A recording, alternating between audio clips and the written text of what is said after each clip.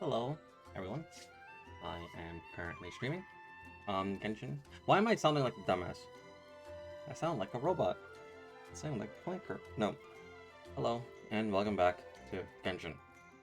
This will be Luna 4. I want to say Luna 4.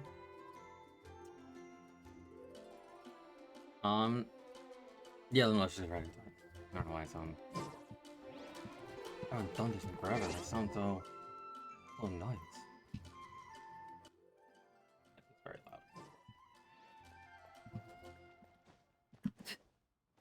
Anyway, so literally what we're gonna do is we're just gonna go straight to the Archon quest. A little heads up. Um, we are gonna do this because it's gems. In fact, like we could do this like right now, and I think it'd be fine.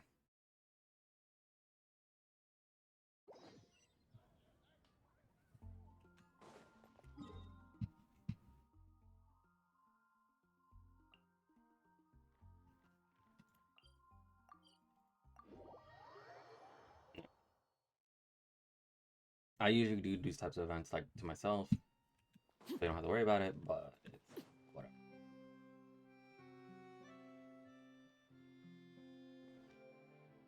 Could they be one master mentioned the golden hair traveler and the flying fairy dressed in white?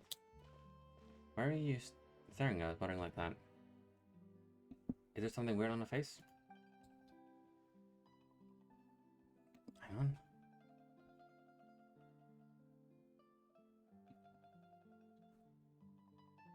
My apologies. I didn't mean to. I just thought. No rush. Please take your time. I'm in Annette, and my master, Pole. He told me about you since your legendary adventurers Arthur. Since you're the legendary adventurer Arthur, and you travel with your death companion Paimon. I never imagined I'd really get to see you in person.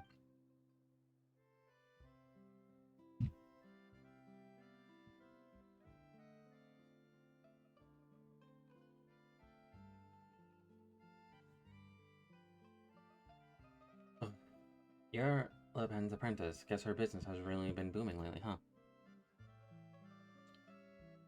Oh, yes, and it's all thanks to her that I was able to get back on my feet after a really hard time. Did something happen? I used to study photography under another teacher. I wanted to make it someday, so I spent all my savings on the best camera equipment I could afford. My teacher said my skills were bad, and I really believed that if I just took good photos, I'd be able to make a living. But when I acted on the streets and I saw people, I got so nervous I couldn't get a single word out. Every time I tried to say hello, would you like a photo, the words just got stuck in my throat. In the end, everyone just went to the photographers who were friendlier and better at talking to people. Before I knew it, I ran out of morale, and I thought about selling my camera just to get by. It must have been really hard. It was right then I met Master Levin.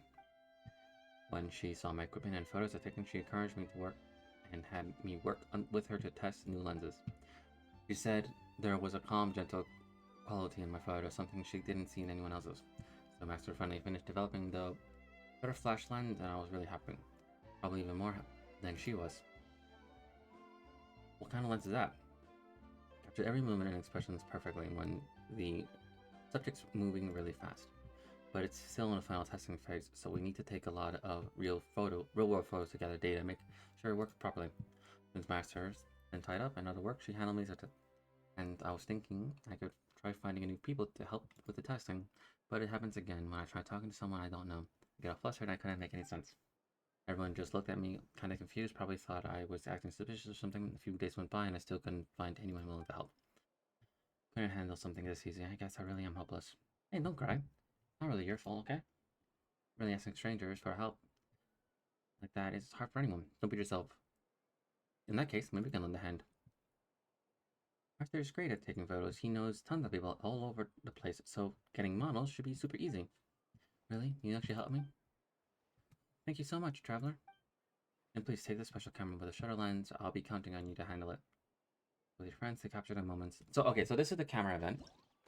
Basically, you just do a lot of different specific poses, and you're like trying to capture specific things.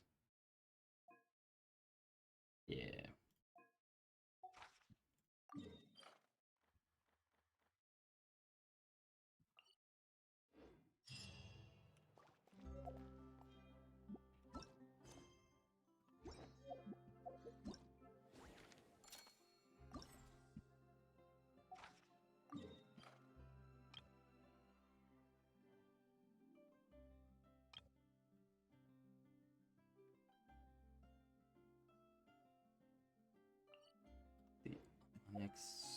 Unexpected commission. What the fuck's that?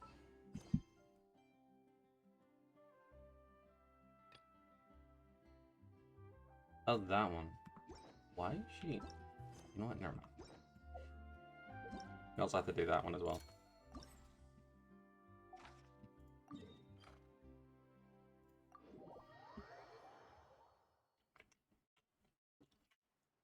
Only in the grip of winter do people truly appreciate the warmth of Arthur, didn't see you. Didn't see you there. Well, it's been a while. En routine patrol, yeah. As far as I'm concerned, it's as necessary. Activity that keeps me in shape. Once enjoying relative peace lately, and there have hardly been any threats worth measuring we're concerned for. As a result, everyone's been going up its soft. Work-life balance is a good thing, you know? You're not wrong, but squad leader and keep my combat strength up at all times. After all, the sword of our enemy are not dulled by peace. As such, I'm used to finding quiet places to practice my swordship.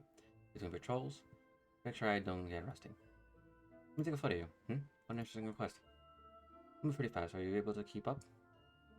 I'll keep you in frame, no problem. Confidence, I like that. I'm going to go at full tilt. Watch closely, you know. The waves rise and fall in an instant.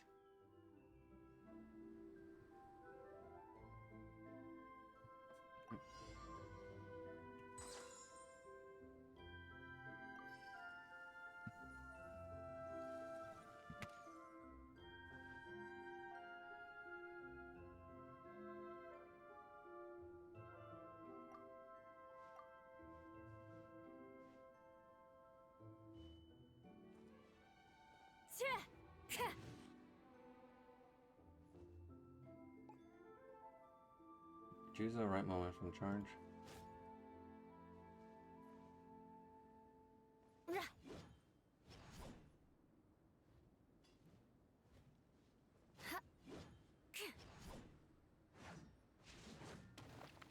Oh, I get it. 1, 2, 3. Shit, I got it. 1, 2, 3, 4.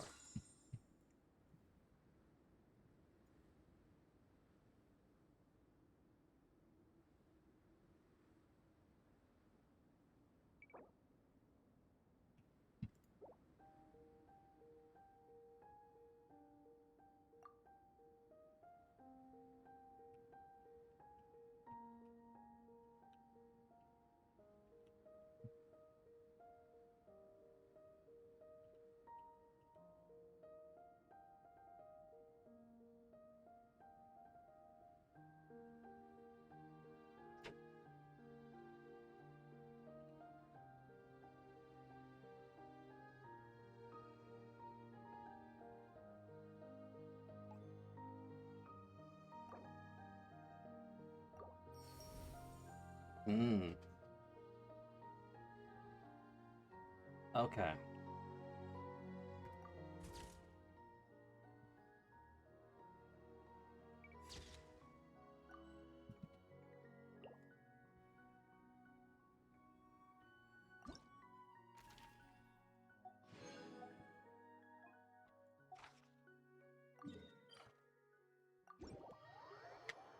So we're gonna do this for a little bit, and then we're gonna do the COLUMBINA event.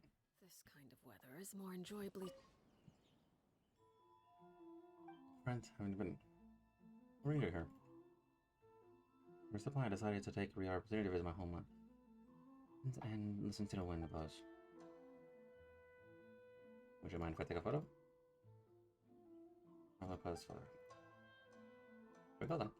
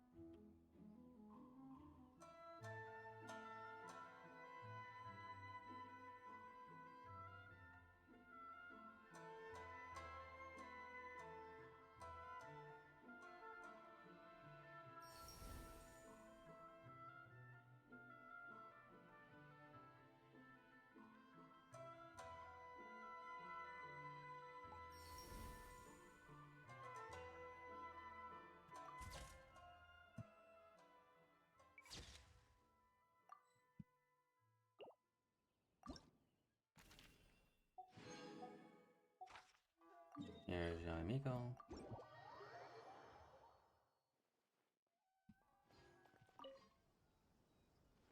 Well, little one, what are the odds? Did you come running around hearing my itinerary for today? Smells unexpected. I haven't you got a good nose, but no, I was merely bringing some snacks, the novels for a friend who is not the outgoing sort. Is A following the latest search as well? To hear her put it, she means to learn about the recent changes to an Azumian's preferences in entertainment and leisure. She even discussed the topic with me. Started a serious analysis of reader preference, of course, but therefore, long she suddenly asked, so what happened to the character in the end? It appears that even the mighty write-in A is not immune to a lure of a thrilling tale. The look in your face, as you said, there is worthy resemblance indeed. Well, is that your true purpose for being here? Oh, you must have missed me during your travels to want to take these pictures. Go on. But don't be discouraged from your choices of angles.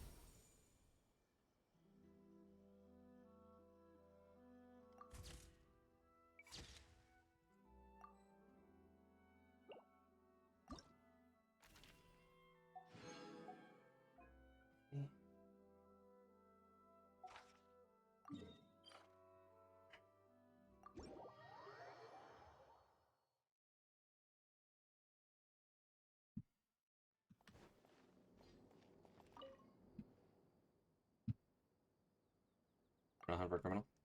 Oh, dear, no, today I'm investigating. Today's investigation is complete, nothing unusual was found. Why just passing the air might seem so pointless? A tiring journey, perhaps?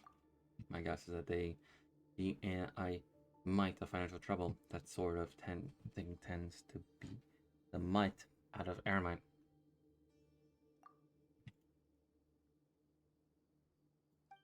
Don't worry, I'll use Electra. Should lighten things up. Don't miss out the critical moment now.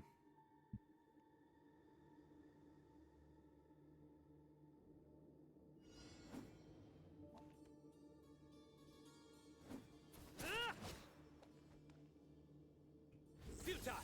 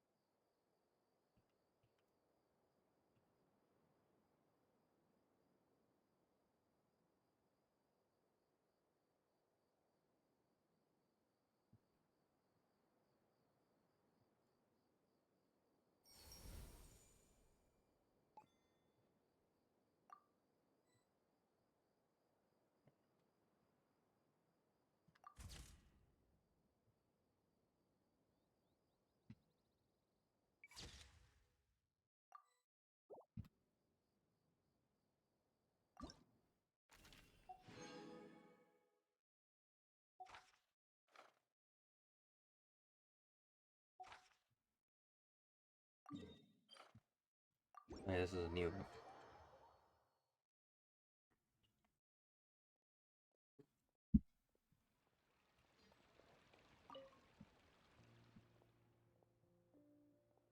Sorry, no, just practicing new dances together, one inspired by butterstones basking in the sun after the rain, dewdrops hanging on the petals.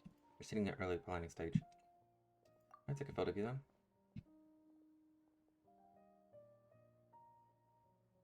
Also, I've got it. In that case, I'll give you a moment. These moments. Be sure not to capture them. Be sure to capture the moment when the flowers are in bloom. All flowers are in bloom.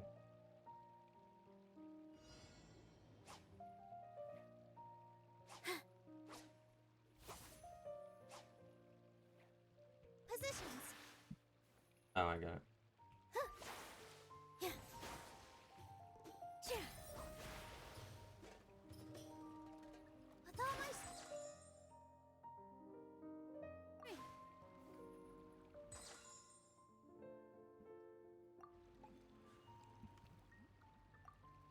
That's a charge. Ha! Yeah. Yeah. Ha! Yeah. Yeah. Yeah.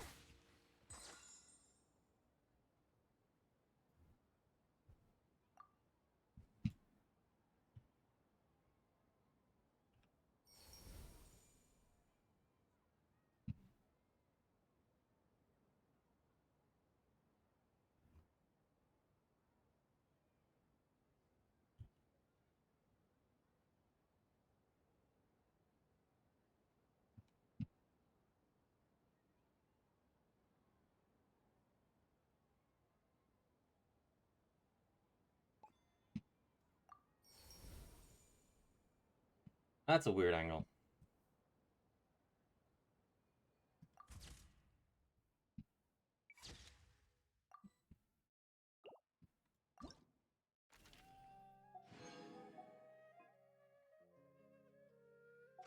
This will be a scoff. Yay.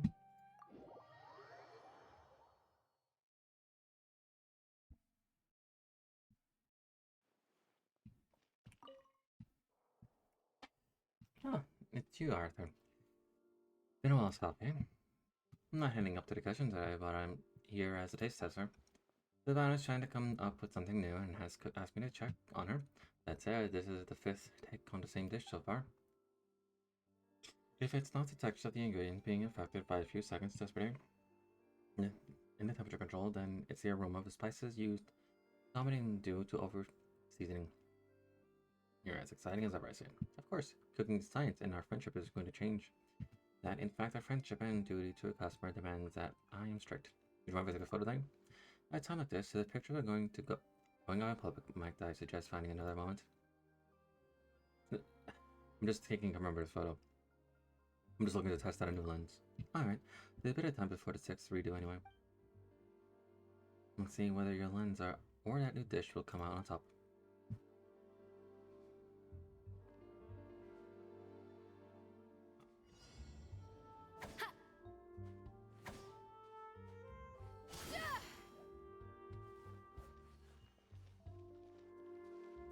An inspired melange.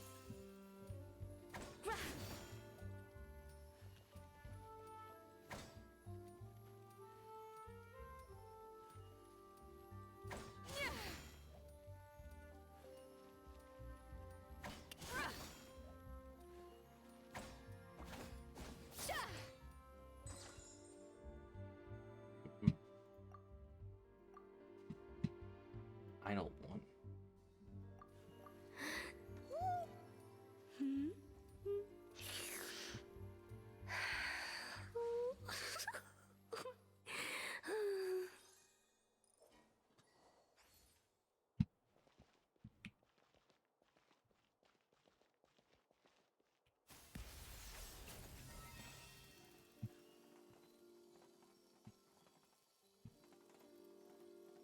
A dash of frosting.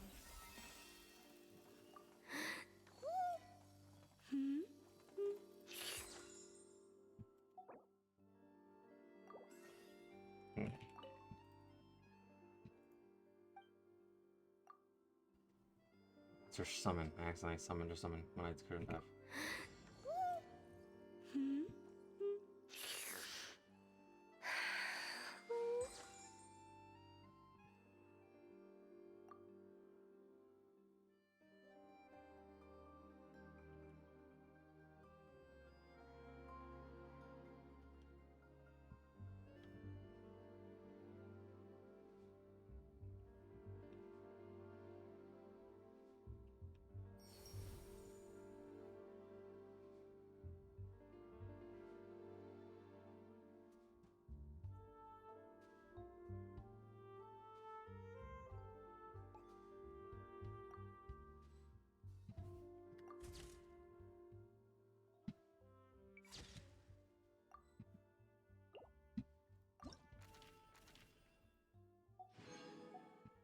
Oh, and this is Skark.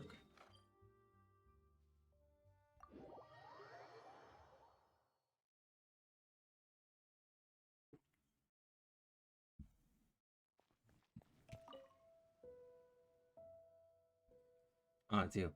Use our path crosses once again. I haven't seen you in a while. I'm observing the scars left upon this world as an explosion destroyed this place utterly. But now people have built something new atop the wreckage. All things must end, but there are... But on the thing perishes, something new can be born. You've learned something since we last met. It seems you've not neglected your training. That's good. Picture, I'm really a passerby. As far as this world is concerned, why should I leave marks of my existence behind? You're not a passerby, where I'm concerned. Every union is worth remembering. I decided to then do it. While I'm here, you can begin anytime.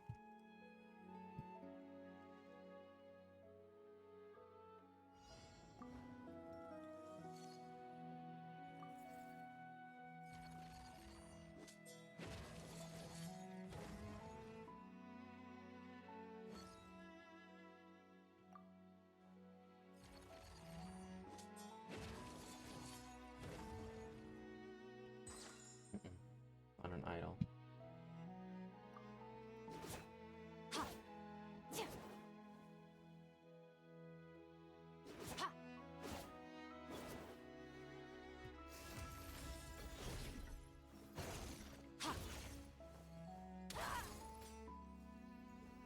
Let's go.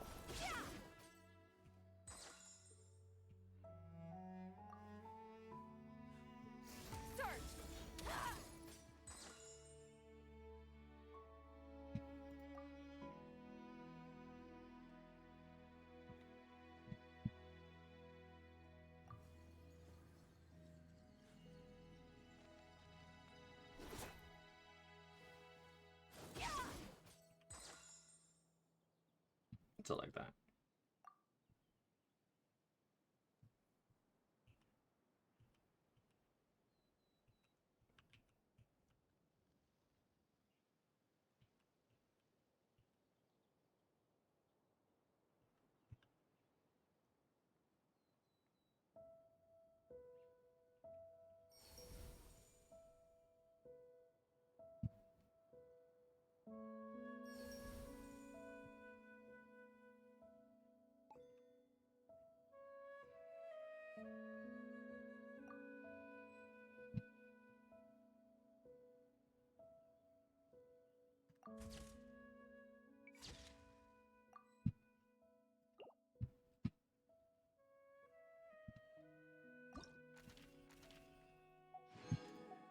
Alright. And this would be... It's Lolly.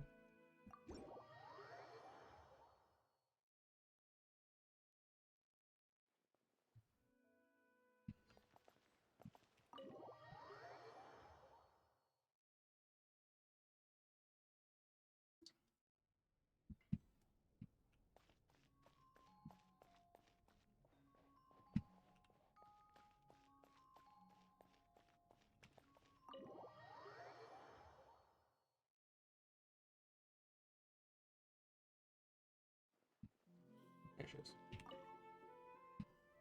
Oh good, you're here. What a surprise, you're not sleeping in today. Oh, please, I go for walks once in a while, thank you very much. In any case, my divinations last night predicted the good things will come to me if I went out today. It doesn't count as a millimeter said fortune, I don't know what does. I'll take a photo of you. Well, it's not that you can't, it's just I stayed up all night 2 days ago to finish the latest light novel.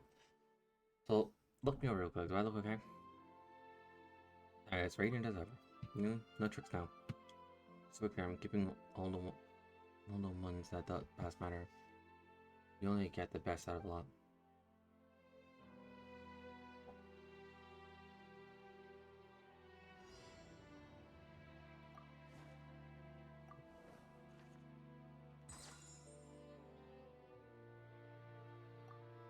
I've seen this post so many times.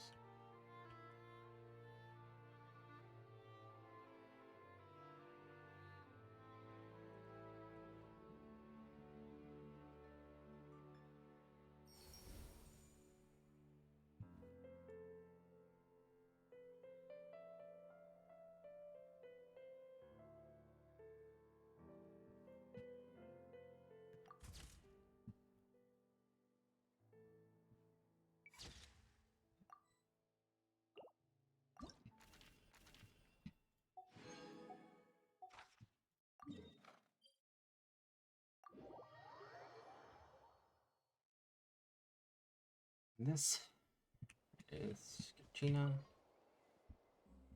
Ah, you're back. You in good mood? Found something awesome ore during the excavation. The deposit probably could turn into a big shiny gemstone. It's great. To be honest, the dig didn't go off a good start and I almost went home empty-handed. But I thought to myself I should hang on a little more. So I did, and then headed a little longer and a little longer. I don't know how many times I repeated that, but I got in the end. Only realized the sun was setting when I got outside. And it's Arcachino, alright? But really? I can't shine in front of cameras. I don't know this how good as well, but I'll do my best. You're already doing your best. Okay then, I'll leave it up to you.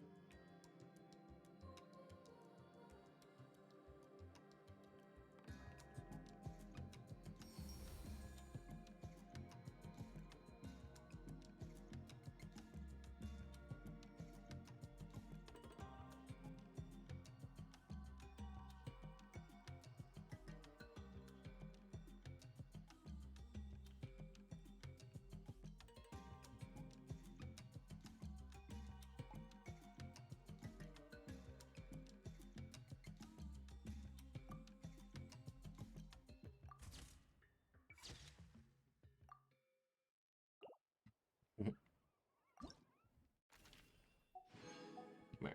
So the only one that I gotta do is just Noel.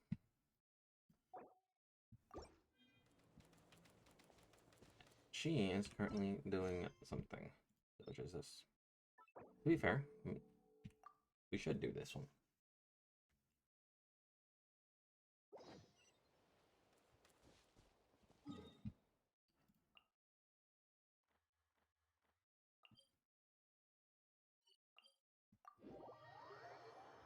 So this is the witch's training. The well is right there.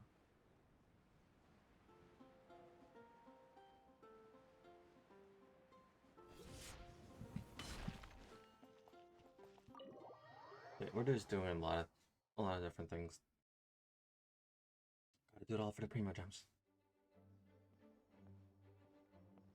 Whoa! This is way too many books! Considering this library organizing job was classified as a premium commission, I'm on key mentally prepared, you know? But seeing it in person is something else. Why, if it isn't Cutie and Paimon. What brings you back to Mondstadt? Let me guess. You missed me so much, you just had to come visit. Is that it? All right, there, man. Here for business, actually. Found you! We were starting to think you weren't clocking in today. Well, I wasn't planning to. But then, Catherine mentioned someone had finally accepted an important commission for the library. So I came to check on things.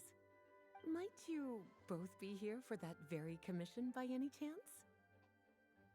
Pleased to meet you. Music to my ears. Now, as you can see, a certain anonymous benefactor has donated a large amount of books to us. Or who? Imagine my surprise when a glance down the book list revealed that each one would be an entirely new addition to our collection. There are books of all different kinds, including quite a few that are banned. Troublesome, I know. So this wasn't an odd job I could trust to just anyone. And sorting them myself? My, what a headache that would be. It would take ages. All that to say, I'm very relieved to see you here. I would treat you to some tea, of course, but looking at the state of this place, perhaps another time, yes? Don't worry. Just leave the commission to us. You're as sweet as ever, Paimon. Well then, good luck in here. I'll leave you to it.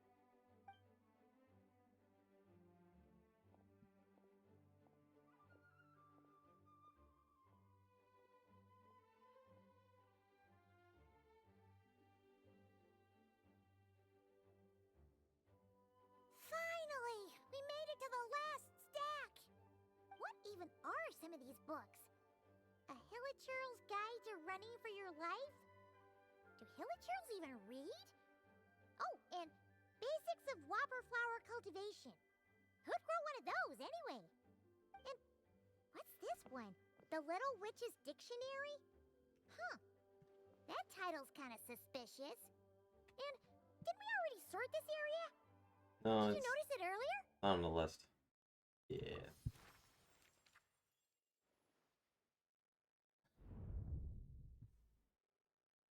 Yoo-hoo! Looking for me? Okay. Alice? How did you get in here? You must not have noticed, Paimon. I wasn't the one who barged in at all. When you opened that dictionary, you entered a mage's domain. What? Ugh! Paimon knew that book had issues. Have you ever read the storybook The Little Witch and the Undying Fire by any chance? First I've heard of it. I think so. Splendid! And that makes things easier to explain. This book was written as a dictionary for that other story. The actual contents of the two aren't related at all, though. That explanation makes things even more confusing. Oh dear. Where should I begin? You know the promise the Hexen Circle made to Varka at the Tripartite Conference, yes? Namely, that in Mondstadt's greatest time of need, the mages would return and lend their aid to the nation? Well, waiting around for danger to descend upon the land isn't exactly our style. Rather than a scenario where we jump in and save the day out of nowhere, it makes more sense to lay the groundwork over time. That's how M put it. Besides, who knows when such a crisis could occur? It could be in the next life, or even tomorrow. Preparation is crucial. So, I gathered the mages together to write this dictionary. Of course, it had to be under the guise of being related to that storybook. Otherwise, I would never have been able to get them in one place. Yeah. So how do we factor in exactly? Well, we looked into Barbie's scryglass and came up with a series of tasks tailor-made for the people of Mondstadt. They're all in this dictionary.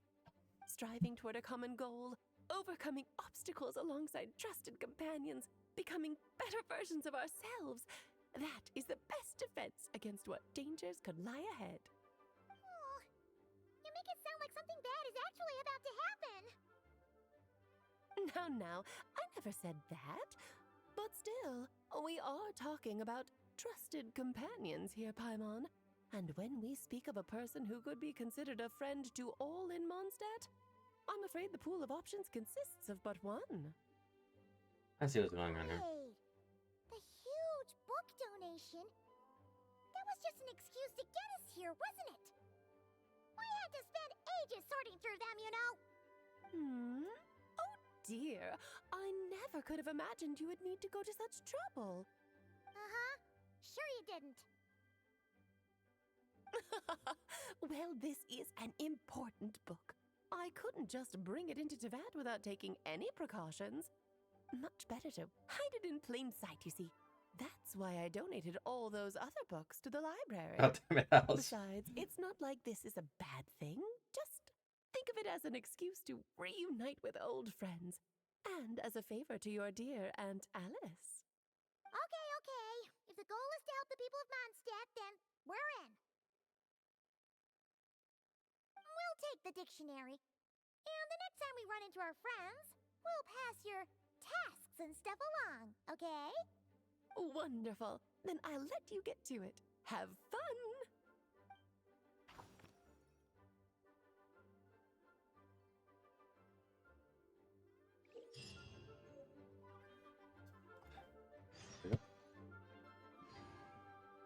Obtain the corresponding character and increase the level soon to unlock the related quest.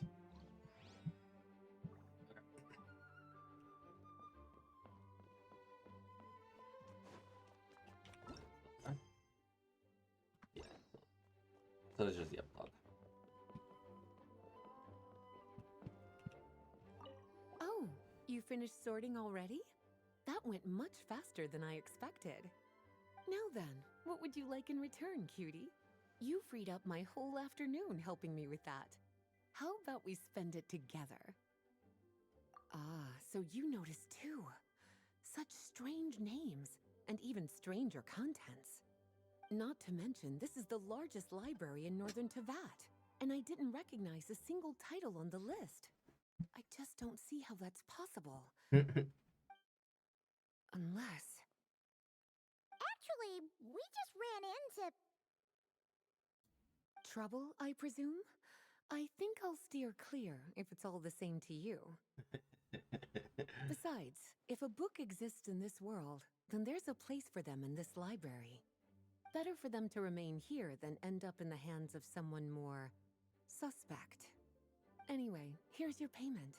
Thanks again for all the help. Big trouble with the capital A.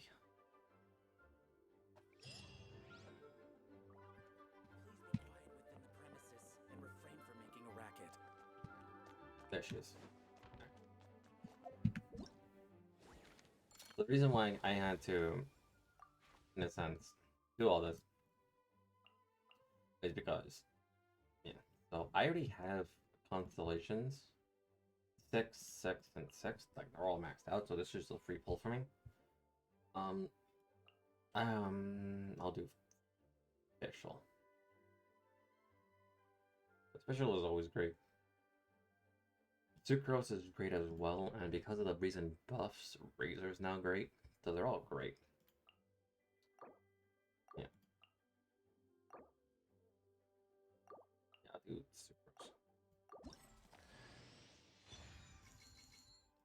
Yeah, so I just got converted to a mush. Yeah. And now, it's just all these. And now let's finish this out. What are you busy with, Noel? I'm currently conducting a routine cleanup of an area around the Knights of Funflonia's office. Most of the dust has been cleaned down at the point next. I'll reorganizing old files. The documents have piled up now. I've been thinking that everyone has, in his or time, look them up. I sort them up into different categories. Also, I learned a lot of those who come before me in the process. It's a form of training too, isn't it? You're very serious about work, ever, Noel. Just doing my duty. You know, the other knights are always pushing me forward, so I've got to catch up as soon as I can. Your resolve deserve remembrance, so allow me to take a photo of you. Me? I mean, you're most welcome. I just finished cleaning, so I'll be covered in dust. I mean to say the maid's knights. A decisive breakthrough onto film. Well, but if you want to take the photo, it'll be my honor. Covered in dust, though, maybe. I'm sure you'll hit the shutter in the perfect moment.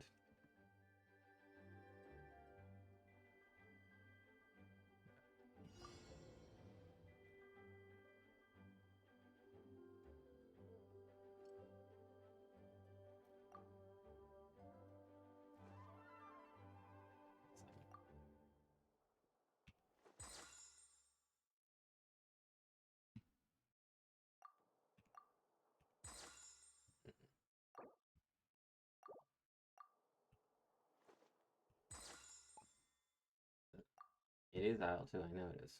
Best.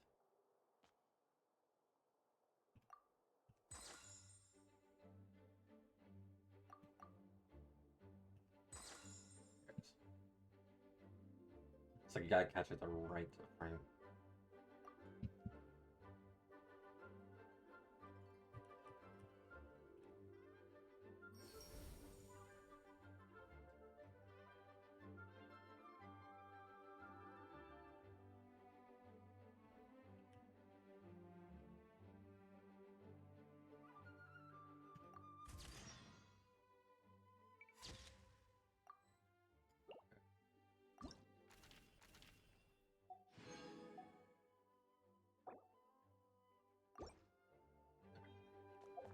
And that's that.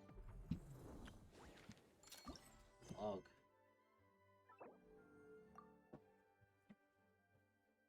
So this will be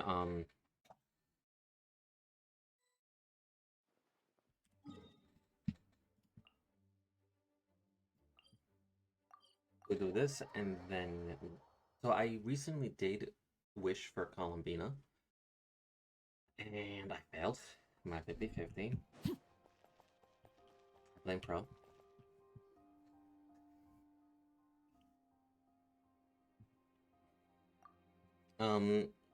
So in that case is that like there is a lot of Primo gems lying around.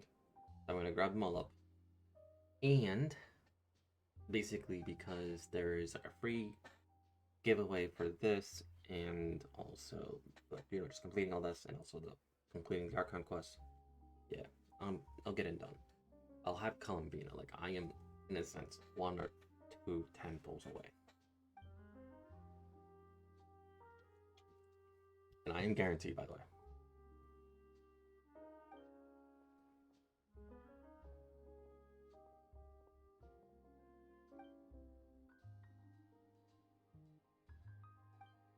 Well, obviously, it's a massive deal enough to fill my pockets to the brim. Things are crazy for me so lately, so already be glad when you're there to help that out. I think my way around really takes support.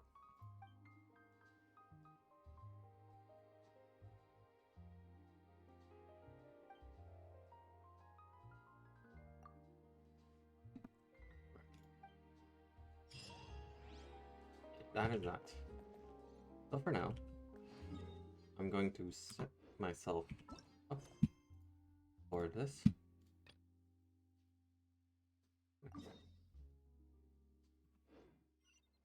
We are also going to enable forced experience mode so we can focus just onto the story when I come back. And finally, put myself in Not Cry so that we are nearby. When I come back from dinner, we will jump straight into the story. Yeah. And just let me do something real quick. This is how many wishes I have, by the way. Like, I used a lot.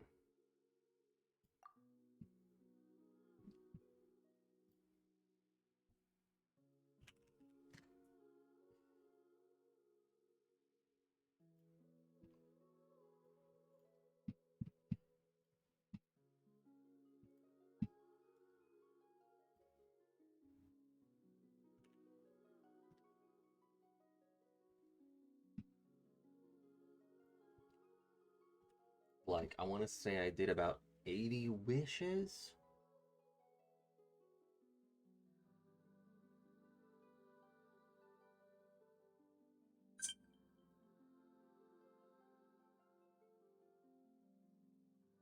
No, I did more than that.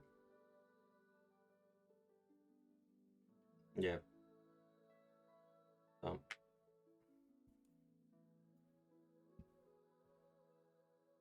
Oh fuck. No, I am like guaranteed. I have 76 in pity. I'm guaranteed 4 pulls. Maybe less. Holy fuck. Okay. Anyway.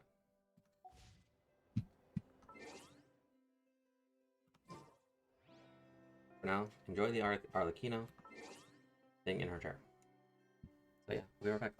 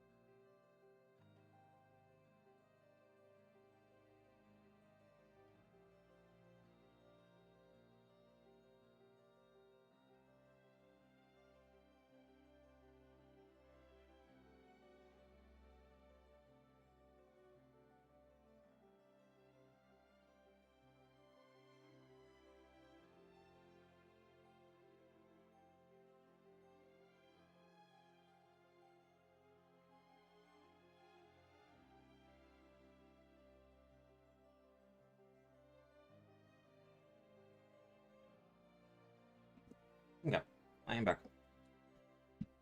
Nothing. Let's return.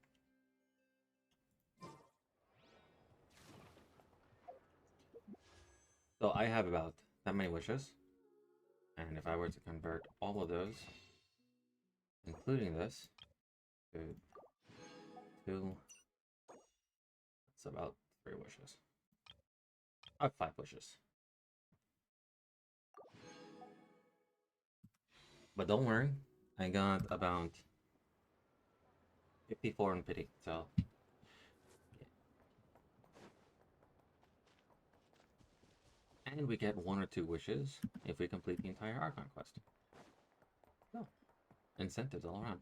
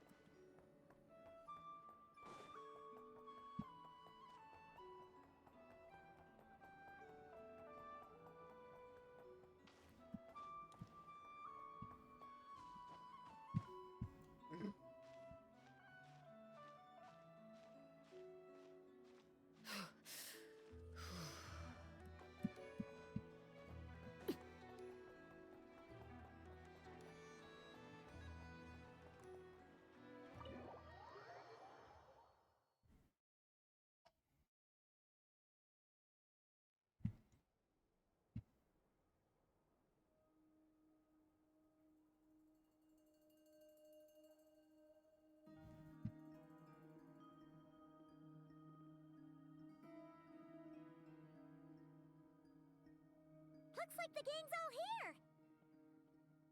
Yep, all ready. How about you two? Green and good to go? Paimon's ready! We can go over the agenda again. Haha, feeling nervous? Don't blame you. We're all a little out of our depth with this one. Okay, so some time ago, COLUMBINA was ambushed by the doctor. It all happened pretty fast, and the last thing you saw was her vanishing into the moon's reflection. Yes, though at the time, all that the rest of us saw was the doctor using some kind of power. The next moment, COLUMBINA had disappeared, and you were falling into the sea. We have to get COLUMBINA back. And whatever the doctor's plan is in seizing the Three Moons Authority, we have to stop him before he succeeds. The Frost Moon Scions consider it our duty to rescue the Moon Goddess. I wasn't expecting so many others to come to our aid. So I want you to know that you have our utmost gratitude. Great. Well, first things first. Wait. Someone's here. We heard your footsteps. Although... You've been here for a while now. I take it you followed the Traveler, but I don't sense any ill intent in you. Come on.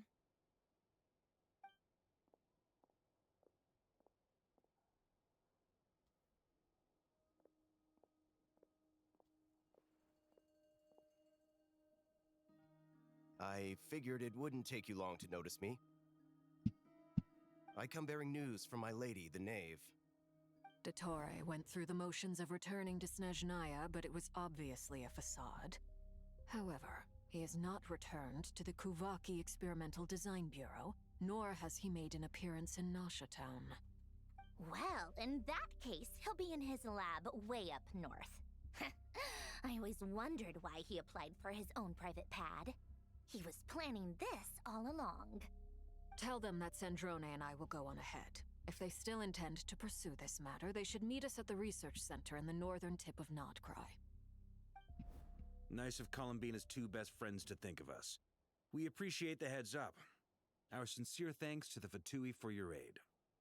Lady Damselette may have left our organization, but at least some of her colleagues remain genuinely concerned for her well-being. Not to mention that the Doctor's increasingly cryptic conduct gives us great cause for alarm. We have crossed swords many times before, but it's not personal. We're just on different sides. We don't lack humanity. And so, as fellow friends of Lady Damselette, it's only right that you should be in the know about this. Arlecchino's situational awareness has saved us a lot of trouble. I'll leave the map here with you. If you do decide to head to the research center, please proceed with caution. And remember, at least while you're in Nodcry, Lady Arlecchino's subordinates are your comrades if you want them to be. This is very accommodating of you. We can't thank you enough. Just doing my duty. I shall take my leave now. If you need us, you'll find us at the Experimental Design Bureau.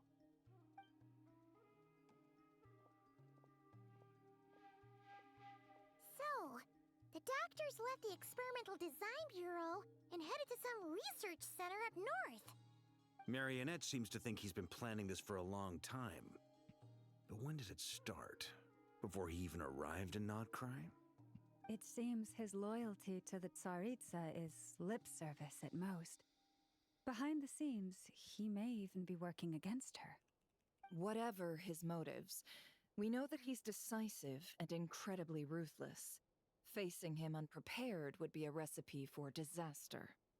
At this stage, it's difficult to predict his next steps. I suggest we split into 2 groups. We need some people to stay behind and guard Nasha Town. Well, as much as I'd love to help, infiltrating research labs isn't really my area of expertise. But at least take Cool Your Jet's Ducky with you. It should be some help during the battle. And as for Miss Inefa, I suppose you will stay to protect Miss Aino? Detecting operational logic. Protect Aino. Priority. High. Just in case, Servarka, I think it would be best if you stayed behind as well. You can leave the research center to us. I mean, I would have said the Knight of Berea should probably be out on the front line, but okay, fine. Leave Nasha Town to me. Be careful out there, okay? If things get out of hand, fall back right away. Yehoda will be on hand to assist you. In my absence, she can handle any intel gathering work. You got it, boss. You guys make sure to get back here in one piece, all right? We will. Things are moving fast. We'd better head off soon if we hope to keep pace. This is going to be a very dangerous mission, Paimon. You should stay behind to help everyone here. So, it's infiltrate a secret research facility, or... Yeah, alright. Paimon will help out here instead. Sounds like it's gonna be a pretty intense fight. We all have to bring our A game here. So, anything you need to wrap up before we leave? While Arcane questions in a special phase, certain systems and functions will be unavailable. To ensure that you have the best experience, it's recommended that you experience the part of the story when you have ample time to complete it. Yeah, we can do it. Nope, I'm good to go. Then you'd better get going. Very well.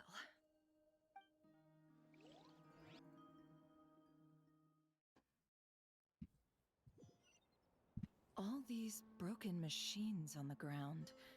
Someone got here before us. Could it be Arlecchino and Sandrone?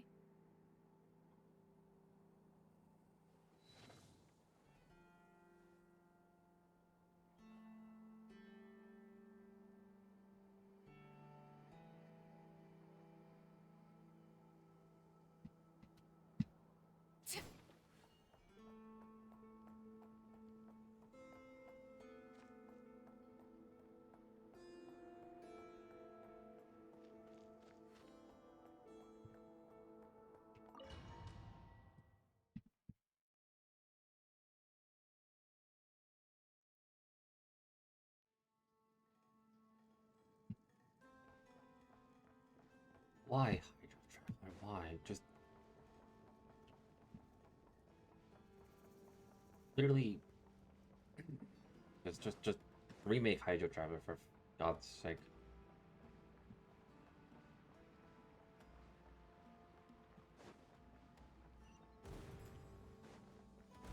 That's quite a welcome party.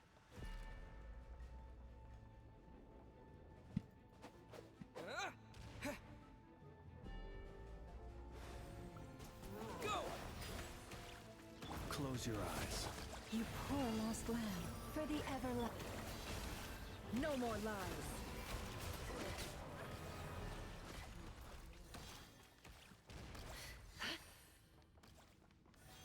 Get back! I said get back! Do you hear me?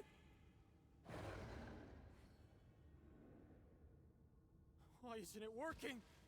No! Don't come any closer! Don't!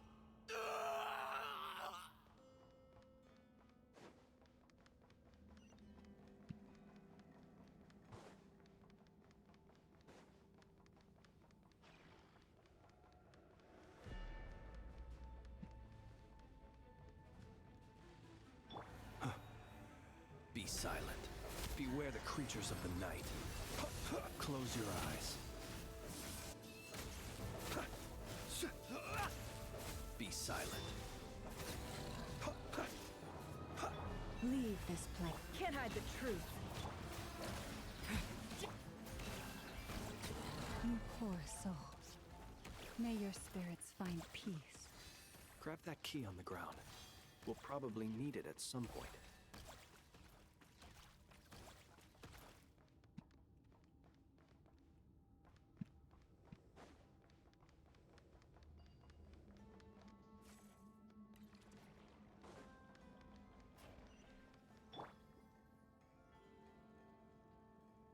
Watch out. Ugh, there's no way through. Let's go around.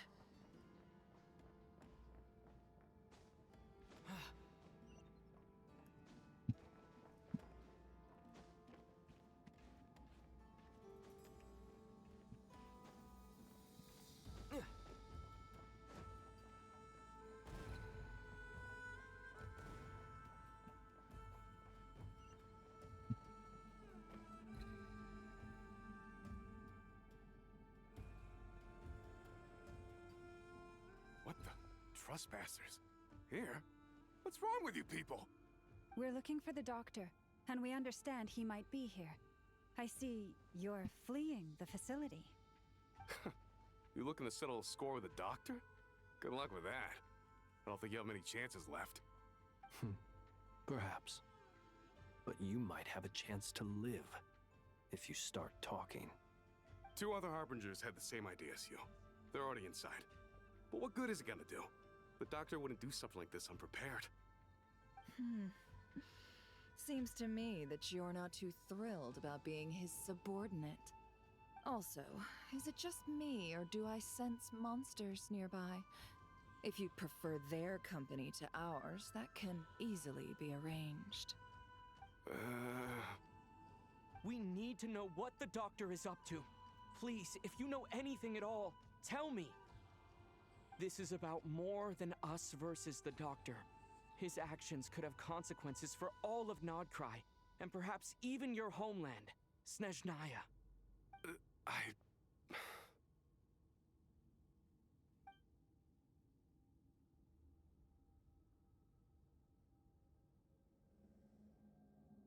He's building something.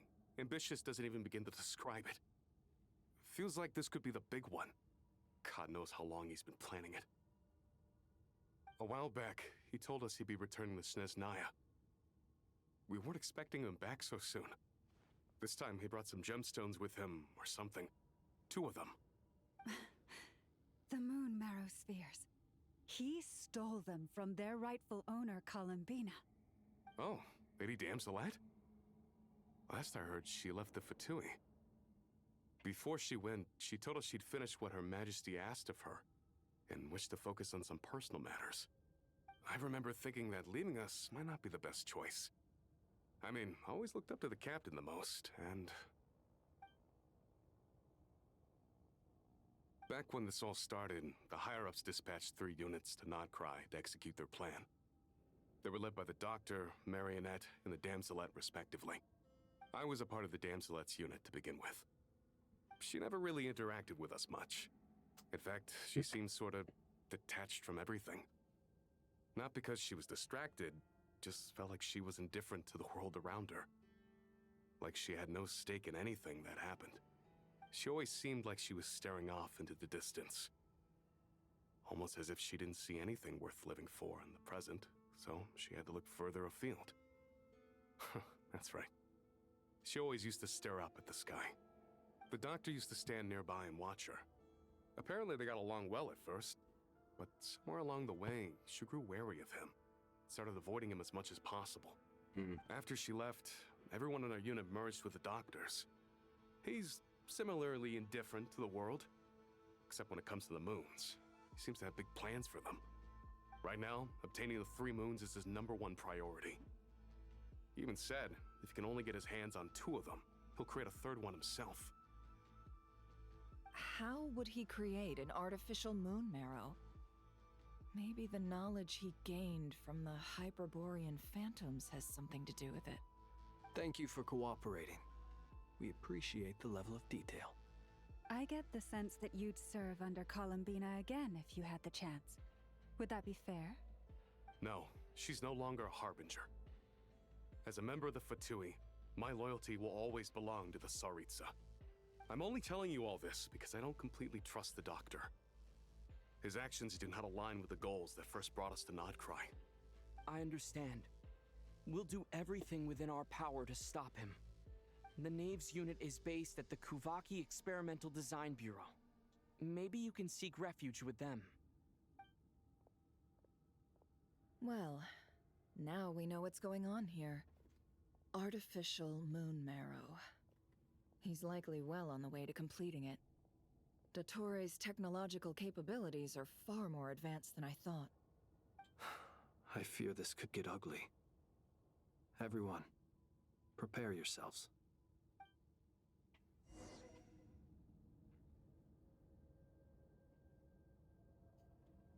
It's fixing something with my chair.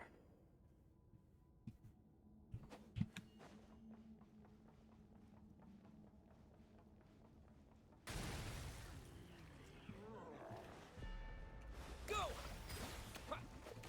Forest, protect. Bombs away! It all adds up. Let's see what you're made of.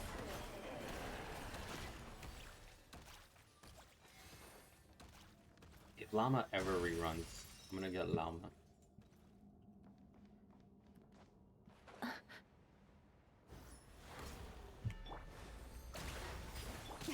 A grave transgression. Lush as the moonlight. Can't hide the truth.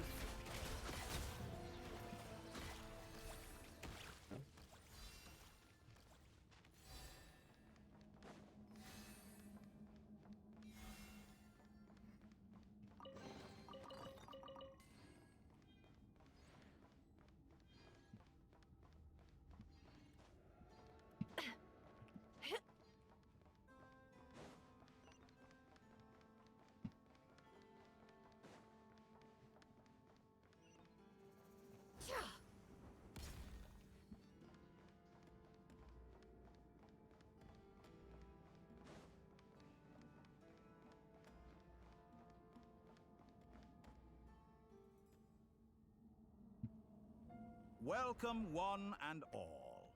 I've been expecting you. I hope my humble research facility is to your liking.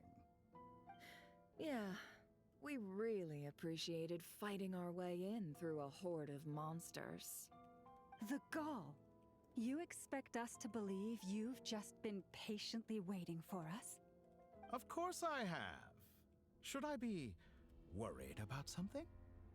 Everything seems to be going quite smoothly so far, and you've shown up right on schedule. First Sandrone and Arlecchino, now you. Ah, quite a surfeit of guests I've had today.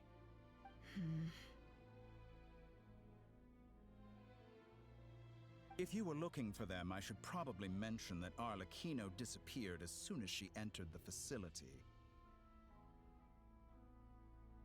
As for Sandrone, why, she stood right here only moments ago demanding answers from me at the top of her voice. Hardly out of character. She never was one for basic courtesy. But I have to admit, I was a little surprised to see her showing concern for someone besides herself. Does everyone you associate with undergo such a change in temperament? Speaking as a researcher, I have to say, it is not a change for the better. It threatens one's ability to remain objective. Well, since you ask... So you've got your hands on the moon marrow, and now you're claiming godhood. Don't you think that's a bit of a stretch, Dottore? I must protest what you are insinuating with that phrase, claiming godhood. I am not claiming anything. I am stating a fact. You're a researcher. I'm sure you appreciate the distinction between the two. Huh? Wait, you really think you're all that? You'll excuse me if I'm not being a polite little lady for you. We're colleagues. We both know what kind of person you are. By the same token, I knew you'd respond along those lines. You and I both understand that facts speak louder than words. To that end, I've had my people send you a small gift. It should go some way toward helping you understand my present position. What gift?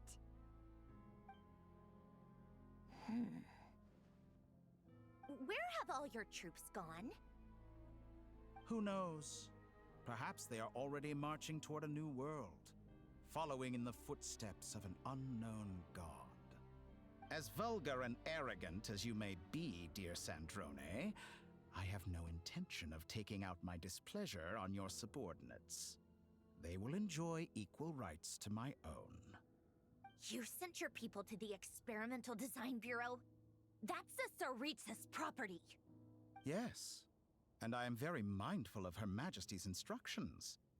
But you know full well that they do not conflict with my present goals. In which case, all I'm doing is conducting another one of my experiments. Is there a problem with that? Now then, you have a judgment call to make. Am I simply lying to stall you? Or is it possible that every word I am saying is the truth? In which case, your subordinates really are in danger. So now you've turned on fellow Fatui soldiers. You're completely insane. I have set a new rule for myself. Each person gets one chance. Naturally, that includes you, Sandrone. If you wish to leave, I won't stop you. We are colleagues, after all. Scumbag!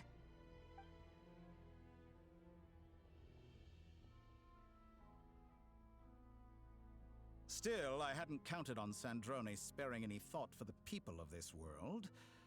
Shame. I always found her self-centeredness to be one of her few better qualities.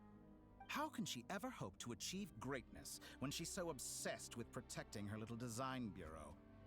It's more than a little disingenuous to speak of achieving greatness while taking hostages. Or does honor no longer mean anything to you? Honor? I have the marrow of 2 moons in my possession and will soon complete the construction of a 3rd. I will be the god of a new world. And you speak to me of honor? How charmingly naive. Those are sacred relics. You do not deserve them. In my view, many in this world do not deserve to be alive. And yet, I mercifully permit them to go on living, do I not? You'll come to regret your actions. Will I now? Let's see if you can make me.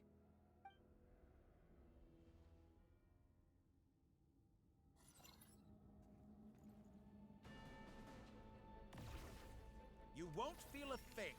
Okay. Shameless. Observe. You poor lost lamb. It all adds up. Seek within. How unfortunate. Ugh. Is that the best you can do? Wipe out! No more lies.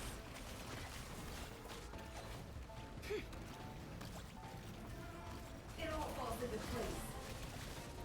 It all adds up. Be silent. The long sleep beckons. Forest, protect us. By the frost moon. No more lies. Water jet! It all adds up. The deception ends here. Arlecchino. Thanks for the assistance. Arlecchino. They see you as an ally. What a farce. You're clearly here to destroy my research, not me. I'd say your research is more valuable than your life. Am I wrong? Close your eyes. Receive my blessing. No more lies.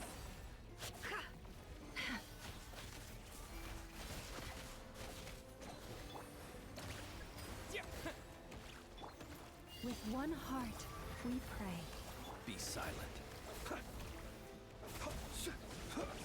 Is that Lush the as best the you moonlight. can do? It all adds up. Is this all it takes to tire? Let's see what you're made of. Can't hide. Overruled. This is where you fall. Get lost! Transfix. Observe. Night falls. You poor lost lamb. By You the know when blast Arlecchino man shows of up It all as adds up. per where you messed up bad. The mystery unravels.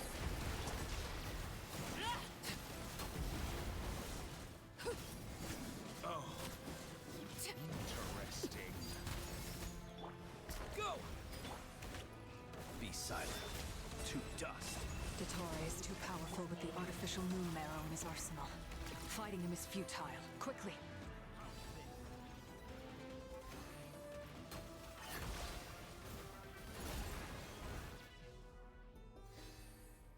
Let's go. I've always thought it is wiser to flee than surrender.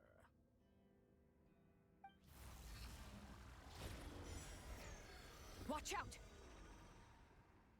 What the? Forget about me! You should... Where's the traveler?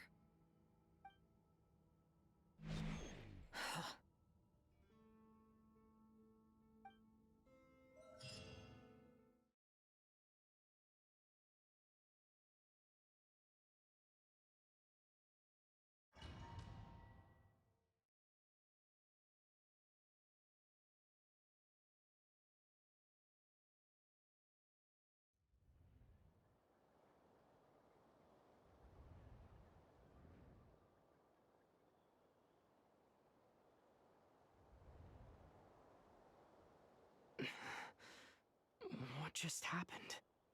Nasha Town? How did I get here?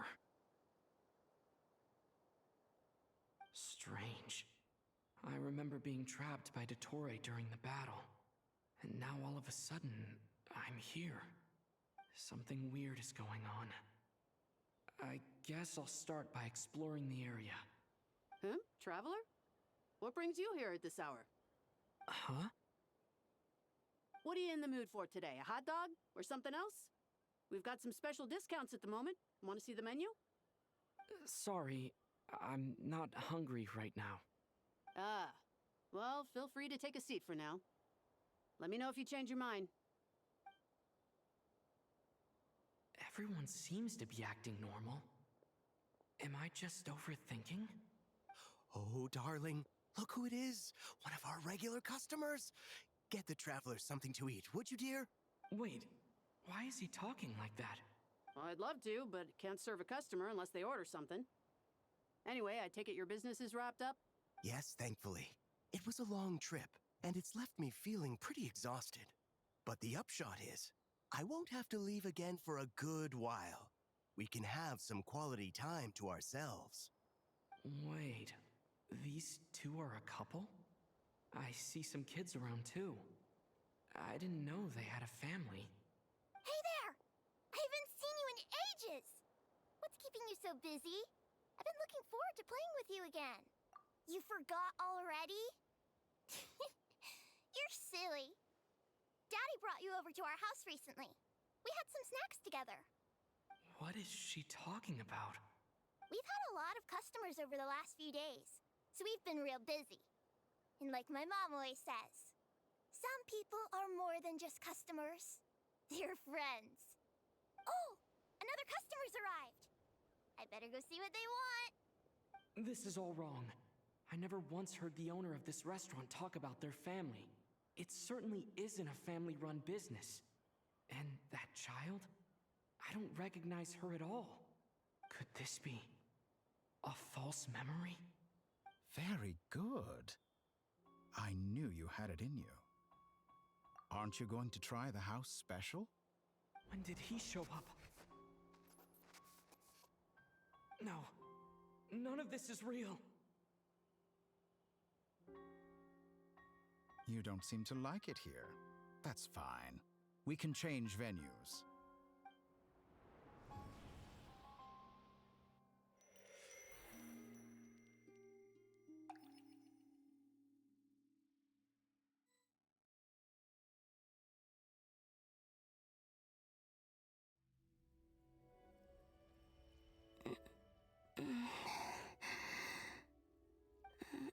I'm still alive.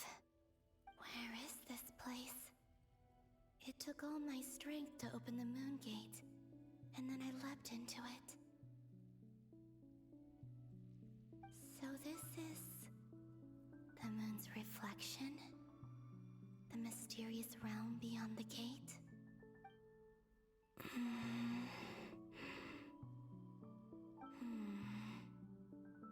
I can't sense anything. I guess I could try opening the gate once more. I am doing the main story. No response. Maybe this space can't be opened from inside. If I this was the doing a bit of space that the killed both side quest a Revier little and his bit, lover, but this is story now. then why am I unscathed? Or...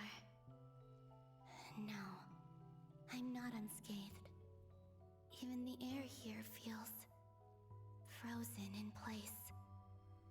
There is nothing here with which I can restore my power. I should conserve my strength and proceed with caution.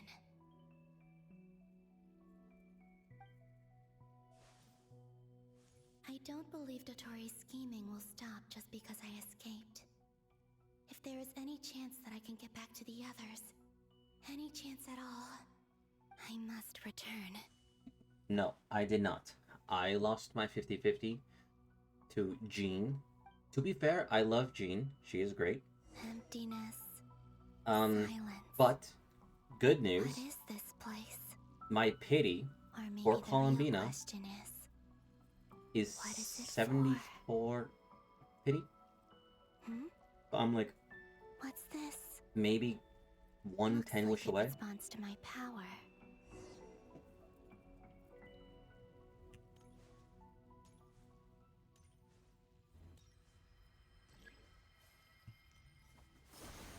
Golden.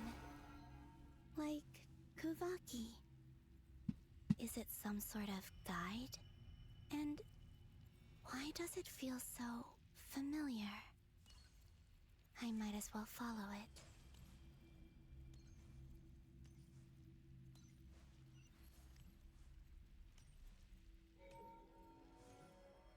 Where does this lead? Could it be the exit?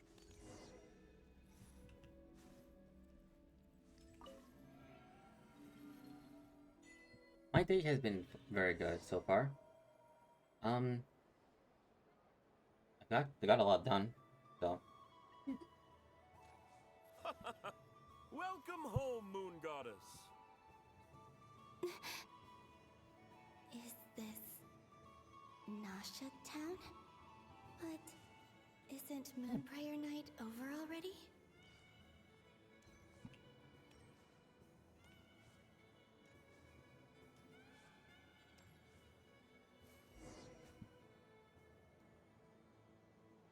Goodbye for now, Columbina.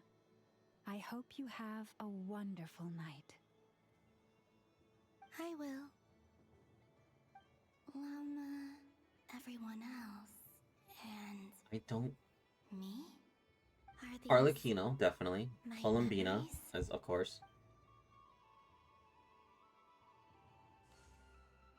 Farina. Farina's up there as well. Probably one amongst those three. Oh. I She's can't gonna blow touch me up them. if I don't say this. Alice. It's as if we're separated by some Alice always. impenetrable power. So those four.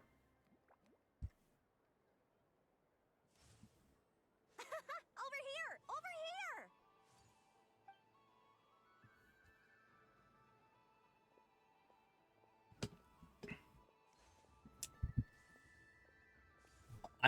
So I made a mistake of not pulling for flings Just like when I and disappeared. in Nefa.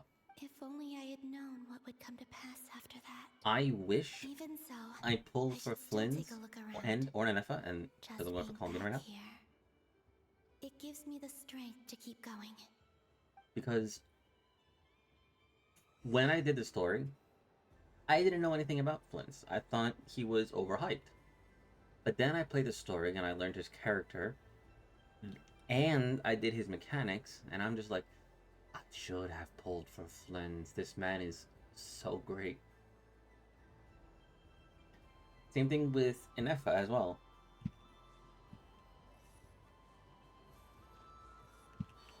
Welcome home, Moon Goddess. Oh, you're the genuine article. I did. Alice I did was get right. Nefer instead of Flynn's. This moon prayer night was worth watching after all. Oh, yes. That was the fortune-telling stall run by Barbaloth from the Hexen Circle.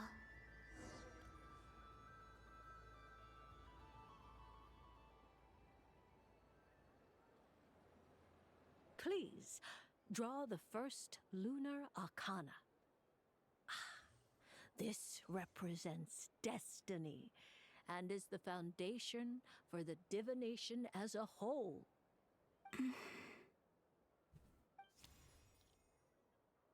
My destiny. I believe the card I drew was the moon. Now that I think about it, Barbaloth's divination was absolutely right. It's almost time to draw the last card.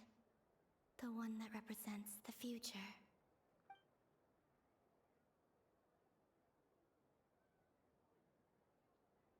That was the card that popped out on its own. From here, I think.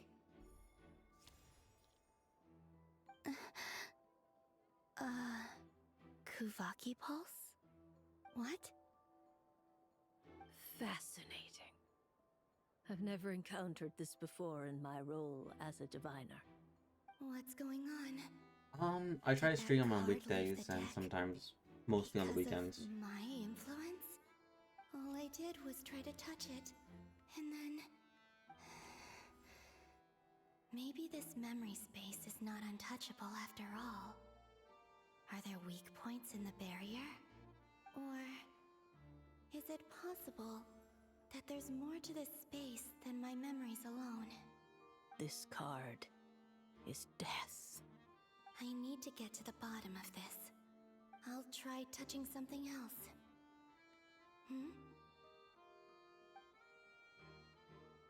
Is this... the wind? No, it's gravity. It's pulling me outwards. No, Traveler!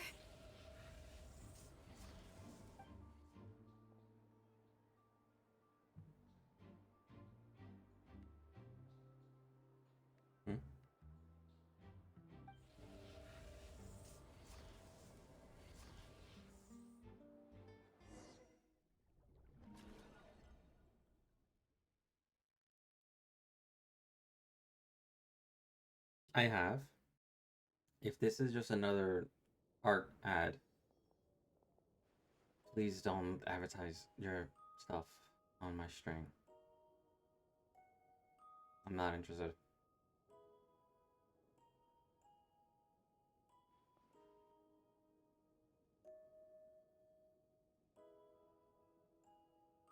Haimon, listen to me. From the bottom of our hearts, we are so sorry. We completely understand how you must feel. The Traveler is trapped, and we all feel responsible for it. Don't say that! Paimon's not a little kid! You didn't leave him behind on purpose! There was nothing you could do!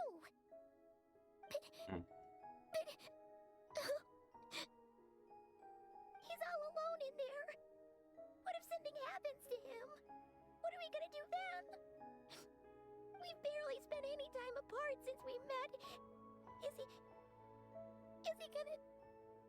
die? We must find a way to rescue him. We were all I involved had in like the operation where he one was or two captured, people and we do advertising their not services abandon our on my stream. comrades. That being said, it So, won't be sorry. easy. Through conversation with the others on our return, we've arrived at a basic idea of what we're up against. Dottore lab has clearly been in operation for a lot longer than we realized. We found many monster samples stored there. In all likelihood, they were materials he used to research his latest technology. We also know that through his contact with the phantoms of Hyperborea, he gained knowledge about the moons and certain Hyperborean technologies. Using this knowledge, he then fashioned an artificial moon marrow to serve as a replacement for the frost moon beyond the sky. Unlike Columbina, Dottore is not being rejected by Tevat. And even with 2 of the 3 moon marrows, his power far exceeds all of ours combined. Once his 3rd moon marrow is complete, Dottore will have completely seized the authority of the 3 moons. Tevat's most primordial powers will then be in his grasp. Does that mean... I'm afraid so. No one could have predicted this level of insanity. Not even from Dottore. And unfortunately, his insanity is coupled with an intellect and ambition that not even his peers in the Fatui can match. This is dire. Sounds like the world is done for. The 3 moons' authority can influence the very fabric of time and space. I dare not imagine what a monster like him would do with that kind of power. The trouble's already begun, I'm afraid. On our way back, we discovered that part of Nodcry is being enveloped by an unknown energy. We cannot ascertain what is happening inside. I'm convinced this is Dottore's doing. Not that there's any way to prove it. The issue is, we have no idea what his intentions are. The only thing more frustrating than facing down evil is knowing that it will surely come, but not knowing when. The Doctor is guilty of numerous crimes at Mondstadt as well. One of our knights, well, former knights, his father was murdered by Dottore. His ideology and methodology are a danger to everything in his path, from individuals to entire nations. He does not feel guilt, even when he acts against his own people. He doesn't see them as his own people, that's why. People like him see everyone else as beneath them. Right. He views other people only in terms of how they can benefit him. That's the basis of all his social connections. Granted, he's hardly the only harbinger to pursue their own interests. We all do. And Her Majesty is gracious enough to permit it. Still, her mercy has its limits. Dottore's actions have gone beyond even what the Fatui could have imagined. Usurping divine authority to become a god. For a servant of the Tsaritsa, that goes beyond being disloyal. It's treason of the highest order. We can't expect him to heed the Tsaritsa's will once he gains the 3 moons' authority. Even we harbingers consider him the most self-interested among us. Poor Traveler. Of all the people to get caught by... We have to go save him right now! Please! We gotta find a way! Paimon, I promise you, we are with you all the way. I get how you feel. I do. But it's gonna take more than strong emotions to take down an enemy like Dottore. What we need now is more information. Right. We can't even guarantee he's still at his research center. Before we can think about mounting a rescue operation, we need to confirm the Traveler's location. I'll find a way. Paimon knows, but... She's so scared. If anything happens to the Traveler... He might be the strongest person Paimon knows, but he's still human. He feels pain and bleeds just like anyone else. Then think things through before you stick your neck out. Unless you want to lose your head. Sandrone. Miss Sandrone, you're okay? Put the stuff over there, and be gentle with it. Am I okay? As you can see, I've had to move my whole livelihood out of the Experimental Design Bureau. It's been swallowed up by Dottore's energy field. If I'd left it any longer, I probably would have gotten stuck there. Ugh, Dottore always goes a little loco when he finds a shiny new toy. Not that he'd ever admit that. But this time, he's gone full psycho.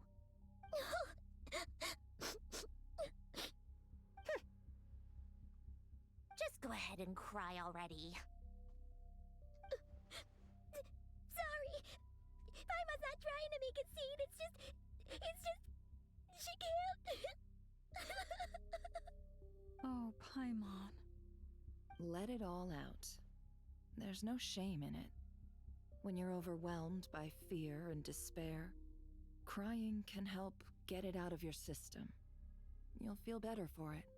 Okay then, while the baby of the group is having a moment, how about the grown-ups get to work? Give me your hand. You've made a discovery? Polonia, scan.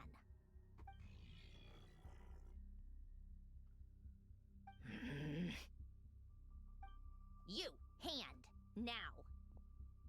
Oh, I thought you'd never ask, my lady.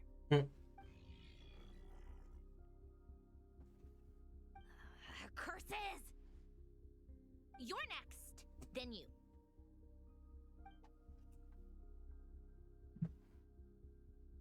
Dottore, you son of a... He's done something to us! Everyone who entered his research center has been implanted with some sort of curse. I don't feel anything unusual at the moment. Does that mean it hasn't activated yet? Is there a way to figure out its purpose and what might trigger it? My best guess is Dottore created it using the Moon Goddess's powers. 1 second, analyzing. Ugh! That friggin' maniac! So, what twisted game is he playing this time? The moment I analyzed the energy composition, some encrypted text appeared in my mind's eye. And when I deciphered it according to the Fatui standard encryption protocol, I got the following message. Feel free to run, or you will perish in nod cry. He's mocking us. Yep, he loves to toy with people. Only in this case, there might be more to it. But I didn't detect any murderous intent or malice either in the message or the curse's energy. As if this is him at his least malicious. Or perhaps all people are cowards in his eyes. Maybe he thinks the threat alone will be effective. What a despicable person. And he has the Traveler in his grasp. If I may, as unhinged as Dottore may be, he has always exercised great patience with the objects of his interest. I remember a comment he made when we first arrived in Nodcry. He said, "This world is, on the whole, an exceedingly dull place.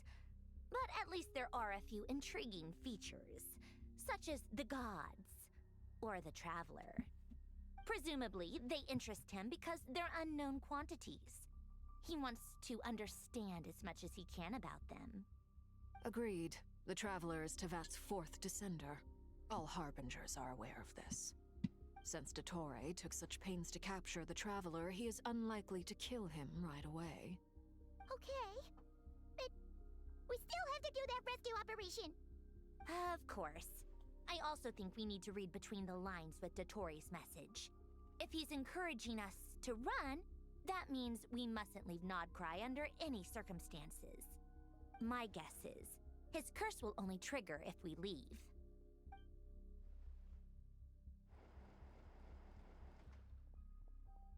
We've discovered multiple energy fields. Albedo is still attempting to analyze their structure. He told me to report back first. Each field is slowly growing, swallowing up more of the surrounding area in the process. And the pace of their expansion has increased since we first examined them. He's probably trying to swallow Nodcry whole. His nefarious ambition knows no bounds. If this continues, the whole of Tevat will be in trouble, not just Nodcry. The loss of Columbina could not have come at a worse time. Do we think she's truly gone for good? She entered the space beyond the Moon Gate, knowing what became of Rerir and Thalindus. I'm sorry, but I fear the odds aren't good. Don't be ridiculous. If I know her, she's busy finding a way back as we speak just so she can annoy me. She isn't dead. Whatever has become of her, the fact remains that we are two comrades short on the eve of a decisive battle. We need to find out the Traveler's location. But there is also other work to be done. Agreed.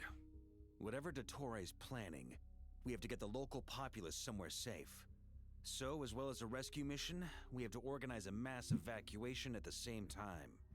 It would be best if someone could approach leaders of neighboring nations and negotiate emergency asylum for Nodcry's inhabitants. Can anyone handle that? Snezhnaya is one option. I'll see what I can do. This would be so much easier if the Traveler was here. No! Stop thinking like that, Paimon. Paimon will join you. She's pretty well connected thanks to the Traveler. Maybe it'll come in handy. Either way, that's what the Traveler would do if he was here.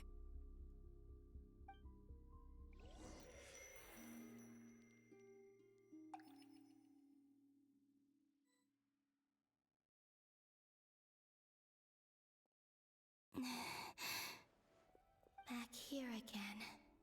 That gravitational force that pulled me back. Is this where it came from? When I saw that memory of Moon Prayer Night, I think I influenced reality. Was it just a coincidence? Or if only I could have sent the others some kind of warning on Moon Prayer Night. Maybe we could have stopped Dottore. I feel so heavy. Does entering that space consume a lot of energy? Well, even so, I have to keep moving forward. Back to emptiness and silence again. I should try and find my way back inside that memory.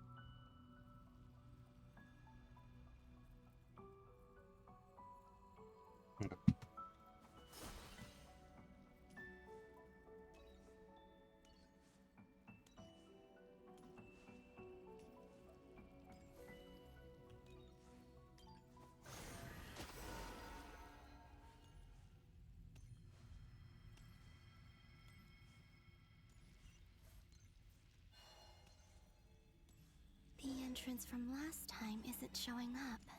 Looks like I need to gather these scattered fragments.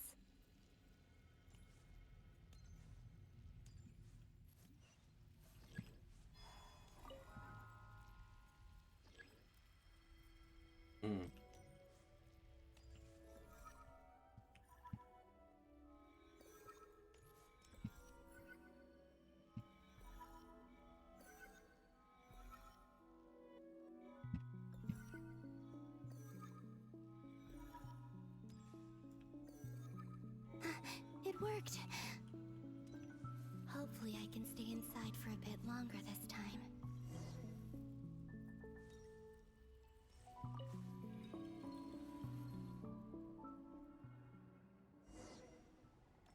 Ad Astra Abyssosk. Welcome to the Adventurers Guild. What? This doesn't look like Moon Prayer Night. Extra, extra! Latest issue of the Nasha Express! I don't think I've ever been here. Maybe this space isn't comprised of my memories after all. There aren't any festive decorations around. Is this Nasha Town after Moon Prayer Night ended? Did Dotori's plan not affect the town? Or is no one aware of what happened because he used the Three Moons' authority? Let me see if I can influence anyone else. So, what do we do next? Wait, that voice. Paimon? The most important thing right now is to find that mage. Lauma, the Traveler, and Mr. Varga are here too. I'd better go pay the Fatui a visit. Traveler!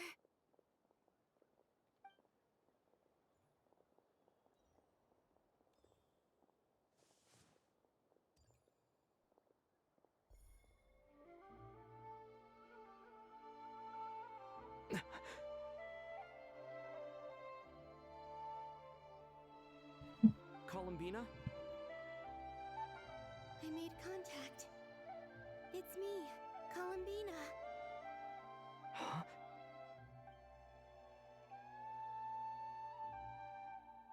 Traveler? Let's go! This is no time to be spacing out! Huh? Wait a moment. This has happened before. This is what happened when I disappeared. I stood right over there, thinking that no one would ever find me again. It was only when he called my name that I decided to follow them. But did he turn around because he sensed my touch just now? Is it really possible that from in here, I can change the past? If I keep following them, maybe... Huh?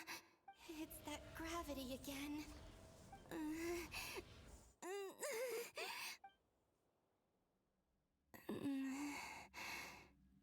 Every time I influence reality within that space, this force intervenes and pulls me back. It's as if it's trying to stop me from leaving. I'm getting weaker and weaker. I'll just have to try another approach next time. Come on, Columbina. Keep going. You have to tell everyone what happened.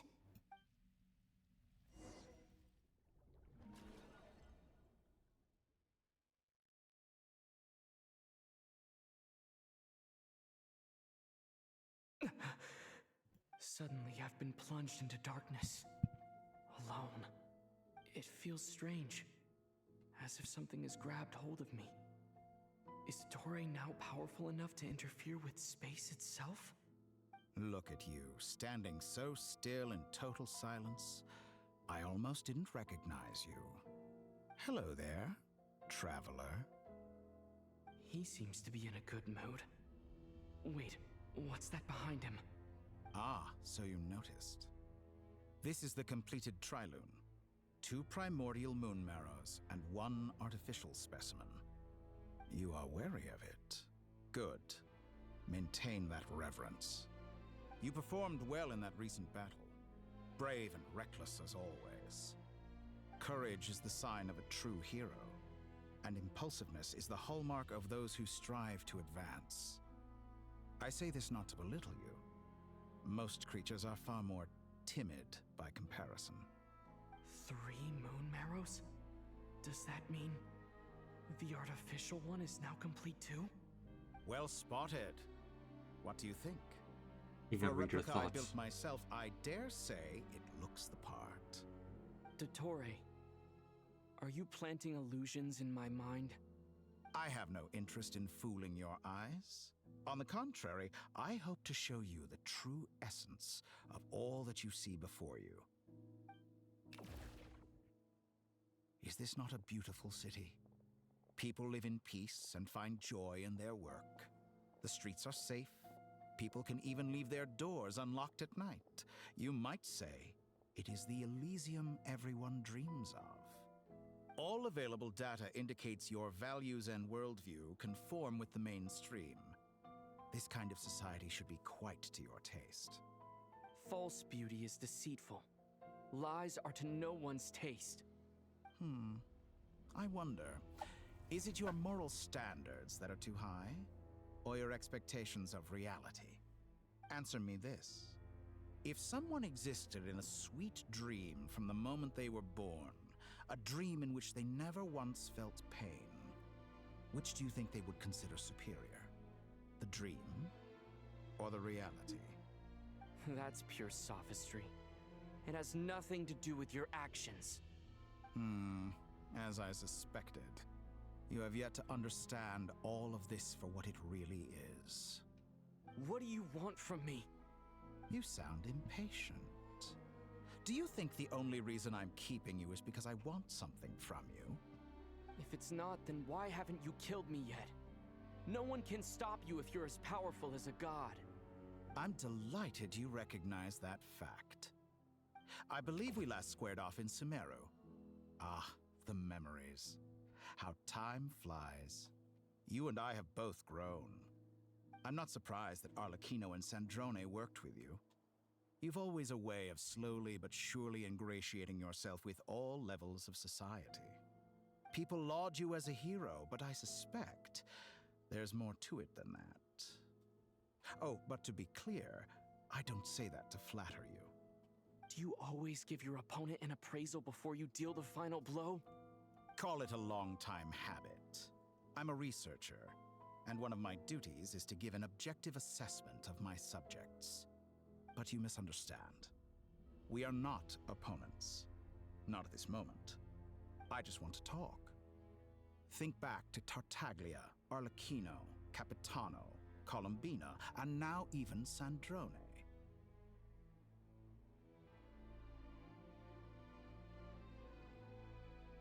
You've worked with each of them in the past. I believe you can work with me as well. What makes you so sure? Well, why not? Should the good associate only with the good and the bad befriend only the bad?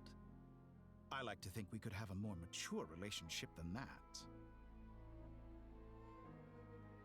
Surely you don't think all your relationships are grounded in friendship or shared ideals? People come together because it benefits them to do so. If you think of the people you admire, you must surely admit that they have provided some benefit to you. Morality, ambition, dreams. People have plenty of words to embellish the nature of their relationships. But once you break free from those ethical frameworks, you will see that the only thing connecting the two of you is mutual benefit. And that is what I'd like to talk to you about. We're finally getting into it. He's probably been planning to kidnap me for a long time now. But for what exactly? He has the authority of all three moons. I won't be able to gain the upper hand in a fight. Best if I pretend that I'm willing to negotiate for now. You say you're a god, but you also speak of mutual benefit. What could a god want that the three moons cannot provide? Excellent question. But before I answer, I would ask you the same thing. Gaining Columbina's allegiance was a rare and extraordinary feat. But the Moon Marrows are now in my hands, and I have the edge over her. For this artificial moon is not being rejected by Tevat. Her identity and lineage may have been a thing of glory in the old world, but they were also shackles that prevented her from ever integrating into Tevat. I, on the other hand, you may view me as a thief, but I have overcome that limitation. So what is it that the Three Moons cannot grant you? What stops you from negotiating with me to get what you want? I don't make deals with lying psychopaths. That's quite an accusation. Are you expecting me to get angry with you? Well, this is one aspect in which my personal growth has served me well. In the past, my less mature self might have been disappointed, perhaps even angry, over a small setback like this. Like when you and Lesser Lord Kusanali joined forces to oppose me for example. But things are different now. Just as the rich do not quibble with the poor, I no longer find myself perturbed by these trivial affairs. Human relationships end with conflicts of emotions and interests. But relations between humans and gods are different. And ours is even more unique. I have ascended to the highest heights and laid claim to unprecedented horizons. And you were no ordinary person to begin with.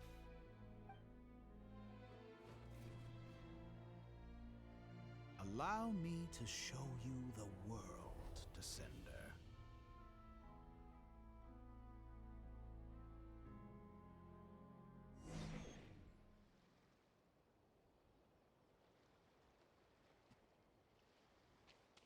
To stand, walk, jump, sit, and lie down. These are the most common of behaviors. Have you ever wondered why we were born following such laws?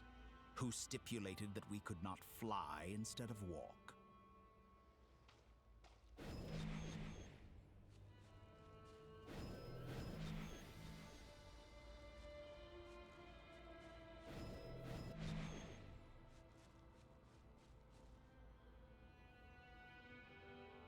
Someone of your talent and experience must surely know of the four great rulers who serve the heavenly principles. They govern life, death, time, and space. One wounded by a blade will die from blood loss or infection, and one who falls into a lake will drown in agony. The elderly wallow in solitude, and the solitary age faster. Wait. Someone who your talent experience must surely know of the four great rulers who serve the heavenly principles: life, death, time, and space. Okay. These four divisions anchor the world and shackle those who live in it. But they themselves transcend its boundaries, squandering the power bestowed by the heavens. All who live yearn for equality, but unless the gods prostrate themselves and profess that they are mere servants of the living, equality can never exist. Who makes the rules we must live by? Who has the right to restrict us? The limits of the body can be rejected.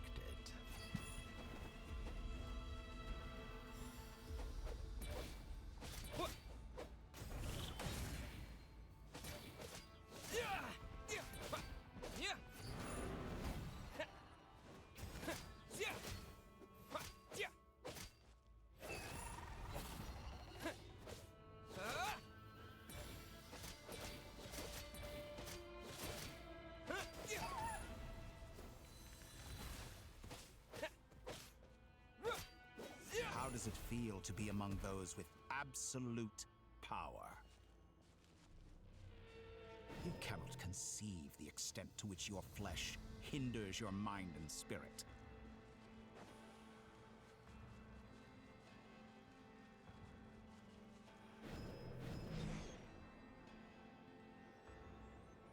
Only by discarding our useless, primitive eyes can we perceive a new world. How narrow-minded we all were in the past. Why should the final answer of the world not be the power that predates those of life, death, time, and space? The power of the Triloon.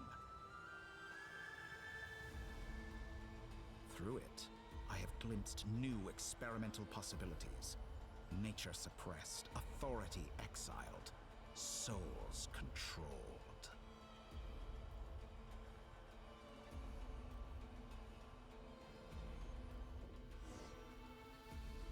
You know, I heard recently that a group of critics reviewed countless stories and drew an interesting conclusion. They found that it is more often than not the villains who strive tirelessly to push the boundaries of progress. In fact, long before this, someone voiced a similar idea in an academia editorial. I felt a great affinity with this perspective. I have never been afraid to step up and play the role of the villain. Fanatics are trampled down for their transgressions, and those who transcend are rebuked for their audacity. And so, the majority of creatures are too timid to follow my lead. But all sacrifices made during my experiments have been worthwhile, as you can now see. I can offer you something new, something unique, precisely because I am a villain. Think about it. We are eternally bound through mutual interest. Can you truly say you would never turn to malice if it could give you the life you dream of?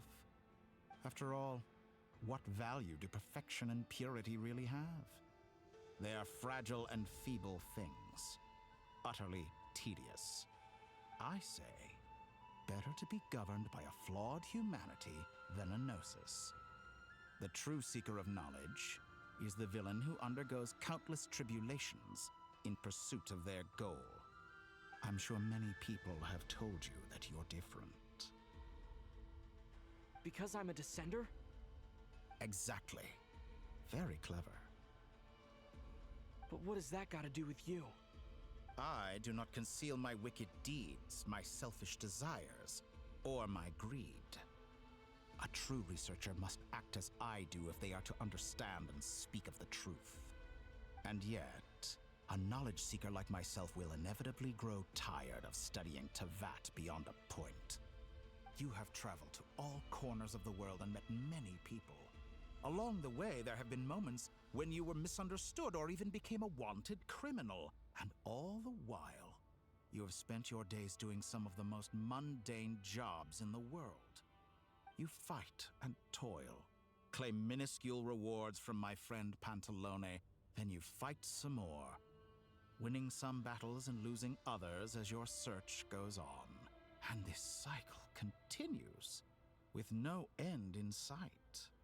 Surely you must sometimes grow weary of being stuck in this same loop day after day. We're completely different.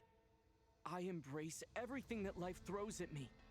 I am engaged in every step of my journey. How does that make us different? I too embrace what life brings, researching everything that interests me. Think of all the novel things I've managed to create, like the artificial moon marrow. Don't you see? As unique a specimen as she was, even Columbina is not irreplaceable. Take that back! She's gone because of your actions! I didn't say that to anger you. Though admittedly, I don't see what there is to be angry about. Anything Columbina could do for you, I can do better. I know what your ultimate goal is. You wish to walk the path your sister walked, and seek answers from her at the end of that journey, don't you? Someone like you could never understand what it feels like to care about another person the way I care about her. Perhaps not. But that doesn't mean I can't help. I could find your sister right now, bring her before you, and make her give you the answers you seek. Don't be so presumptuous. You'll never begin to understand the situation between us. Oh, no. This is no presumption. I'm only offering what I know is possible with the power of the Triloon. But it seems like you would sooner continue with your journey through this world. Why? Do you truly desire this journey? Or is it simply a necessary process from which you cannot escape?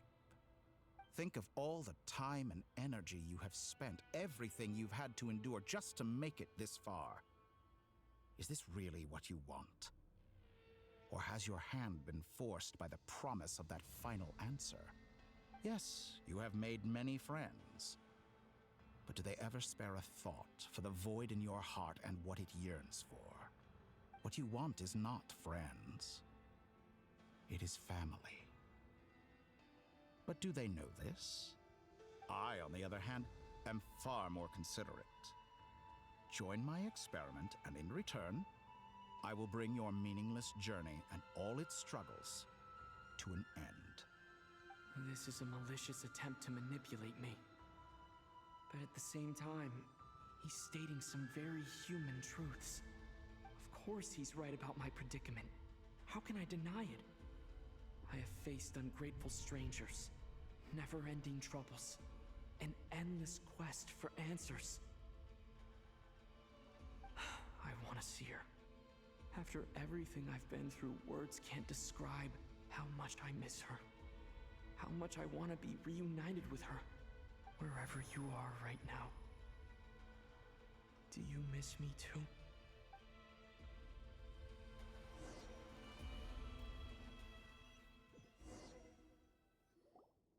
All right, everyone. Our next mission is clear.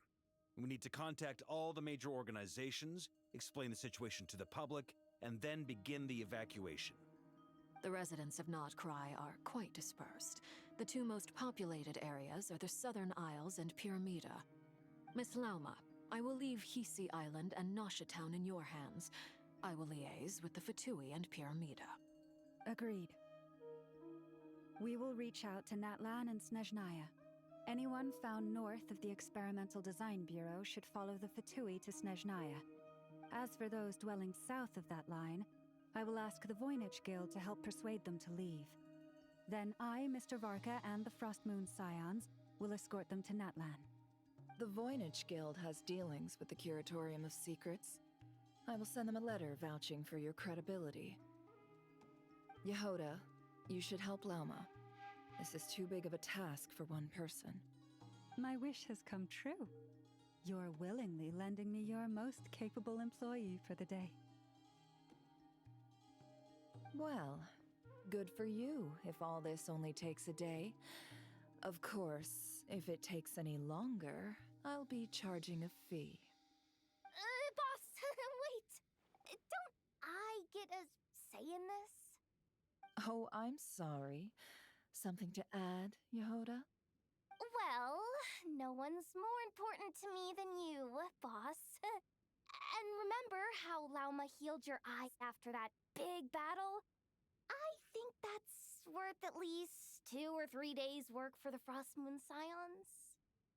Are you completely incapable of acting in your own self-interest? Or do you simply devalue your own labor? Are you sure you don't want to come with us? Who will see to our other work if we're all busy evacuating residents? Sandrone insists that Columbina is still alive, and we have a traveler to rescue. There's much to be done. But boss, I'm just worried that... Well, Nefer, I'll link up with you once my tasks are complete. What makes you think I'd need you to do that? I'll need it. And considering the way you approach certain matters, I think you'll be better off with me present. That's quite enough. Just focus on your work first. I bet we're in for an uphill battle here. But we can help out too. Inefa and I are gonna help Nasha Town's residents carry their stuff. Loading schedule. Store essential local research data and technology samples, then escort the people to Natlan. Understood. I will execute this to the best of my abilities. Great stuff. Thank you, ladies. I've contacted the Lightkeepers. A colleague of mine will join us shortly. I will persuade them to conduct a thorough search of the region to ensure that no civilians get left behind. As for me, I guess I'll be making an early return to Sumeru. I think it's important that someone informs the Dendro Archon of what's going on in Notcry. Roger that. Someone should inform Mondstadt, too. Mr. Duran, can I trust you to handle that? I think you fly faster than any of us can run. As an added incentive, get there fast enough and I'll see about getting your gliding exam waived. Really? Ha! Mission accepted, sir. I intend to stay behind and help Miss Sandrone with her research. She has some alchemy-related questions that she'd like me to explore. She recognizes your expertise, then. I wish you a fruitful collaboration. Thank you. In truth, I was surprised to hear her express an interest in subject matter outside of machines. I believe she has been investigating some Fontanian technology recently. She made a point of bringing the relevant materials with her when she left the Experimental Design Bureau. She's sorting through everything in her room as we speak. I should mention that we have one other friend who isn't present. He hasn't made his position in all of this clear. But if we know anything about him, he's likely investigating on his own. Paimon's been very quiet today. But I know how close she and the Traveler are with the Natlanese. She should come with us to the border. Okay. Paimon will do her best. Make sure to heed Sandrone's warning. Many of us have been cursed by Dottore. As such, under no circumstances should anyone cross national borders. Remain within Nodcry. That aside, personally, I have faith in Columbina. Things look grim, sure, but who knows how it'll play out. Same goes for rescuing the Traveler. Both of them are important allies and friends. We'll be counting on you to gather intel on them, Miss Nefer. Oh, wonderful. You're all here.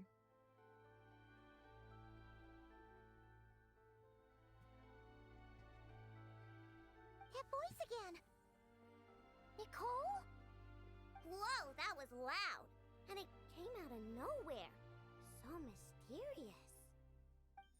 Sorry, this is the only way I can speak to you all right now.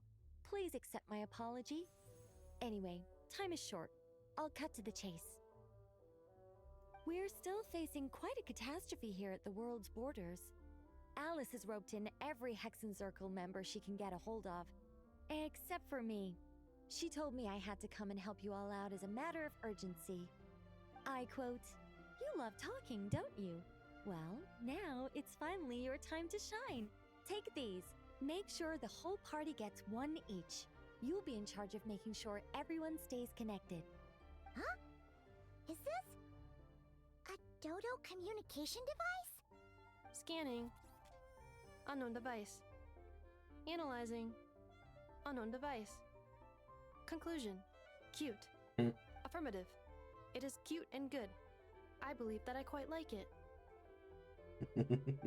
This is no ordinary Dodo communication device. It's my very own special modified version, specifically... Ah, sorry. I almost went off on another tangent there. Anyway, help yourselves. It will allow us to communicate over long distances within Nodcry. No more worrying about shuttling messages back and forth. What astounding technology. Am I right in assuming that it relies on your personal abilities to function, Miss Nicole? Yes, exactly. Right on cue, Albedo. Ah, I'd love to brag to you all about how it all works. But no, next time. Anyway, I'll be right with you all, serving as a communication hub. That's all from me. Head off as soon as you're ready. I'll be staying here to keep watch, and I'll be sending you my blessings.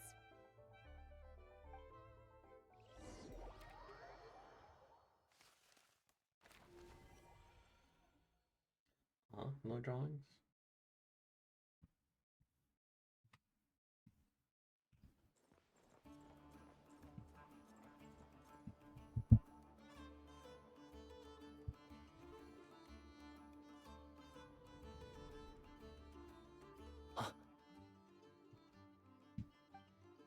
Ah, Sir Flint. Perfect timing. I just arrived myself. You are most considerate, Master Ilua. But in fact, I know you have been sitting here for quite some time. If you saw me, why didn't you say something? I was curious to see how long you could sit still for. Also, shouldn't you have managed to sense me approaching? That would be a first. You always seem to appear out of thin air without making a peep. Also, how many times do I have to tell you not to address me as master? I don't qualify. I beg to differ. Why should a young man so well versed in social graces as yourself not be worthy of that title? Please, Lord Flint's... Sir Flint's. I'm begging you, don't flatter me into complacency like you do with everyone else. You understand me better than most. My newest acquaintances tell me I love complimenting others. What do you think? I think they don't understand why you do it. You just love puffing people up till they're a big, happy ball of hot air that floats away into the sky. In all sincerity, I can only hope that they bring good tidings when they come back down to Earth. Is the situation that bad? We just held a strategy meeting. Let me fill you in.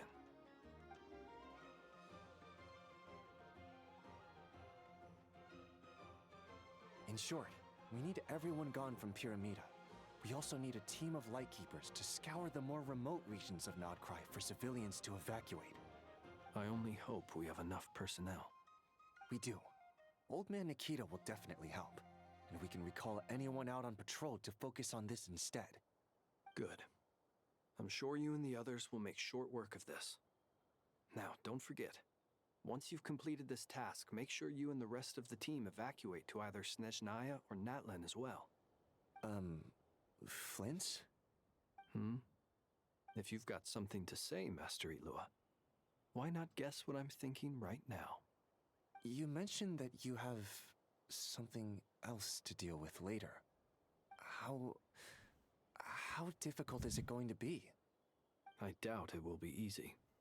I know you're a Lightkeeper, and it's your duty to protect others in times of crisis.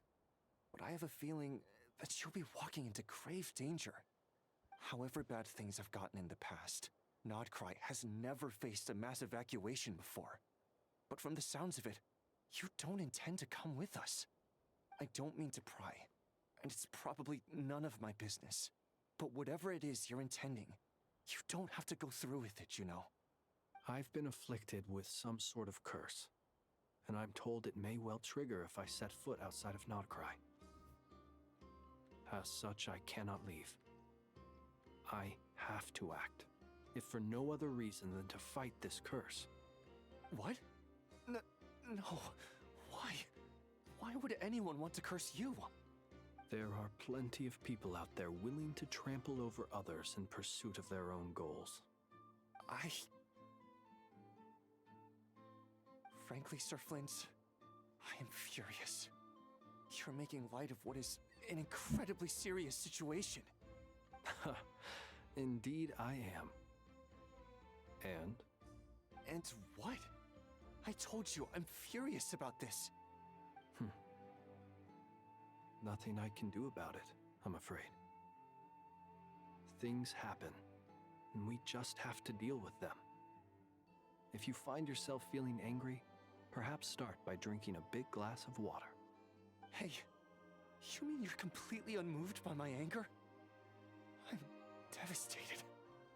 Then allow me to express my sincerest regret. Come by the lighthouse sometime. We'll catch ourselves a few fish, have a little barbecue, play some cards, and bask in the sun. Maybe I need to spell this out. Lean in a little, Flint. Oh my, this doesn't bode well. Word is that you were caught up in a real horror show recently. People were amazed that you returned safe and sound. They've been debating whether you're even human. I've returned safe and sound from plenty of crises. When you say people, do you mean other people? Or do you just mean you? Fine. I'll be frank. You're not human, are you? Heavens. Now that's a horrifying thought. You know what? Forget it. We'll revisit this once it's all over. A sound plan. Albeit a little ominous sounding. Just promise me you'll come back in one piece, all right? For you, Master Ilua. How could I refuse? Also, please pass my regards on to our colleagues. Tell them, thank you all for your assistance. Please put safety first as you proceed with the operation.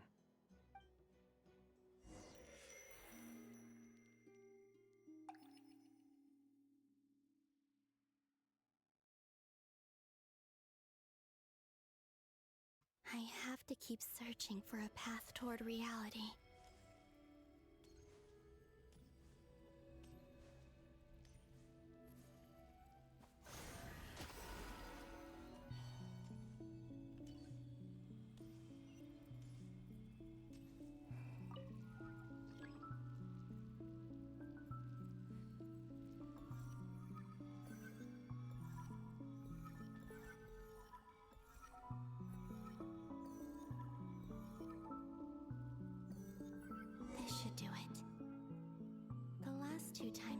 to influence reality in this space.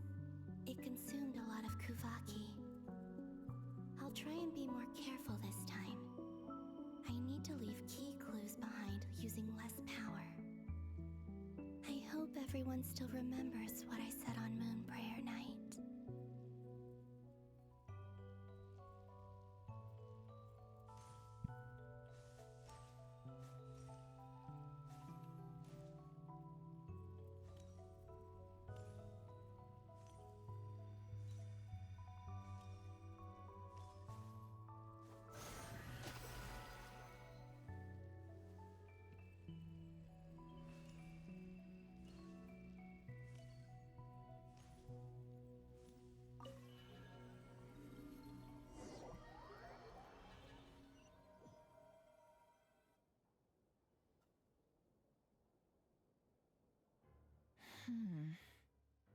Nothing here either.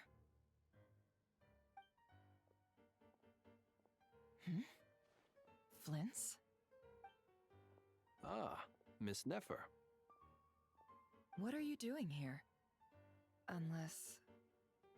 I just spoke with Itlua about arrangements for the search and came for a walk nearby. As for you, why would... Huh. It appears we think along similar lines.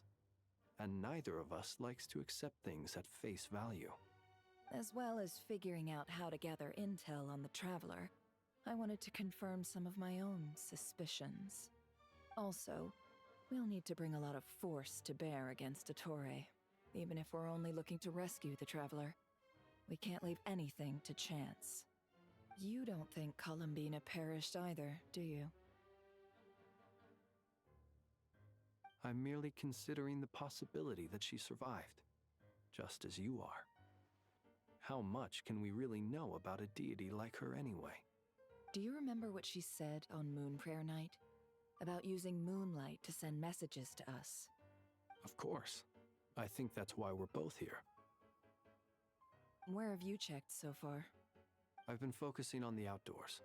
Anywhere the moonlight shines. I checked most of Nasha Town, but didn't find anything. I checked the Curatorium of Secrets, and a few rooms where I thought I might find some leads. But no luck here either.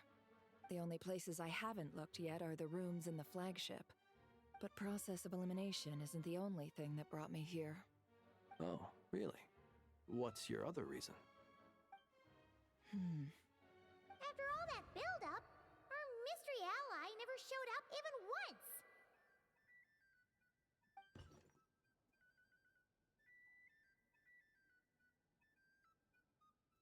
Huh?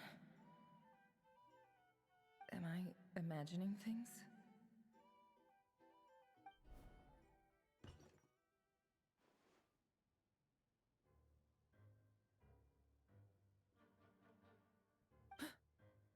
Come on, let's see what's going on. Oh no. I knocked over a vase as soon as I came in. It must have been caused by a Kuvaki fluctuation when I entered the space. Although, it seems like I'm not about to be pulled away this time. It looks like as long as I'm careful with my actions, it doesn't count as influencing reality. Anyway, is this the flagship? The Traveler mentioned that's where he was staying. I only went into the lobby last time, so I've never actually been here before. How does this space work? If nothing else, I can now be sure that it is not simply memory. He mentioned where his room was. I think it's this one.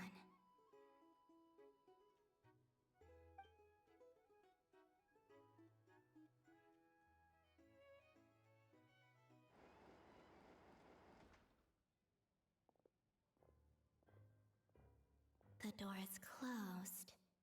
But if this is anything like when I disappeared, then maybe...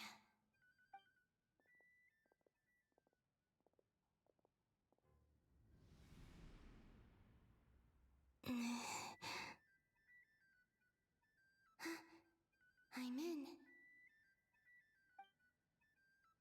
He and Paimon aren't here at the moment. I hope he's okay. I wonder what happened to him after that battle with Dottore. Best not to dwell on that for now.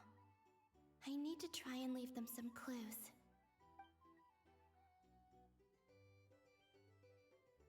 Please, Traveler.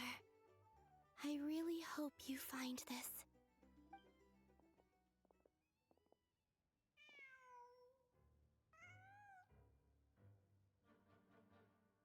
Huh.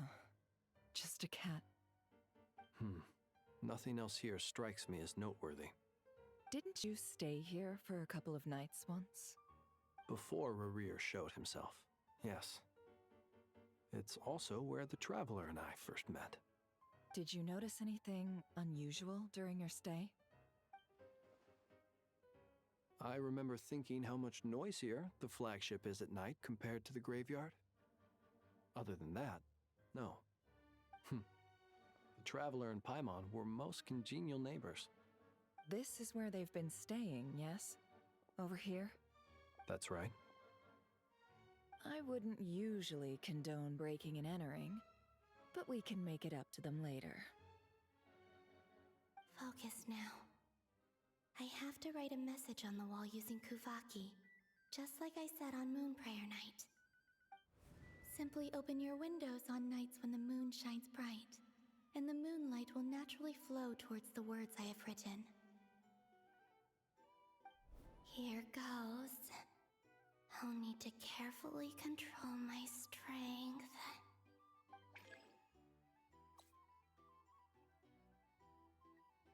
Hold to maintain the power target as you write.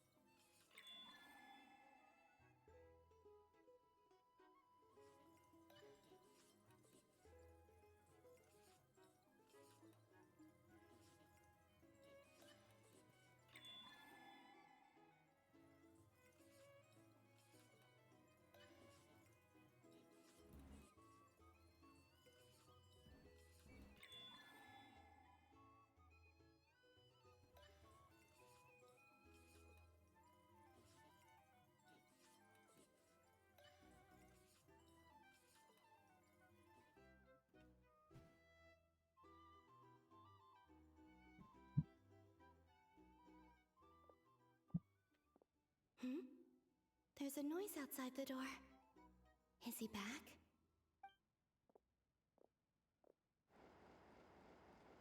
Please, you have to see these words.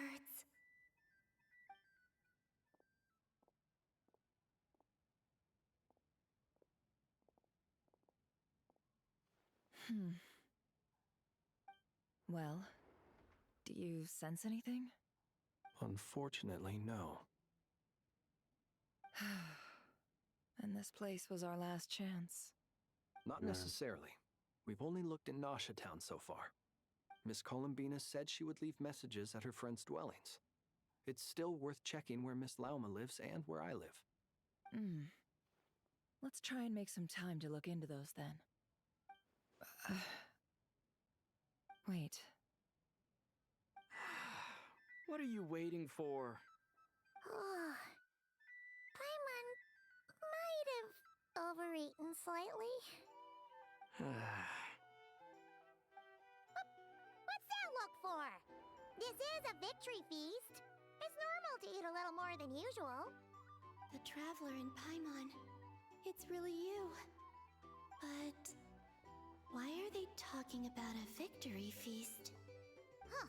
You worried Paimon sick while you were out there fighting Rerir. So this is your chance to make it up to her, alright? Wait. So this is the night after the battle against Rerir. How did I end up here? That's quite a long time ago now. Wait. Time. That's it. Every time I've entered reality within this space, it's been at an earlier point in time. Every one of those points has been before I fell into the moon's reflection. And everything I've done to affect reality really did happen in the past. Does this mean that within the moon's reflection, time flows backwards? Starting from the moment I fell in? Not long till Moon Prayer Night now. It's gonna be even livelier than tonight. Although, it's gonna be sad saying goodbye to the damselette. She seems like a really nice person. Paimon. No, I can't. Even if I make contact, they probably won't understand what's going on. And in any case, I'll likely get pulled away again if I do. Instead, I have to find a way to get them to notice what I've written using the moonlight. Wait, even I hadn't thought of doing that before Moon Prayer Night. They'd never conceive of that possibility. Is there truly no other way? Don't lose heart. We'll find a way somehow. Huh? Oh, you say that, but the Frost Moon is beyond the fall sky. If we wanted to go visit her, how would we make it through to the other side? We might not have all the answers now, but I'm sure we'll find a way one day. Huh. Guess someone's gotta be the optimist. The present. The future. That's right. There are still things I can do. What's your plan? Flint's, when you were staying next door, did you ever open the window? No. The rooms here are dark and damp, and there's such a buildup of dust on the windows that the moonlight can't even get in. I didn't think it was worth the trouble. The moonlight? Ah, I think I see where you're going. One moment. I'll see if the owner is available. Don't bother. Time is of the essence.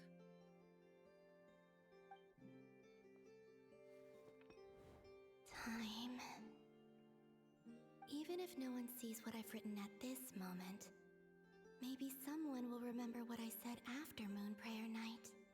I need to write down as much information as I can. And maybe one day...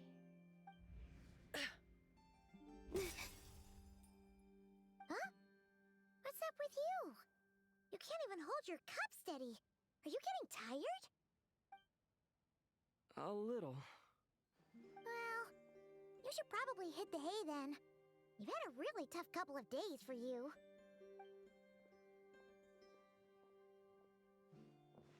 So it is Traveler's Room. It's a different point of time. You truly have. You helped defeat Rerir, helped me reclaim my name, and you helped the others organize Moon Prayer Night. Wherever you are right now, I'm sure you're still fighting against the injustices of fate. This is all I can leave for them. How I wish I could stay here. But it's time for me to go.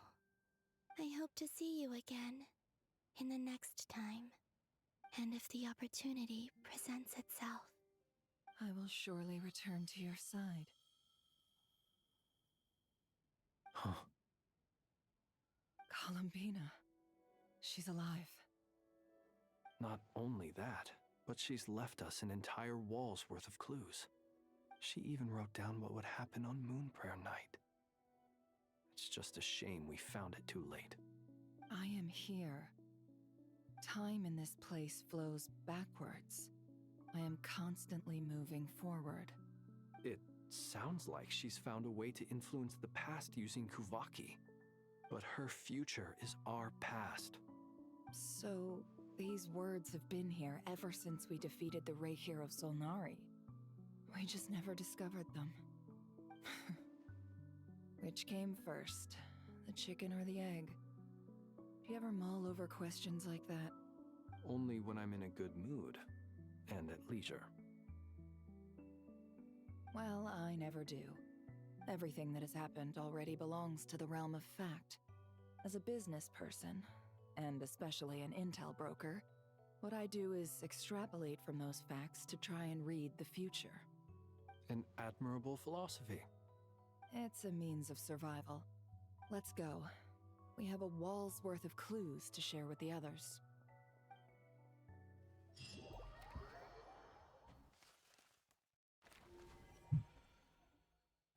and Andrade.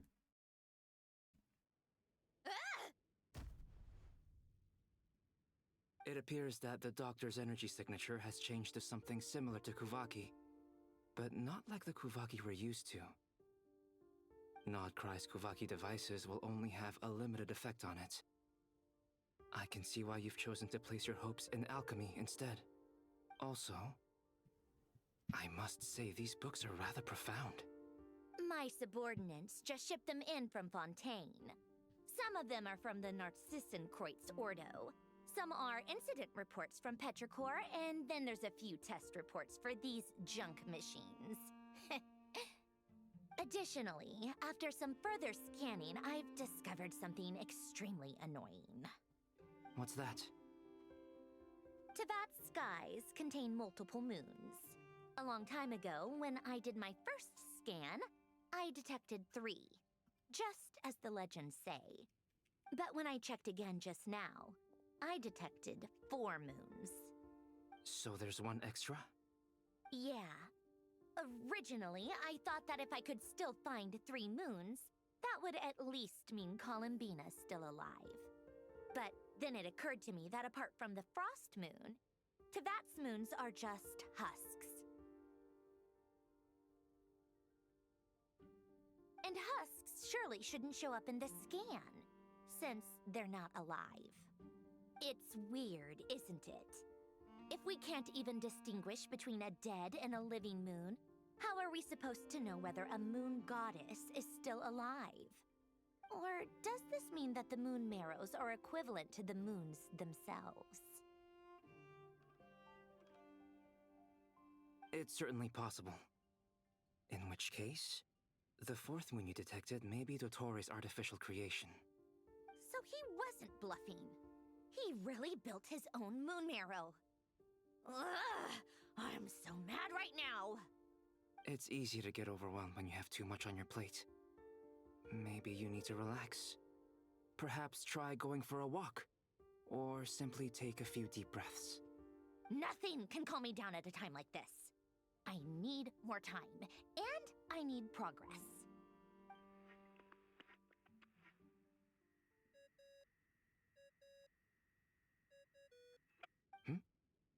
It's Mr. Flynn's. I really hate that ringing tone. Ugh. First the 4 orthants of the Narcissenkreuz, then moon marrows. Now what? Oh, sorry if we're disturbing you. Might I ask what's troubling you? What do you want? We're busy. Are you still at the Curatorium of Secrets? Yeah. Look, everyone else is still out, so there's no hurry. Plus, I'm busy, so I would appreciate if you gave me some space. Even though we have crucial intel to share? Fine, I'm listening. Do you intend to share it via the Dodo communication device? Ordinarily, I would, but this is a unique situation. I think it's best that we discuss it in person. See you at the Curatorium.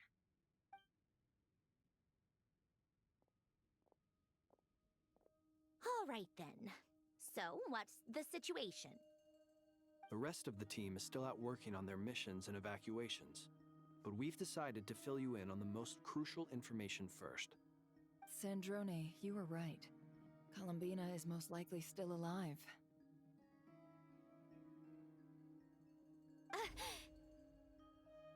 That's the best news we've received in a while. By a long way.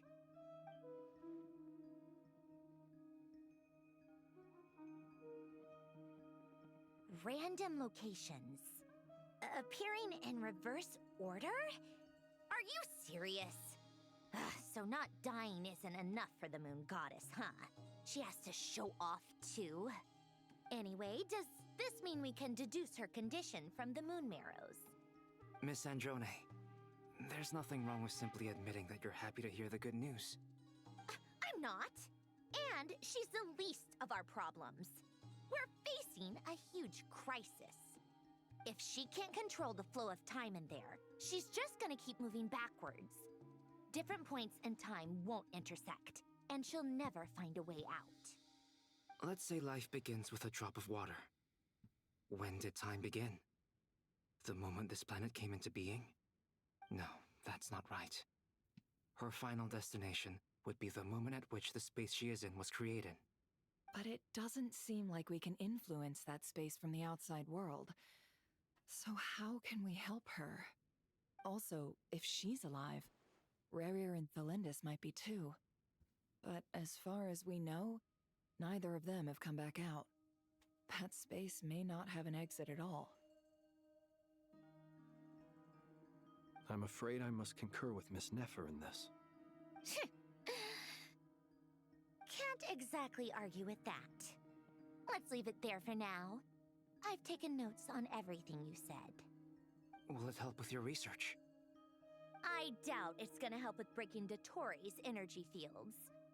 But who knows when it might come in handy. Better to have it all written down than try to remember everything when I need it. Alright, I need to get back to my research. Mr. Albedo has made a lot of suggestions that will require my undivided attention. Sure, I'll stay here. I have things to work on.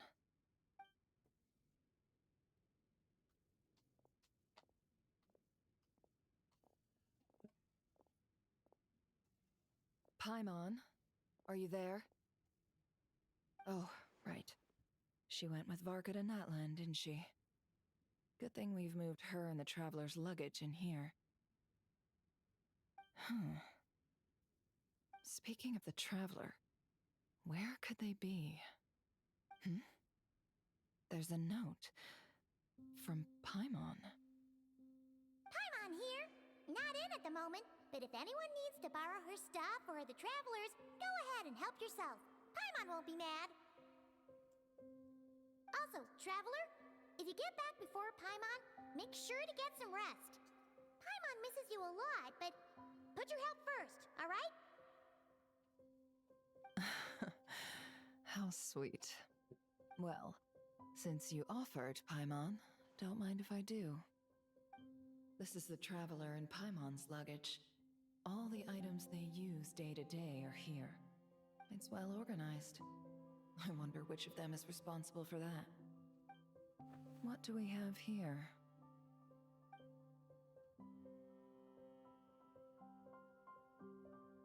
Photo.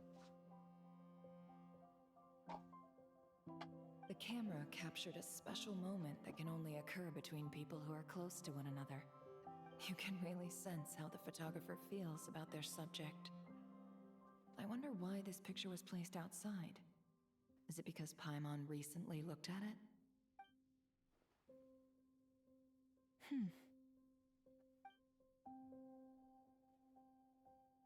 Events and memories into that. This must belong to the Traveler. Perfect. I'll use this. Hang in there. We'll find you.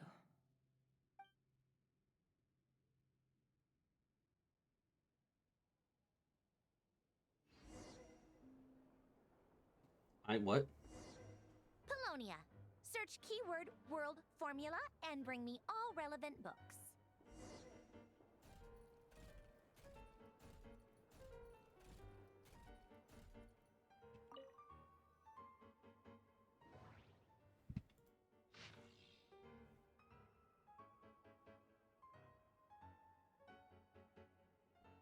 Jesus, that's a lot. So this is about Elaine. Okay. Elaine and Renee. So yeah, this is about their stuff.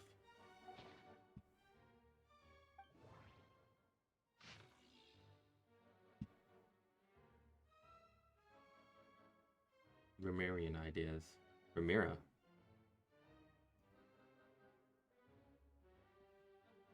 Huh.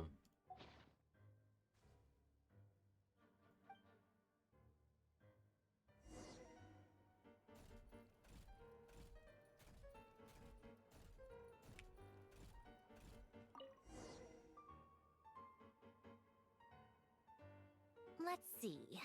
This one is Ontonki's sermon dictation concerning the apocalypse.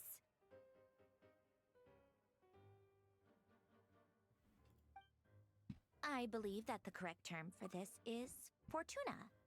This was an ancient Romorian technology, a wisdom unparalleled.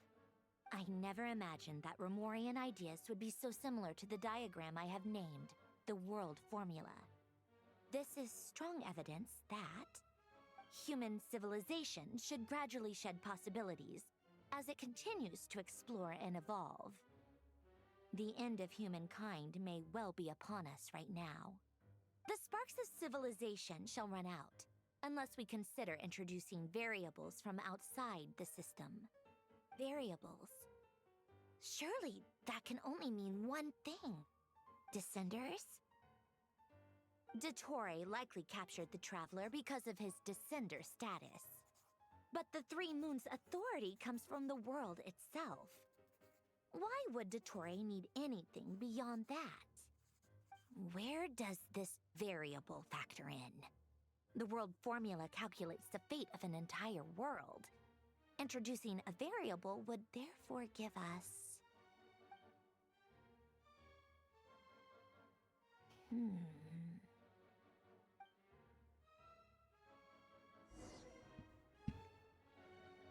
Polonia, search keyword pathway and bring me all relevant books.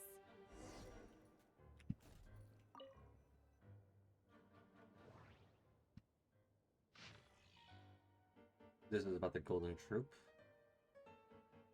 Spontaneum, more about Memora.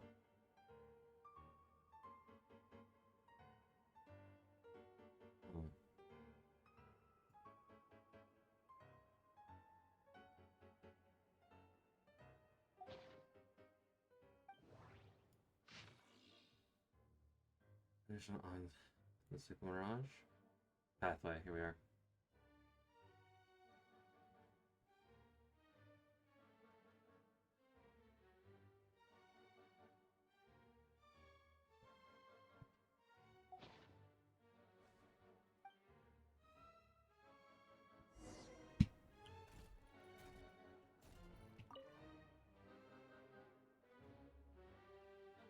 Otonki Sermon Dictation. Explications on the Chemical Marriage. These titles are pretty esoteric. Observe and compute the pathway displayed in the guidance diagram. Deconstructing and reversing its effects could generate potential ideas. So, it's one of Renee's draft lectures. Deconstructing the pathway. I suppose that could lead to a breakthrough.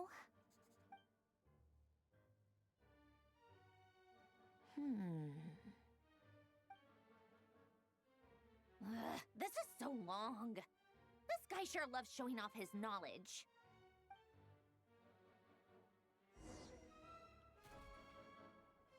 Polonia, search keyword tree model and bring me all relevant books.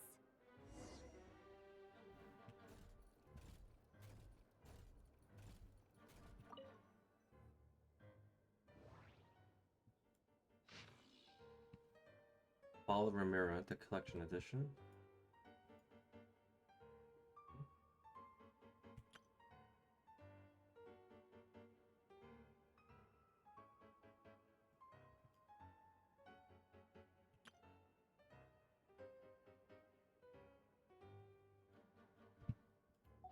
Not there. Biography of Guillotine, the Lux edition.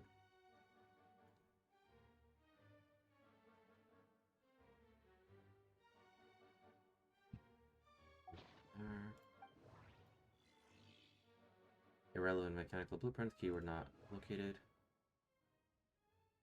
I think it's this one. Time Tracker, the collected edition.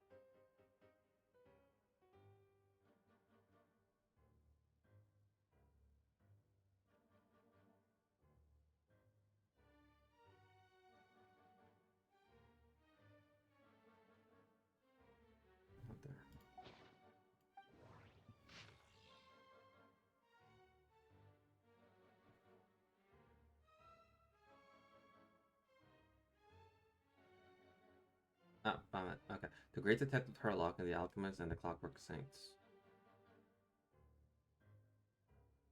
Okay.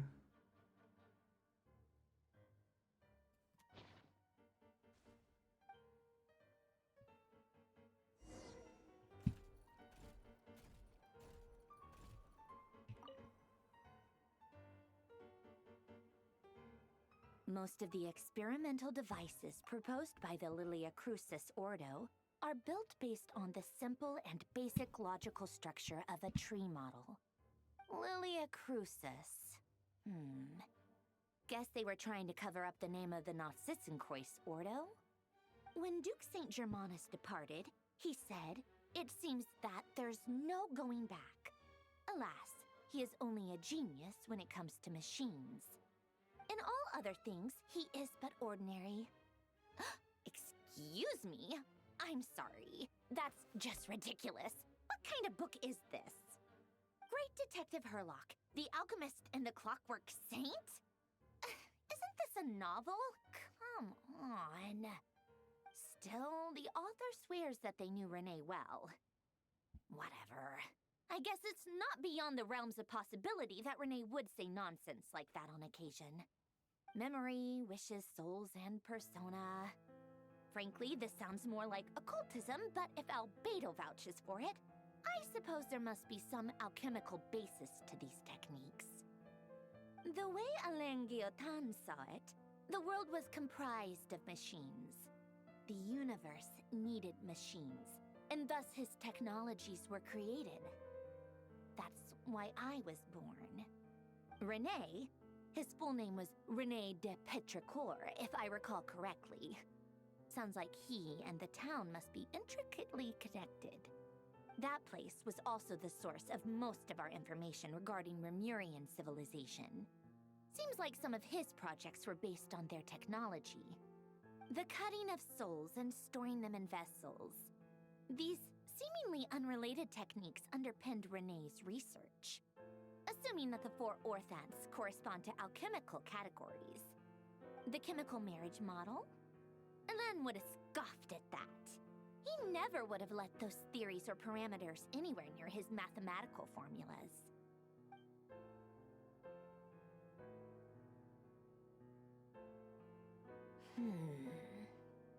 What was Alain's view on Renee? I know he mentioned the name, albeit very rarely. Oh, now I remember. Alain's old notes are here too. They mentioned Renee once. Renee seemed most out of sorts when he spoke to me. A lack of sweet foods has dulled his mind, I should think. Either way, his words are not to be believed. Yep, that sounds like Alain. My subordinates actually did a half-decent job digging out all these materials. Makes a change. Good for them. Some of Alain's old files are completely consistent with these records. He must have gotten them from the Tower of Gestalt. I never knew he got his hands on Renee's records that early. He may have kept them, but he never even attempted to use them. Didn't believe a word they said. Come to think of it, Renee's world formula was filled with calculations of constants. That shows he believed that the fate of the world to be predetermined. As for Alain... it's been too long. I forget what he said. What would he have said? A guy like him, fervent believer in machines, but not headstrong enough. The world can be changed. It is worth persevering. Yes, that's how he used to think at least. He created that procedure to save this world. Yet the scale of the world's fate proved too enormous. The result was beyond his ability to calculate. He died having never seen the outcome. And there I was, left behind in the ashes of his dreams. Did you really never take a close look at Renee's research? Or did you read it but deem his philosophy incompatible with your model? The very thought of trying to incorporate his ideas probably made you feel sick to the stomach. Well, don't worry, because there's a whole new category of lunatic in town. Next to Dottore, every other madman looks sane. You once asked me what I wished for. Should have asked him instead. He's the one pining for things you'd sooner die than witness.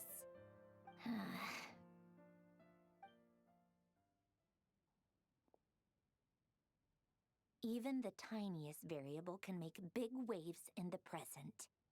Now then, allow me to put these incompatible fragments together in your stead. First, establish and verify the existence of the Great Circle. Absolute nihil on one end, absolute reality on the other. Now, search between these two extremes. Then, the construction criteria. Variables. The sparks of civilization shall run out unless we consider introducing variables from outside the system. Input variables. Traverse the world, space-time, and civilization.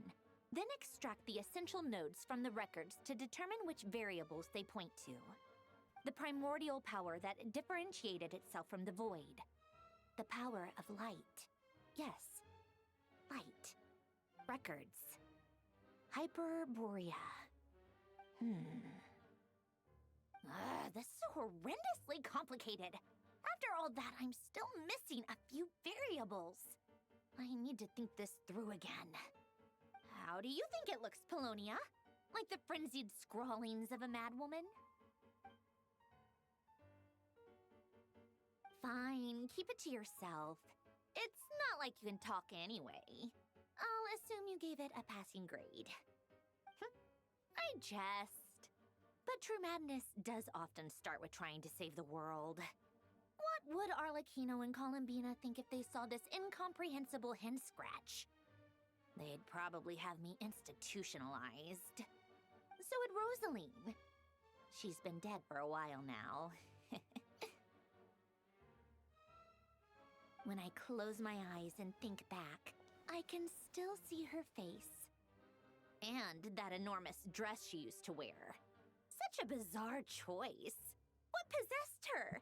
Oh, and the clack-clack of those heels used to drive me insane. No one's asking me, obviously, but I hope you all know that I never wanted to save the world. I'm not crazy. I don't have delusional ambitions, and that's a clinical fact. The world needs a solution, but I don't need the world's validation. It's the world begging me for answers, not the other way around.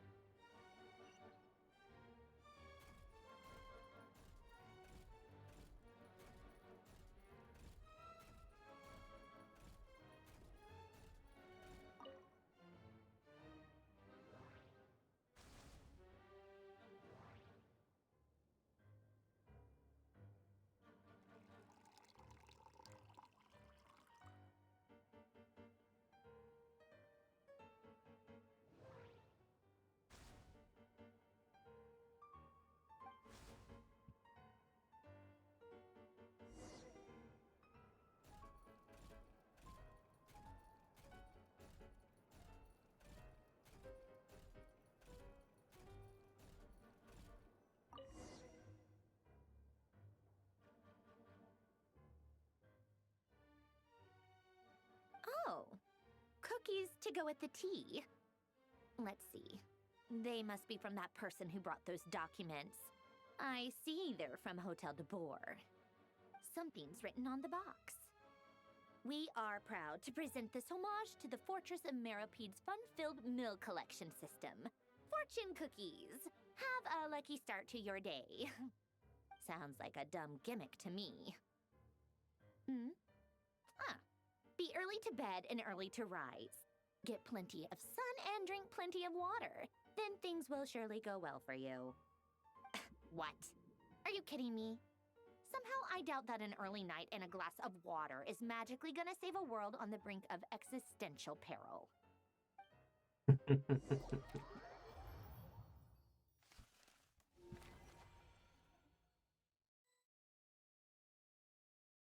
Snezhnaya.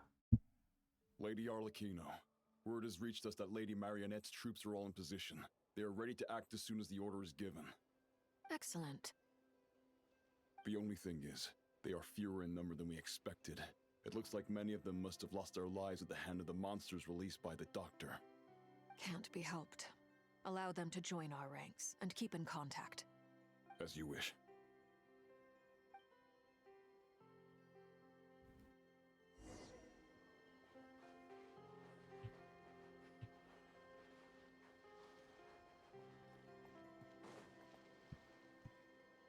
It's been a while, Arlecchino. You look well. Did Dottore really have to build his lab right on the sole path between Snezhnaya and Nodcry? Had to go on a huge detour to stay out of its line of sight.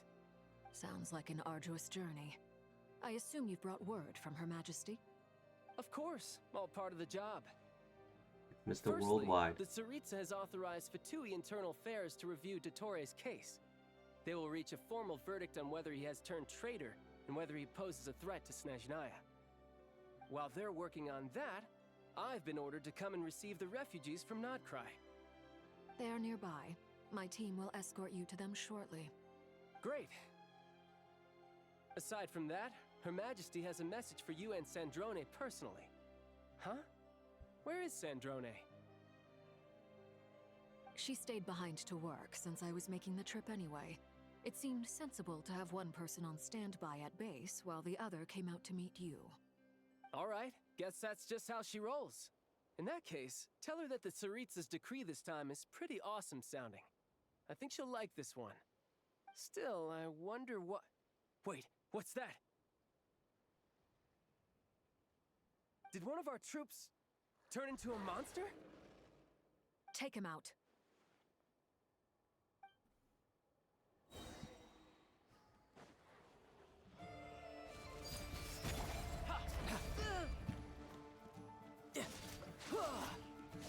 Shouldn't let your guard down. You've gotten stronger, Arlecchino. Nice. Stop that right now. I appreciate the praise, but I am not fighting you today. I knew it.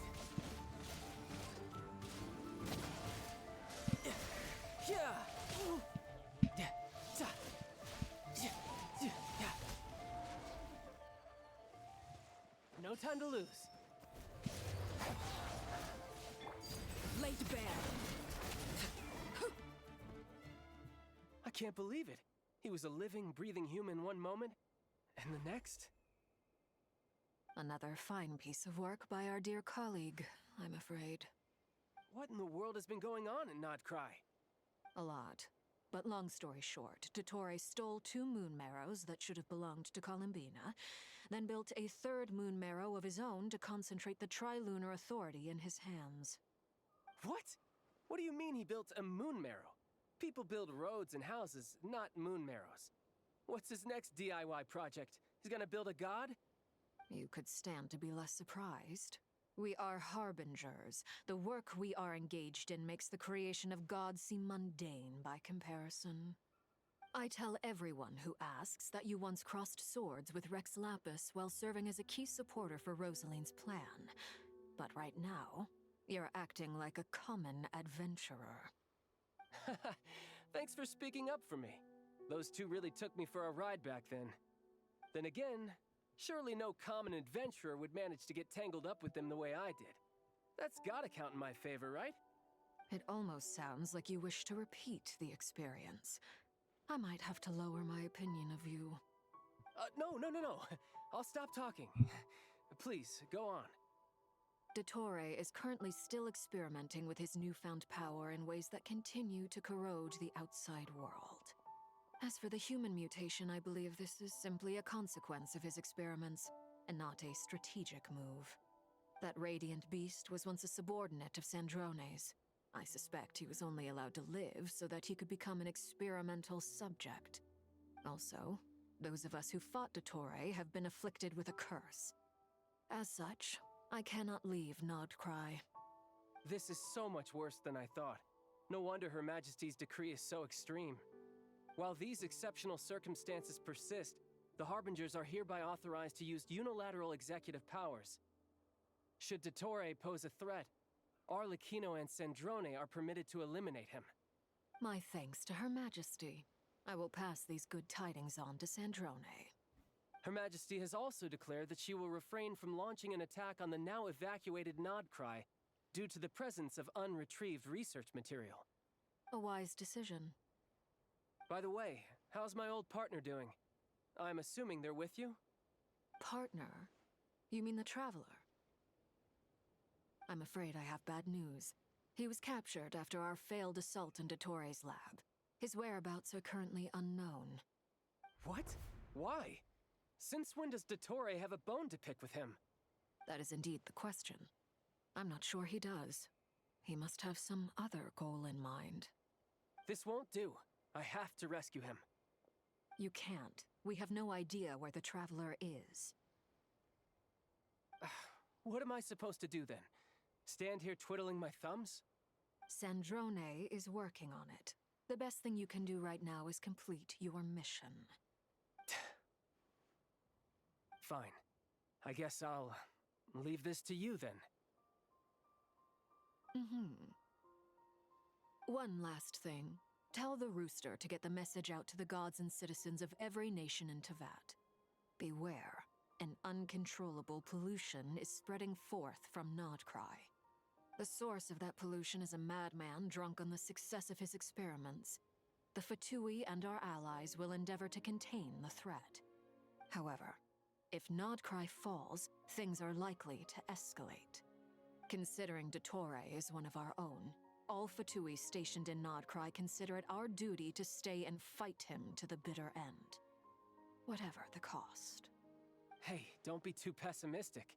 If it comes to it, I'm sure Her Majesty won't stand by and do nothing.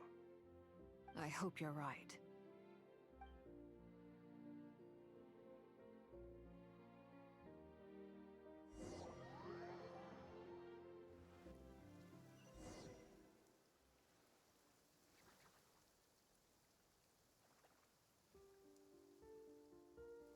You're right on time. Thanks. Hey, do you think I'll get that gliding exam exemption? I made sure I was on my best behavior in Mondstadt. I landed well outside the city and walked in through the gates. I'll help you apply, don't worry. For now, let's see what we have here.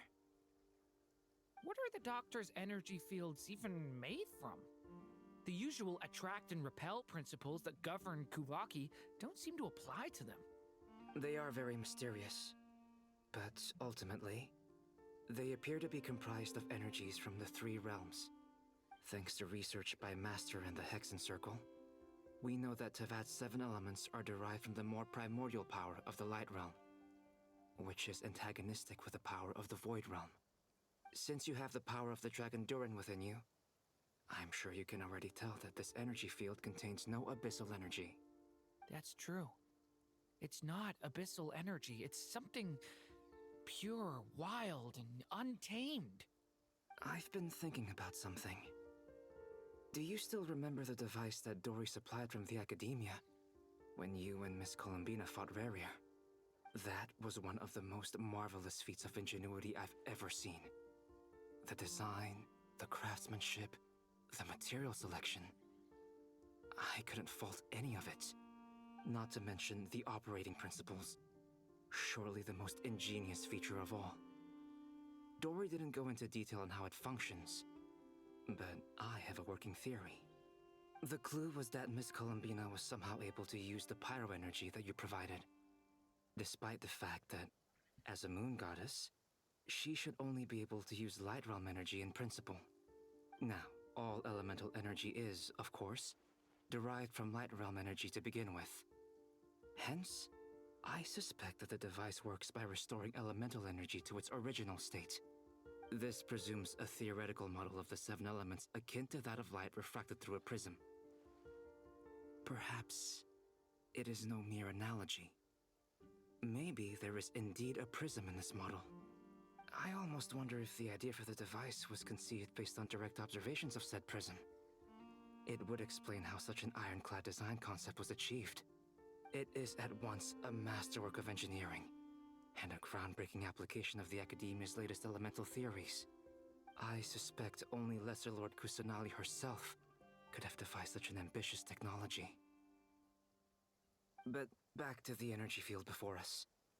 If this is pure Light Realm energy, its relation to elemental energy is one of integration versus division. Or you could say that the former contains the latter. Could this mean that elemental energy can dilute the power of the Light Realm? Should we give it a try? We should.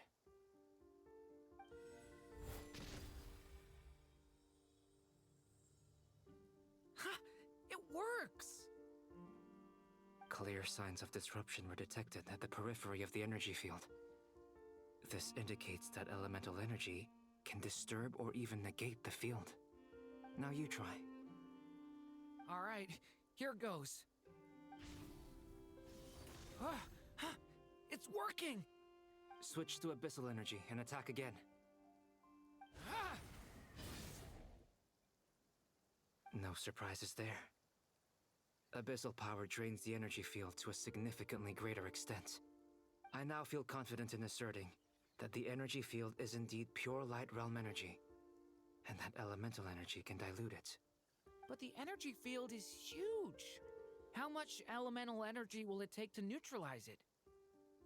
We don't have to neutralize it completely. We can try other approaches. That's all for theory. Would you like to continue watching? So you knew I was here. Huh? When did you get here?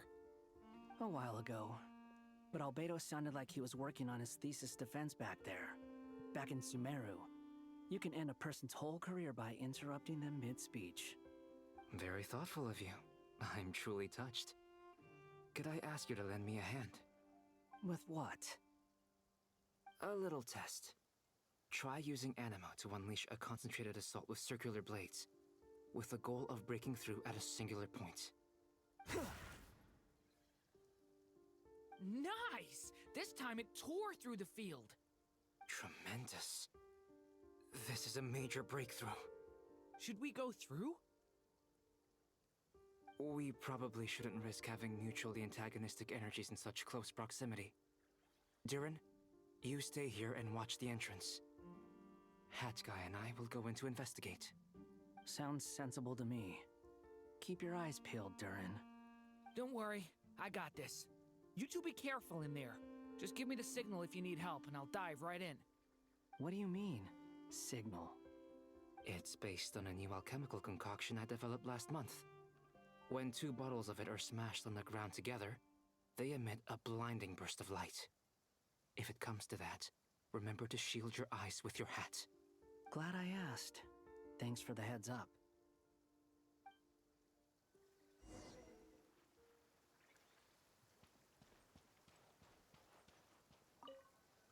Like I thought. Beyond a certain distance, we can't see the opening where we came in. Maybe that's to prevent people from escaping. Sounds like Dottore style to me. Not much has changed. Things are basically the same here as they were before the energy field appeared.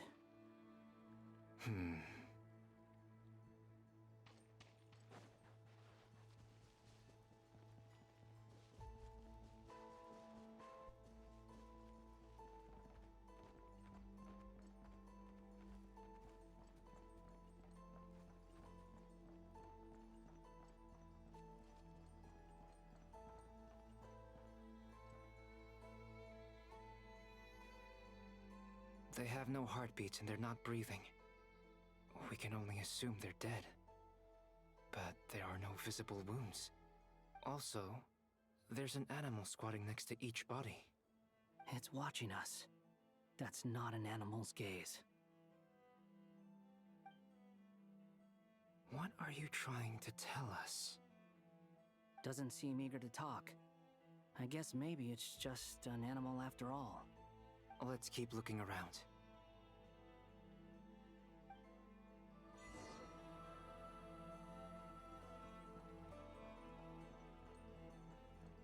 What if those animals next to each body is like that person now?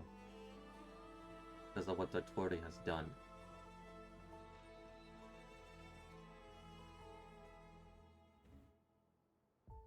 Same situation everywhere. Not a living soul in sight. Just countless bodies with animals standing watch over them. Well, I think we can safely rule out the possibility that they're all pets. Is skirting around the topic your way of showing consideration for other people's feelings? Just being cautious. I don't doubt that you can handle the truth.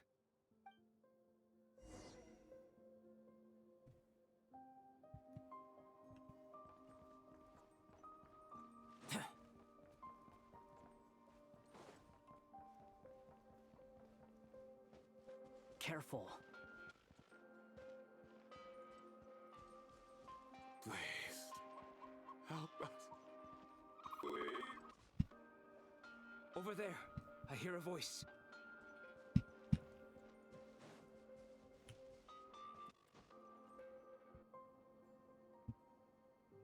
Please. Help us. Please. What happened here? I don't know. Suddenly, everyone collapsed. Then my line of sight got lower. I still have some of my senses left. I gotta get out of here.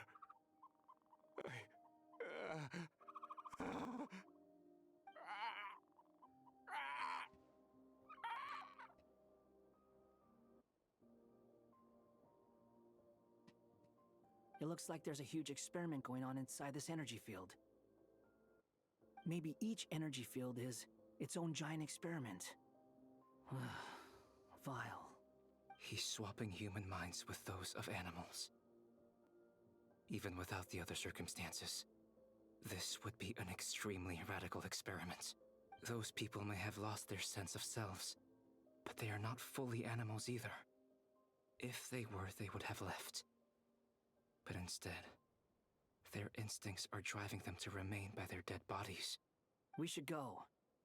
No sense in sticking around here longer than we need to. Agreed.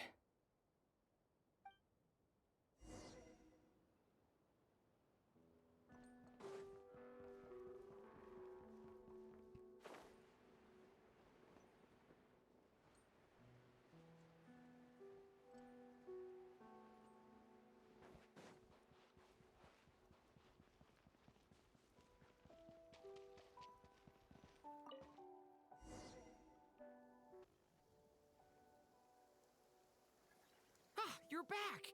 Everything okay? We saw some things that take a strong stomach.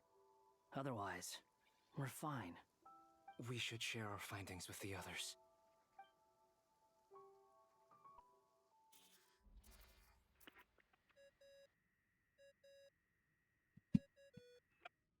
Yes? Who is it? Miss Nefer, it's me, Albedo. We found a way to break through the energy fields. With enough control, it's possible to tear them open using elemental energy. Also, we managed to take a look inside. Dottore is carrying out his cruel experiments on an immense scale. Any residents who have failed to evacuate in time will likely meet a grisly end. Sounds like he's living down to our expectations. Might I ask how things are proceeding on your end? I'm just about to get started. I'll be in touch once I have a result. Understood. Stay safe. I will.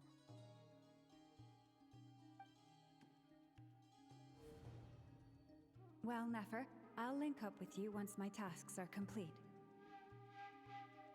What makes you think I'd need you to do that? I'll need it. And considering the way you approach certain matters, I think you'll be better off with me present.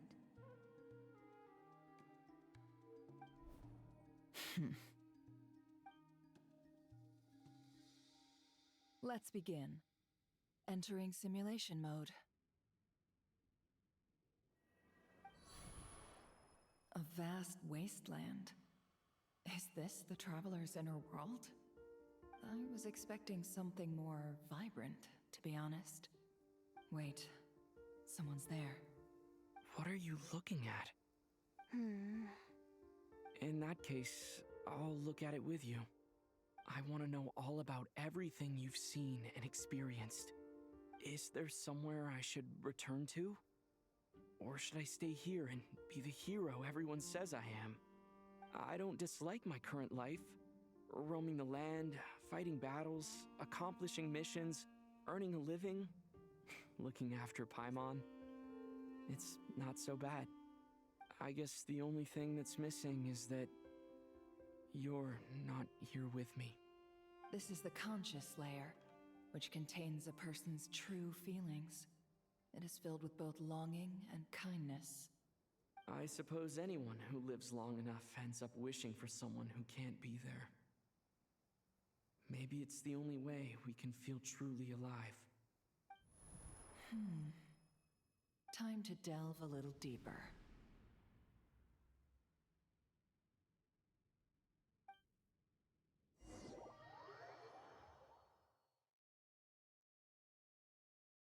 Nasha Town is hardly the optimal choice for a place to live, but it has character and a reasonable population density.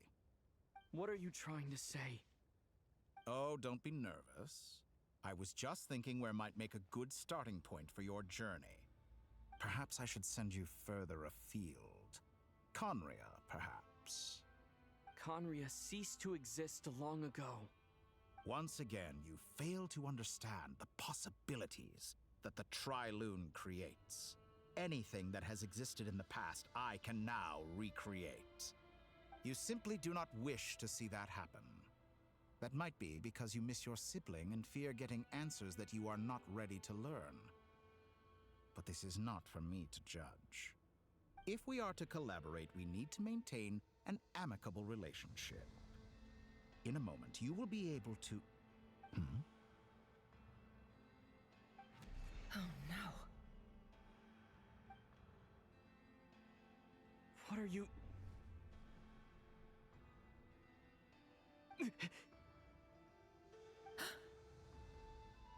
What are you gonna do?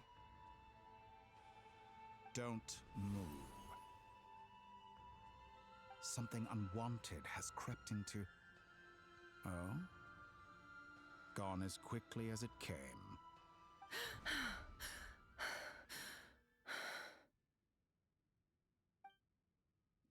Did you save me? If I hadn't cut the connection, Dottore might have caught you from the other side and destroyed you. This was a good idea, but once is plenty. You were exceptionally brave. Excellent work. Thanks, but now's not the time for that.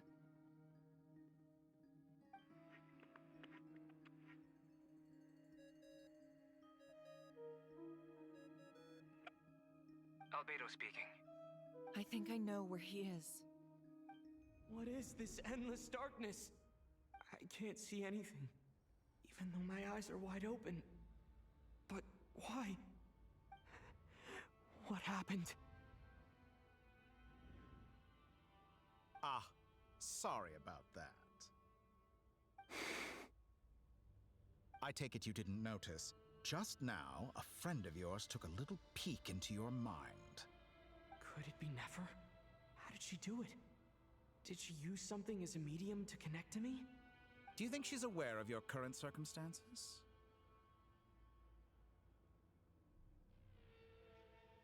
Oh dear. Have I stunned you into silence? I only wanted to slow down your time a little so I could stop your intruder in her tracks. It would have been nice to capture the spy. I must say, I'm finding the ability to adjust the flow of time rather intriguing. The moment you closed your eyes, time seemed to grow impossibly viscous, didn't it?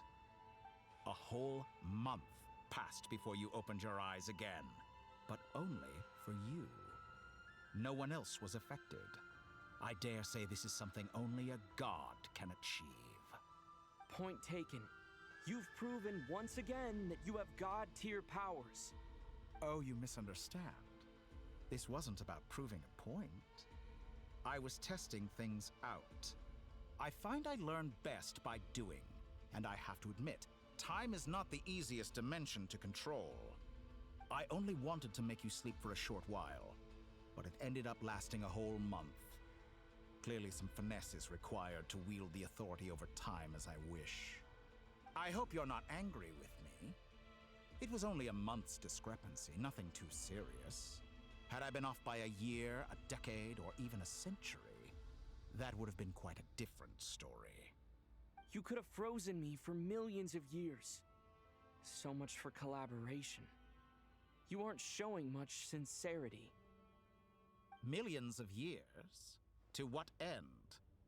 I wonder if you don't understand humans all that well. They are very pragmatic creatures who understand only that which they can perceive with their senses. If I had you sit here for a week, I imagine people might sympathize.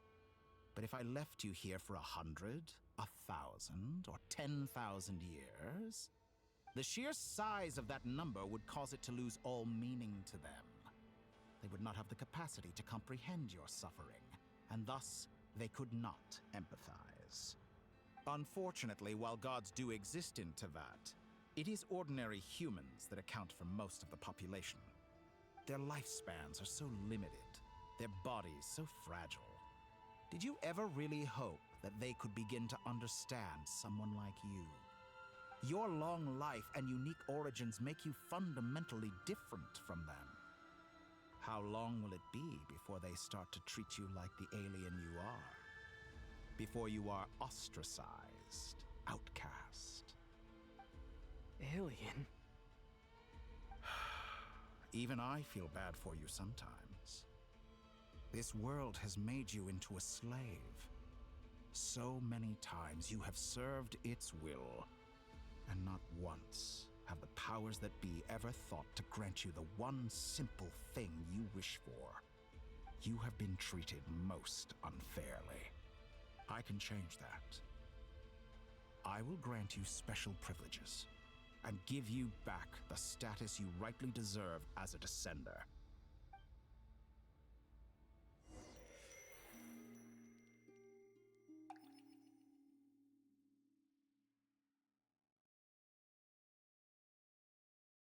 I've entered the past 3 times at this point, but I still have so many questions. For instance, beyond each point being further back in time than the last, what determines the specific locations at which I can make entry? So far, the common thread linking all 3 scenarios is that the Traveler has been present. But it's more than that.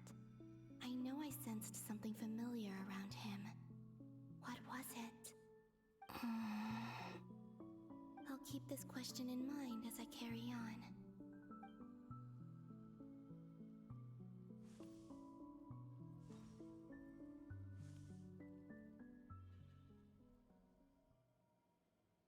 Humans, you never change. Always trying to use powers you neither comprehend nor control. This looks like Star Sand Shoal. Was this before Rarier regained his physical form?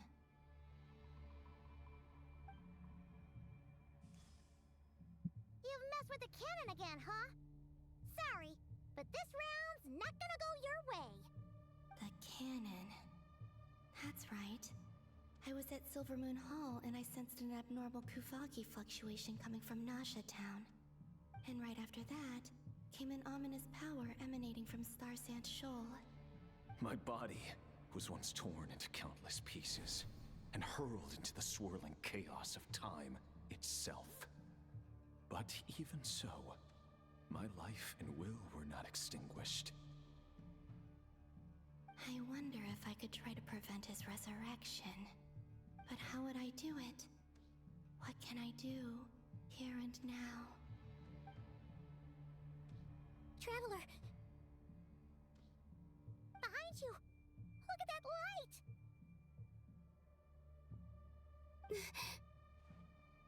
No, I won't make it in time.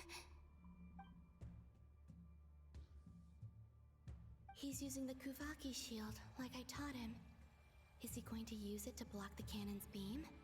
He's strong. I'm sure he can manage. But the force released when the beam impacts the shield might lead to collateral damage. He's the island. the Frost Moon Scions will be exposed to lethal levels of Kuvaki. A question, if I may, kind Miss Columbina. When the cannon's Kuvaki beam was deflected earlier, I saw several bolts of energy streak toward Hisi Island, only to be blocked. Did you also have a hand in that? Maybe that really was me after all. Well, future me. But I don't know if I have enough power left. Siki sato pasa sax, niti ipotuvtos. There's no time. Osestikos paratin tirantu risuiku, topirtu aithion veraton. I have to make it. Oh, Frost Moon. Oh, great land. Oh, slumbering moonlight of Notcry. If you can hear me, if you can sense my call, then please, heed me once more!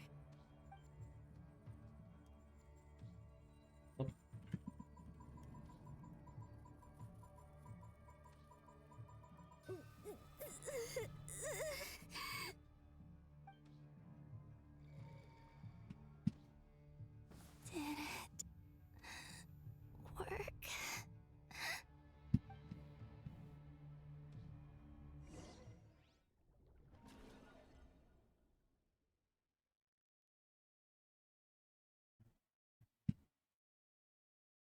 Hey, wake up. Hey, did you hear me? Columbina, I said wake up now! Oh, good morning, Sandrone. It's 3 in the afternoon, actually. And could you kindly not use my quarters as your personal nap room next time? But I feel so safe here. And your coffee, right? It's so bitter, but it smells lovely. It's like you were raised by wolves in a forest or something. What did you drink growing up? Grass tea? The Frost Moon Scions certainly led a more frugal existence than the Fatui. Then I'll bet you've never eaten one of these before. It smells delicious. That's because it's a Fontanian recipe. I had a little free time today, so I made a batch. Rosaline will be here shortly, but if you really can't wait, I guess you can go ahead and... Hey, at least let me finish before you start eating! Did the Frost Moon Scions not teach you basic table manners? Or did the rules not apply to you because you're the high and mighty moon goddess? These are so tasty. Of course they are. I made them. I was worried they might contain traces of machine oil. What?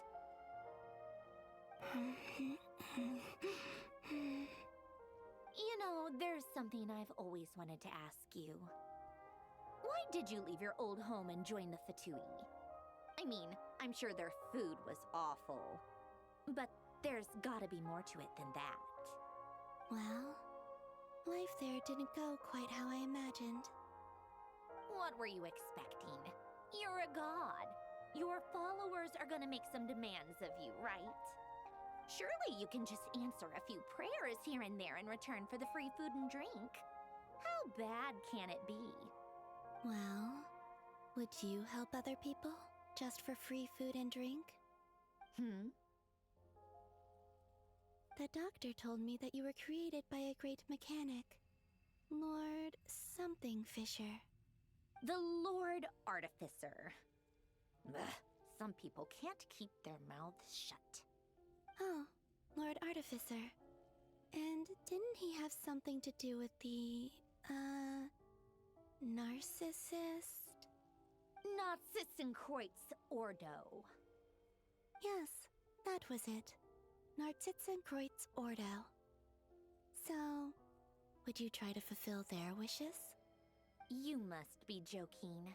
I wouldn't go even if they paid me. I don't even know them. Exactly. Well, I felt the same way. I did not know the people who made demands of me. Huh. What do you know? We're on the same page for once. In his later years, Alan did ask me if there was anything I wanted to do. If I had any wishes of my own. Well, I don't. And I'm not in any mood to fulfill someone else's either. Who's Alain? He was the... You know what? Never mind. You're not gonna remember. Anyway, the point I'm trying to make is, neither of us is the self-sacrificing type. Let me ask you this. What sort of place would you like to live in, if you could choose? A place where people don't ask me for things I cannot give them. Where they don't worship me, or fear me, but just want to chat with me like a normal person. I'd also like the freedom to come and go as I please. And ideally, it would be somewhere with the smell of coffee and snacks. Not to burst your bubble, but no such place exists in the world. Now, take your snacks and scram.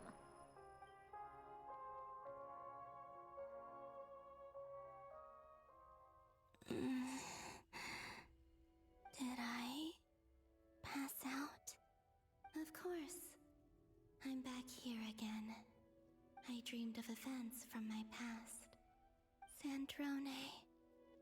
Traveler. I miss you all so much. Back there. I guess I managed to harness all the Kuvaki energy on Hisi Island. But how did I do it?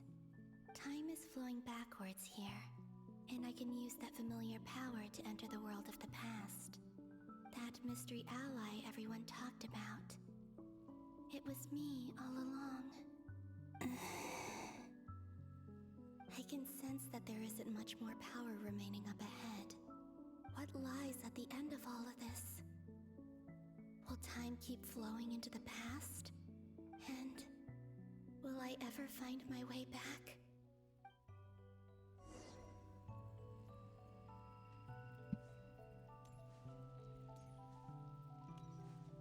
Let me see.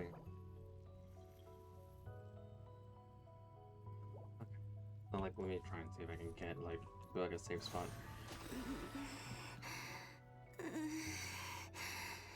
It's getting harder and harder to use my power.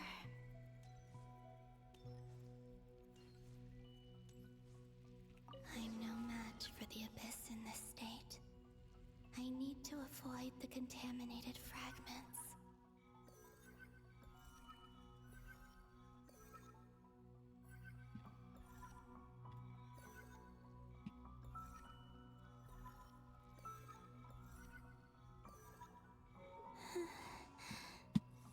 Time to go.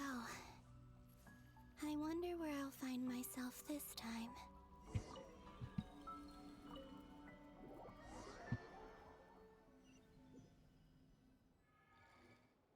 The Final Night Cemetery.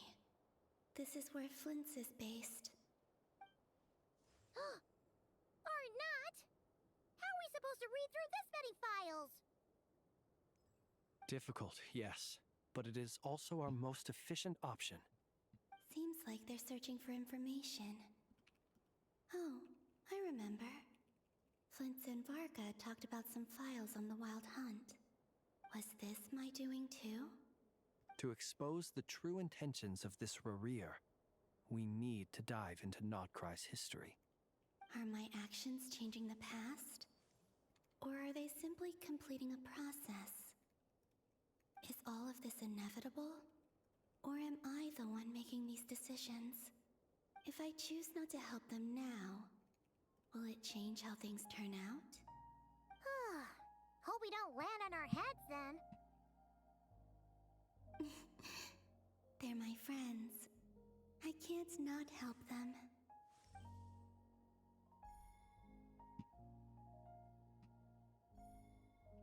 Ghost! And the other one was...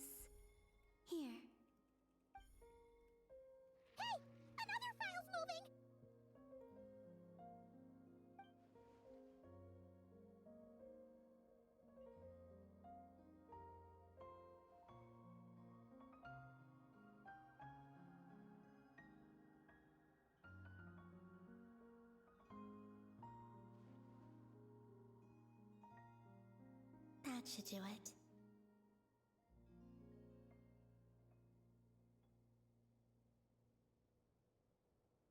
Hmm? Luanatar? You can sense my presence? Wait!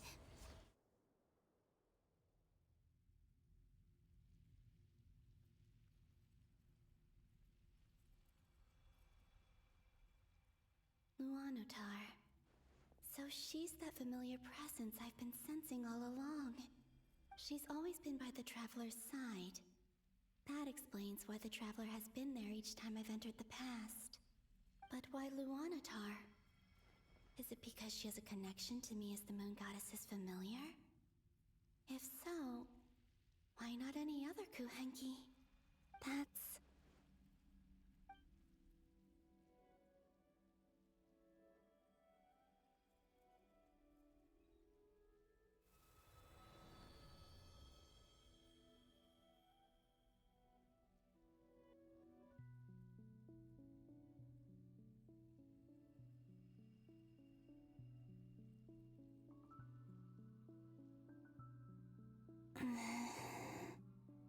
I cannot sense any power up ahead.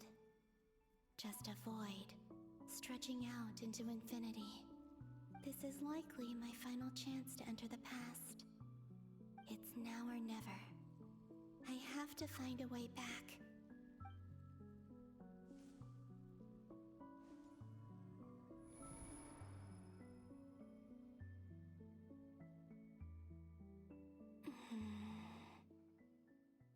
Heesey Island? How far back in time is this? Where's Luanatar? I can't sense her presence this time.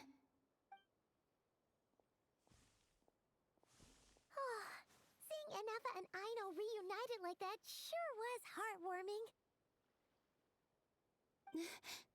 Traveler, Paimon. No, stay calm. I don't have much power left to change things. I don't even have that much time left here. Think, Columbina. How do I find a way back? A way back... to where? Do I go back to Moon Prayer Night? Or to the future that followed? And if I return in my current state, what will become of me then?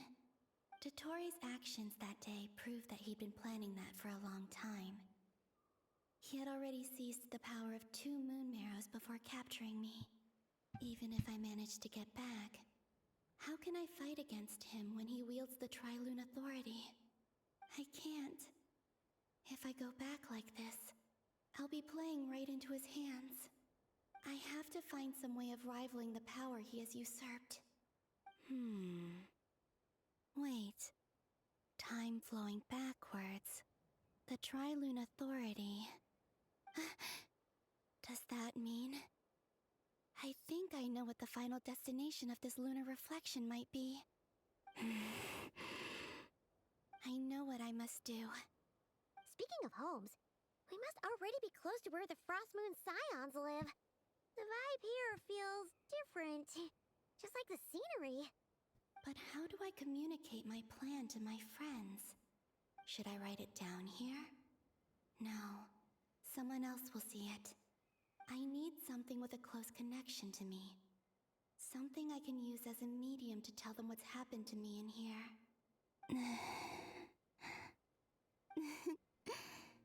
Now it makes sense.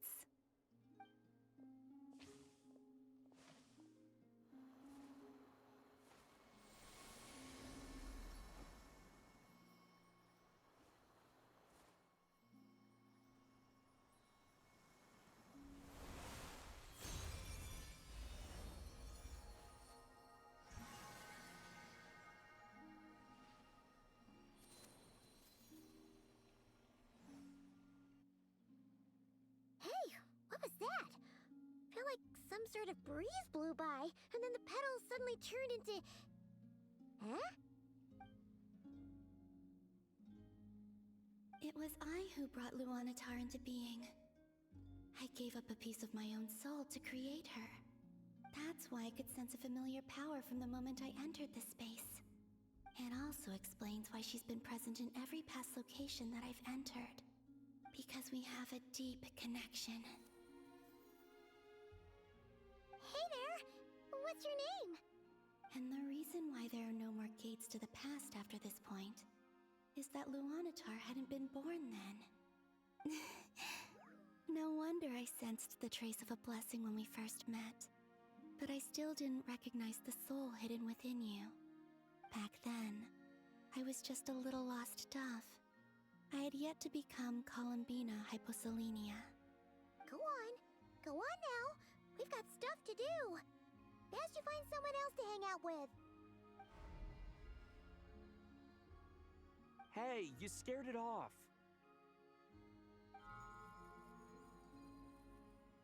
I'll be counting on you. Remember to stay by the traveler's side, guide him, and help him in my stead. Oh, and bring him to the garden where the moon prayer blossoms grow. There's a little lost dove there who will need his help.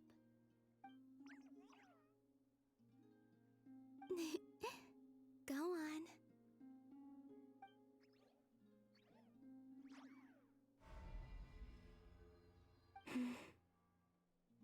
You too. Go and live your story. As for mine must go in a different direction.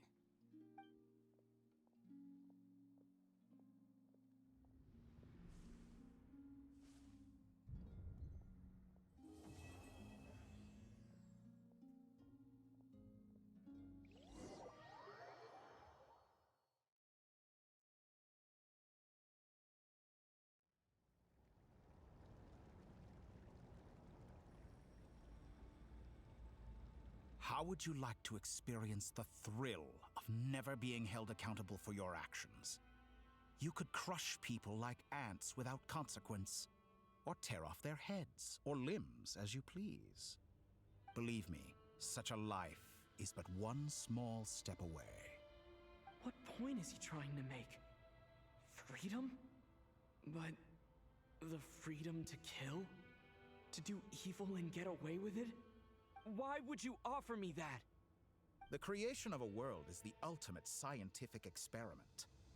I have taken my research to the highest level, where I shall be not just a god, but also a servant to many sacred spirits. I shall heed the truth and perform holy deeds. A god's laboratory is the perfect playground. But it needs the right occupant to explore its full potential. Mortals are found everywhere one looks. Not so with Descenders. I'd prefer my first guest to be a distinguished individual such as yourself. And I know you could make the most of the opportunities it offers. So the condition for entering the new world is to take innocent lives. In the same dilemma that Rerir once faced. Could I really bring myself to kill others for my own benefit? Rerir did. And look where it got him. Have you made up your mind? I can't do it. Your playground is no place for me. You're putting your hopes in the wrong person. But we both know I'm not quite the hero you say I am either. I have my own reasons for the journey I'm on. And they aren't all selfless.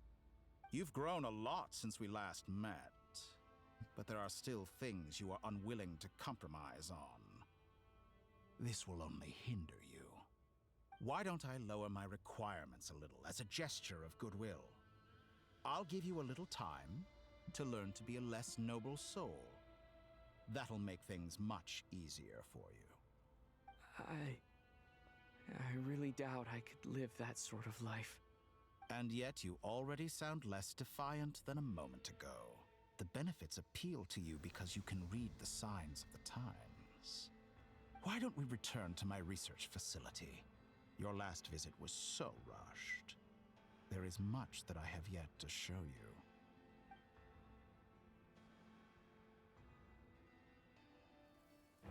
you. Now to that question, Heroes don't attack from behind. Guess I'm no hero. This is most disappointing.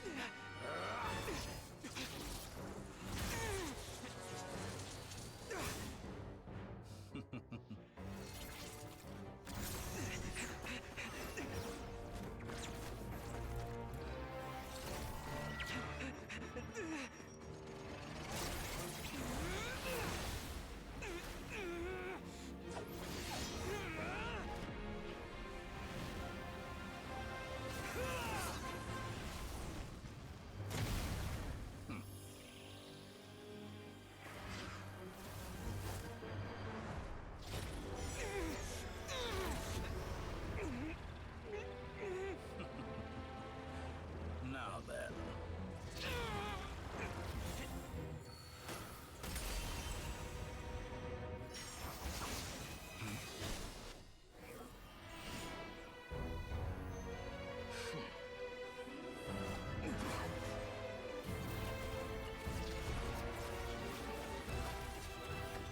A new face. Interesting.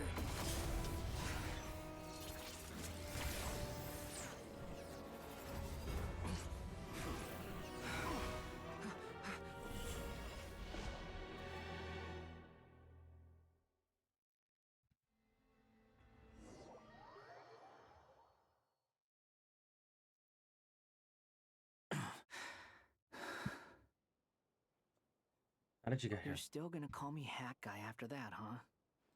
You came all the way just to save me? I didn't see anyone else in there who needed saving. Thank you so much.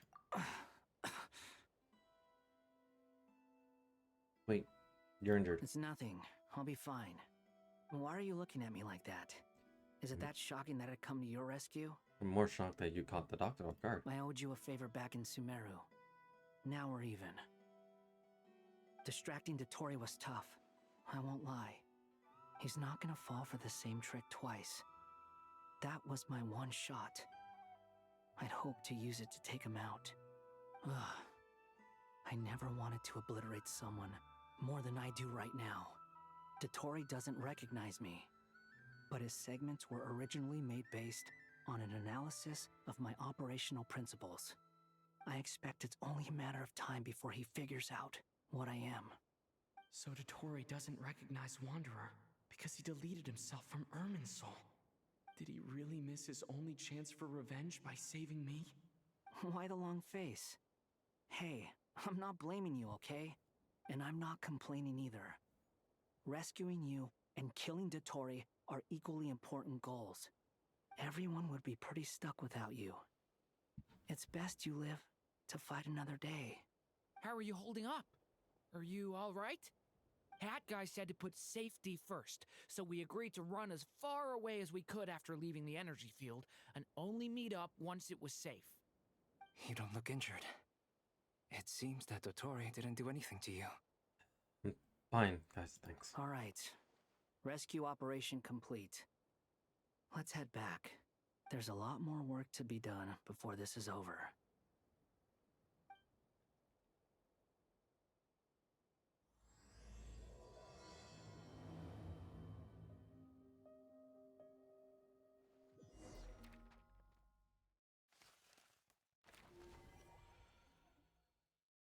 I thought let me leave.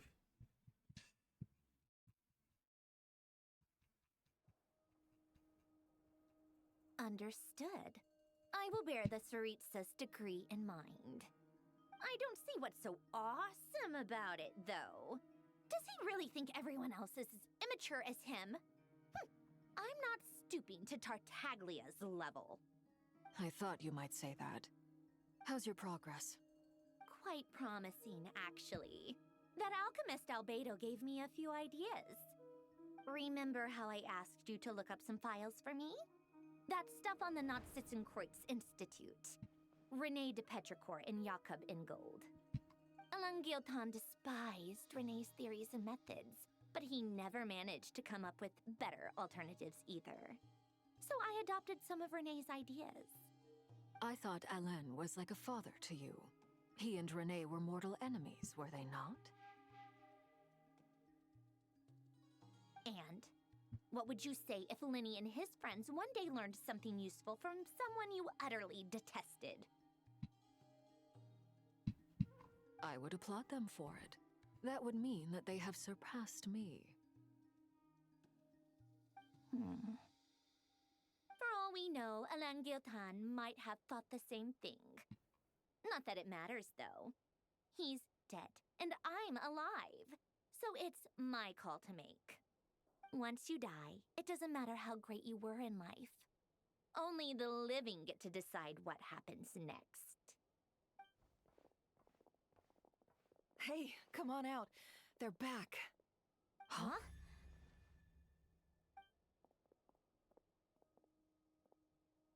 You're back? And your head's still screwed on? And you still have all your limbs? What does it look like? Way to keep your composure, madam. Excuse you. I am perfectly composed. Hey everyone, I'm back. Glad you're okay. Yes, it's a huge relief. Sorry for making you all worried. Worry? Oh, yeah, right. You think we, the Fatui, were worried about you? Yes. We were worried sick. Hey! The Traveler and I were already friends. You are free to join this mission in whatever capacity you please. Much like your tea parties. It's a laugh a minute with you guys. I must say, I was quite surprised when Mr. Albedo told me he would need no additional aid. We discussed this on our way back as well. I am rarely so unequivocal, but in this case, we had full confidence in Hat Guy. He said he knew what he was doing. Albedo and I pretty much had to just wait outside on standby. Meanwhile, Hat Guy broke into the energy field and rescued the Traveler solo. You didn't have to mention that. Well, I'm thoroughly impressed. You are a force to be reckoned with, Hat Guy. Is he back? Is he really back? Hi, Mom. Traveler! It's really you! It's me. Hi, Mom. I'm back. Oh, thank goodness! Paimon missed you so much! You can finally breathe easy, Paimon. It's great to have you back in one piece! Oh, Paimon's been having nightmares the whole time you were gone! Look at them. You know, once you reach my age, there's nothing better than watching a misty-eyed reunion between friends. It's nothing. Same goes when you get to my age, too. I bet Ino and Anefa would be tearing up as well if they were here.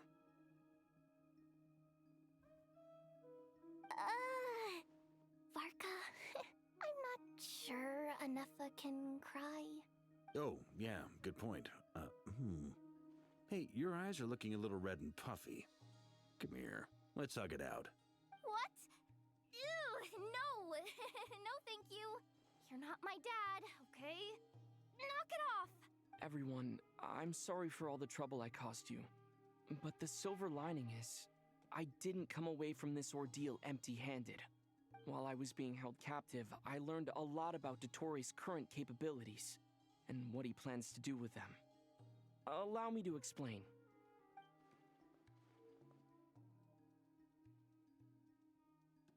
The three moon goddesses were even more powerful than we imagined. No wonder Dottore believes himself to be equal to the gods, maybe even superior. Utter blasphemy. While everyone was gone, Nefer and I made an interesting discovery, and I believe Miss Sandrone has something to share too. Ma'am, perhaps you could do the honors?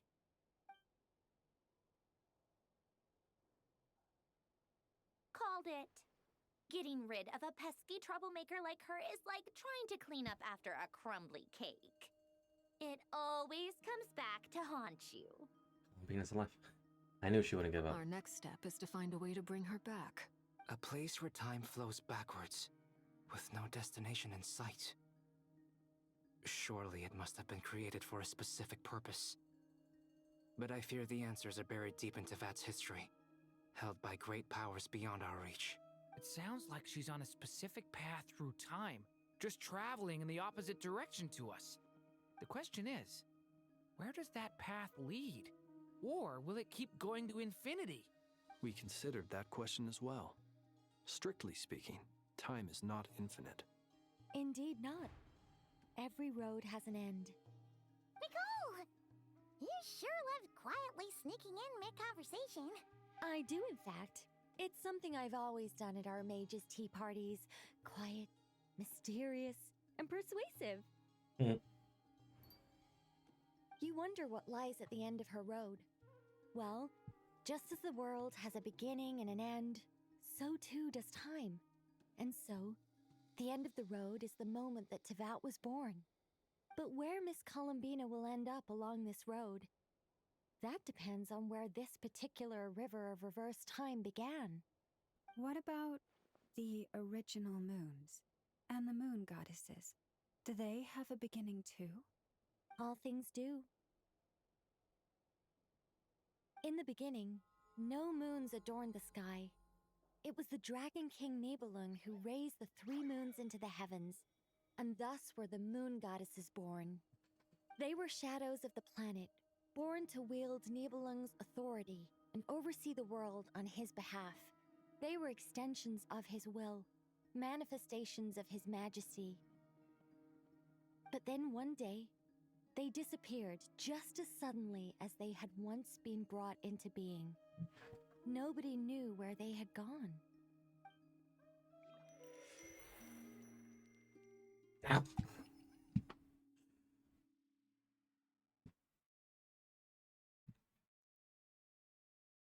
Like I thought, no more paths back to reality have emerged since. But how can I be sure that I'm going the right way without scenes from reality to keep me on track? I can't even be sure of how long I've been walking for. The further I travel, the less stable this space becomes. There are even moments where I can sense something that feels like abyssal energy. They can just materialize out of thin air. I have to keep my wits about me. Okay.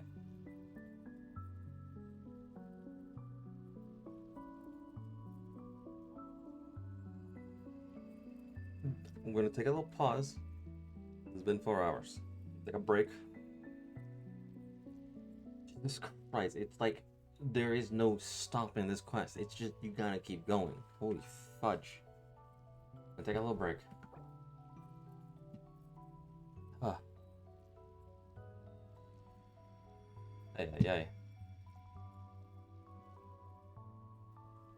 I'm gonna try. Nah, I'm gonna try and see what I can do. Let me see, like, if there's a break in this.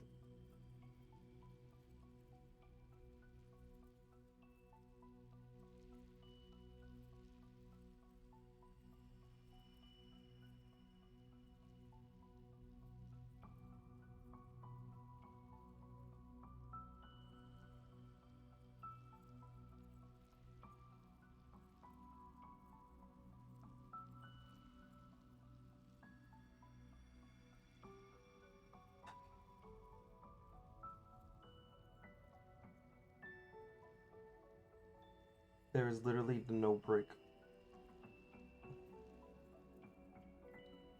One thing Genshin. Why I like HSR so much better. Because, yeah, you can make a thing that devotes like so much time. But HSR literally says, you know what, you can have a lot of time here, but even if you leave, you won't get this because fuck that.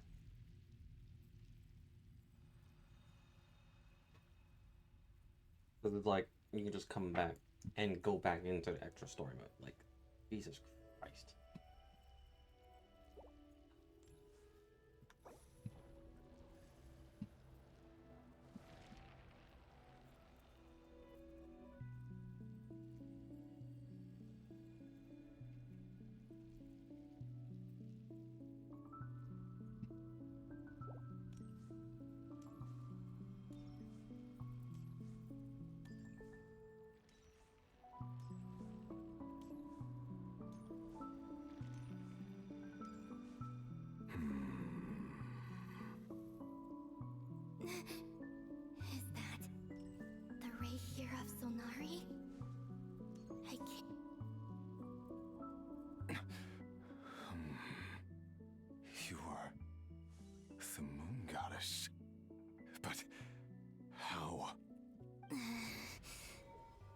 Please, there's no need.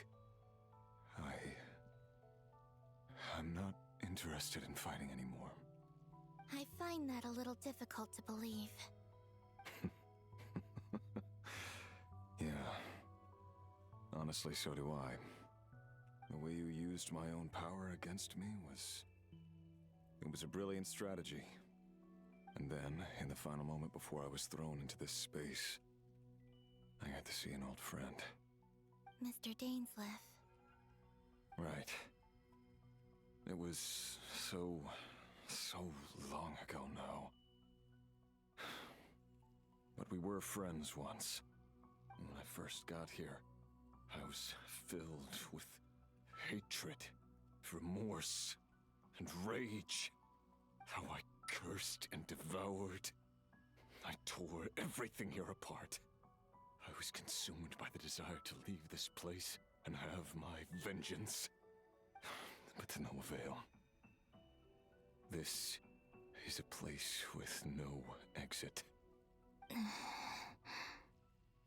This is the second time I've entered this space. Though I have no memory of the first. I was torn to shreds the moment I entered. But this time I survived. It must be partly because of this new body. And partly because of all the Kuvaki I absorbed in Nodcry.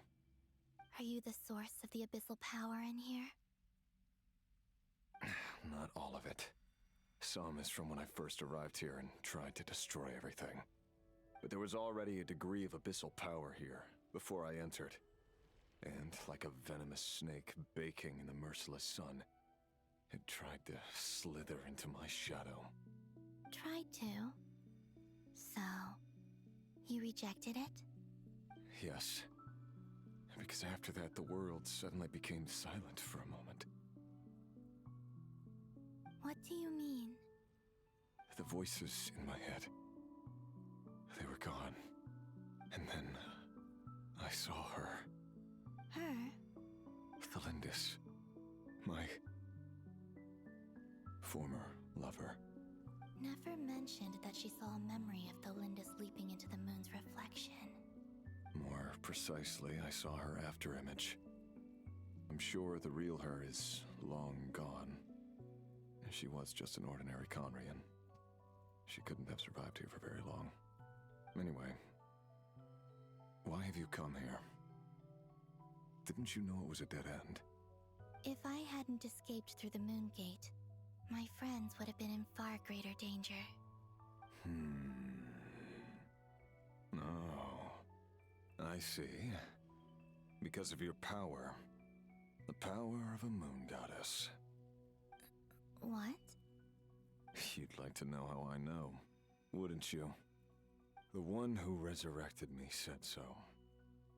I could hear deep lust for power in his voice. Do you mean... Dottore? Dottore. So that's what he's called.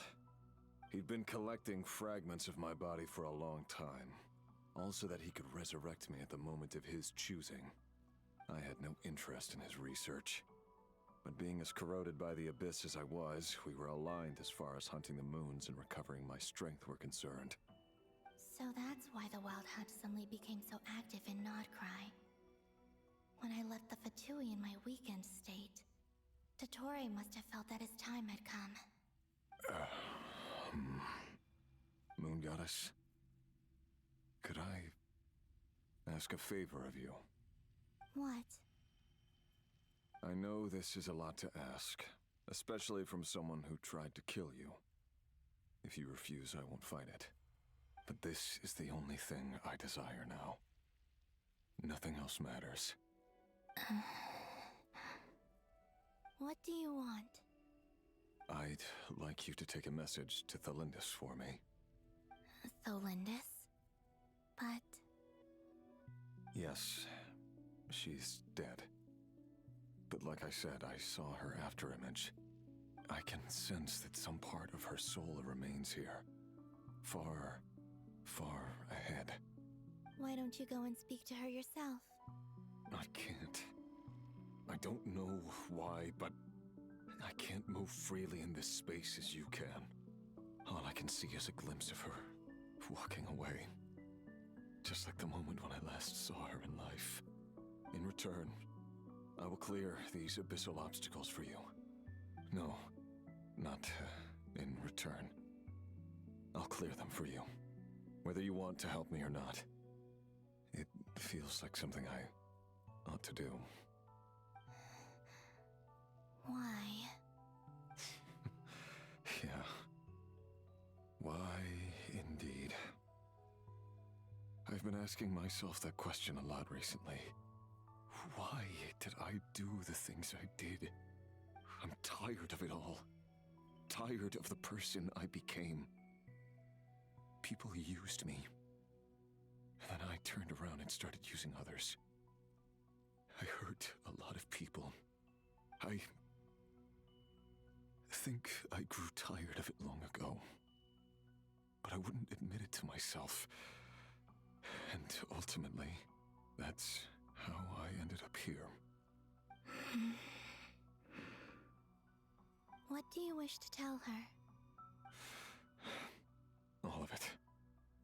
My past. My mistakes. Everything that happened after we were separated. Is it okay if I give her the abridged version? Yeah, I'm sure there's plenty you can skip over. Just tell her the important parts. Whatever you think that means. Like the part where you relentlessly tried to kill us? It's up to you. Love demands honesty. But my relationship with Thelindis was built on lies. We hid too much from each other. But after living my whole life in the shadows, I don't want to hide anything anymore. I will do my best.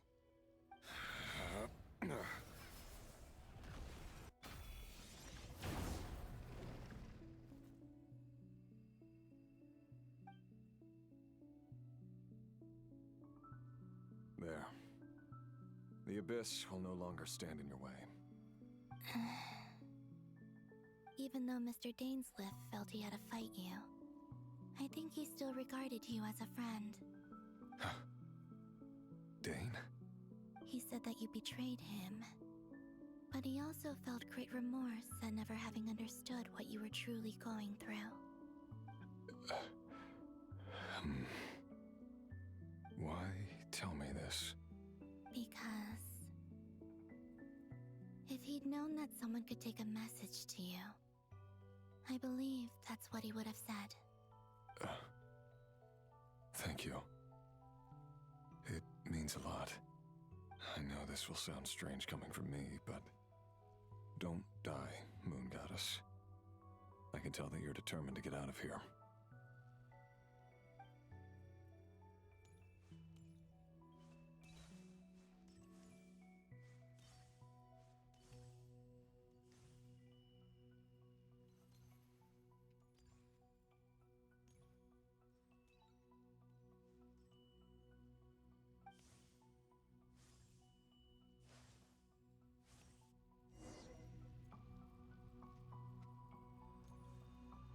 He kept his word. The Abyss is no longer obstructing my path.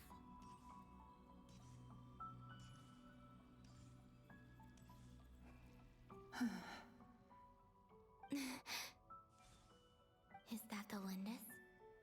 She wasn't far off at all. And yet, they can never meet.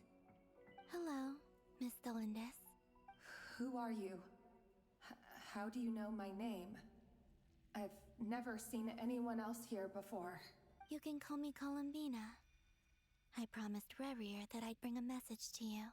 Rerir? My Rerir? Is he well? He's doing better than he was. Better than he was, huh? Sounds like he's had a pretty rough time. Others have had a rough time on his account too. In many cases, their time ran out because of him. And I'm not just talking about the children of the Crimson Moon.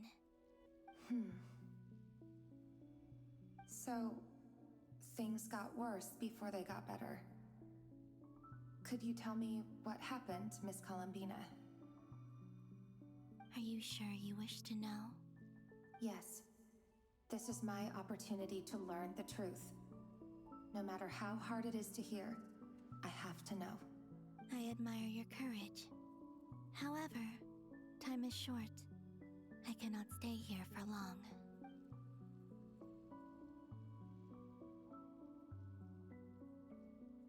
Ryrir had seeds of hatred in his heart, and many people nursed them for their own ends. On some level, everything he did was to try and find a way to see you again. But in the end, he came to regret his mistakes. He wanted to apologize for hiding his past from you. Beyond that, he did not say specifically what it was he wished to convey to you, but I'm sure that you've always been on his mind. You are what has kept him going over all these years.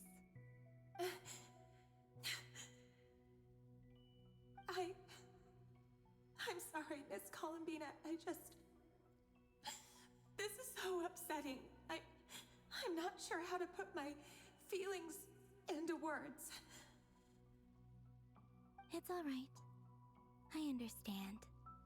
Well, that's everything from me. So, I guess I'll be...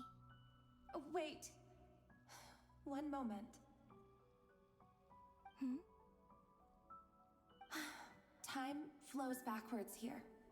The road ahead only leads further and further into the past. I know. I intend to reach the end of that road. Without a moon marrow, without the 3 moons' power, you won't make it far. Wait, unless... Are you one of the moon goddesses? You could say that. I see.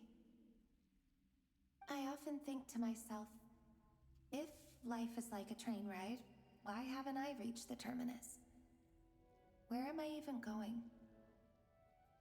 And it's not just me. It's this whole place. Wherever it is, it seems like it's existed forever. It's such a mystery. Where is it going? I must seem so ridiculous. I can't answer these basic questions, and yet I jumped right in here without hesitating, only to be torn apart the moment I entered by powerful energy currents. Only my soul remains now. Thinking back, I was suddenly overcome with fear and terror in that moment. Perhaps I too became bewitched by the abyss.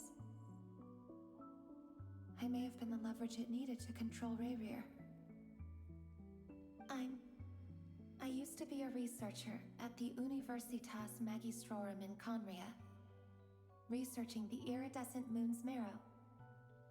Eventually, I came to the conclusion that time in here flows in reverse. Ryrir was one of the Vinster King's retainers. With me, he was in an impossible position. It plagued him constantly. I wanted to help him escape his lot in life. I wanted him to be happy, so I thought I'd use this place to return to the past. At the time, I thought I could just go back to the day that the Vinster King first found the princess. It was only after meeting the princess that the Vinster King started going too far with his research into the abyss. That was the day all of our woes began. I thought I could stop the king from ever meeting her and solve everything. I couldn't kill the Vinster King himself, so I had to find another way to save Ryrir. That's why I wanted to go back, to kill the person who had brought new possibilities to our realm. I'm sure it was a futile endeavor, but the abyss probably enhances the basest human desires. So I naively hoped I could change everything. But I was simply too weak. Like a speck of dust against the whole universe. Look at me. I didn't even survive the journey here. Not physically, at least. I know I'm never getting out of here. But you're different. You can make it, and I want to help you. I owe you that much.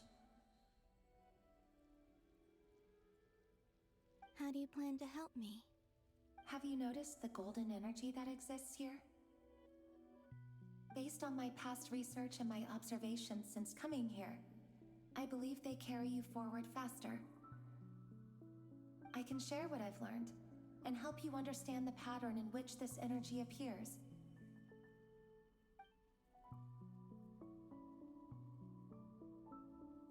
I think you just might... Now, I know you will be able to change the past. Also, I've been speculating about where this space ends. The documentation was scant, but from what I know of the legends about the moons, the oldest ones seem to begin with Nibelung, king of dragonkind. I have no way of verifying any of it by this point, but if it's true, you might be able to reach that era if you keep walking. Understood. Thank you, Miss Delindis. I'm the one who should be thanking you. If you hadn't entered this realm of everlasting death, what use would my deductions be? Thanks to you, they have some meaning. About Rayrir, I'm so sorry. For everything. It wasn't your fault. That's not true. Because we both feared bringing trouble upon each other, neither of us ever told the truth. And that dishonesty sealed our fates. But enough about that. I wish you a safe journey, Miss COLUMBINA.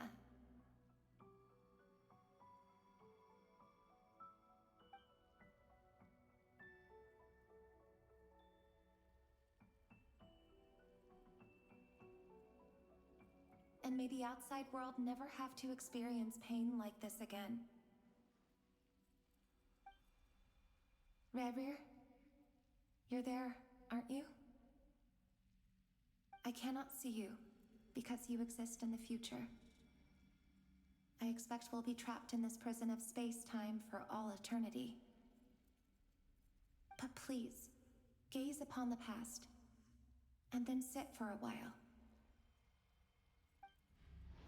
Let's find a place to sit down together, just like we did when we first met.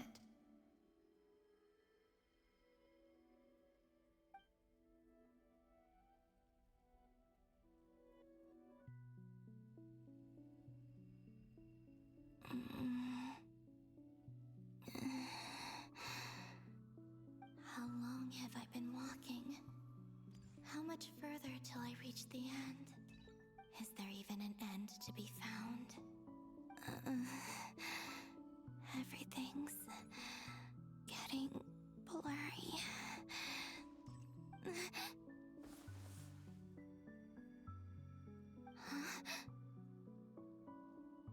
Are you all right, little sister? Have you come from the distant future?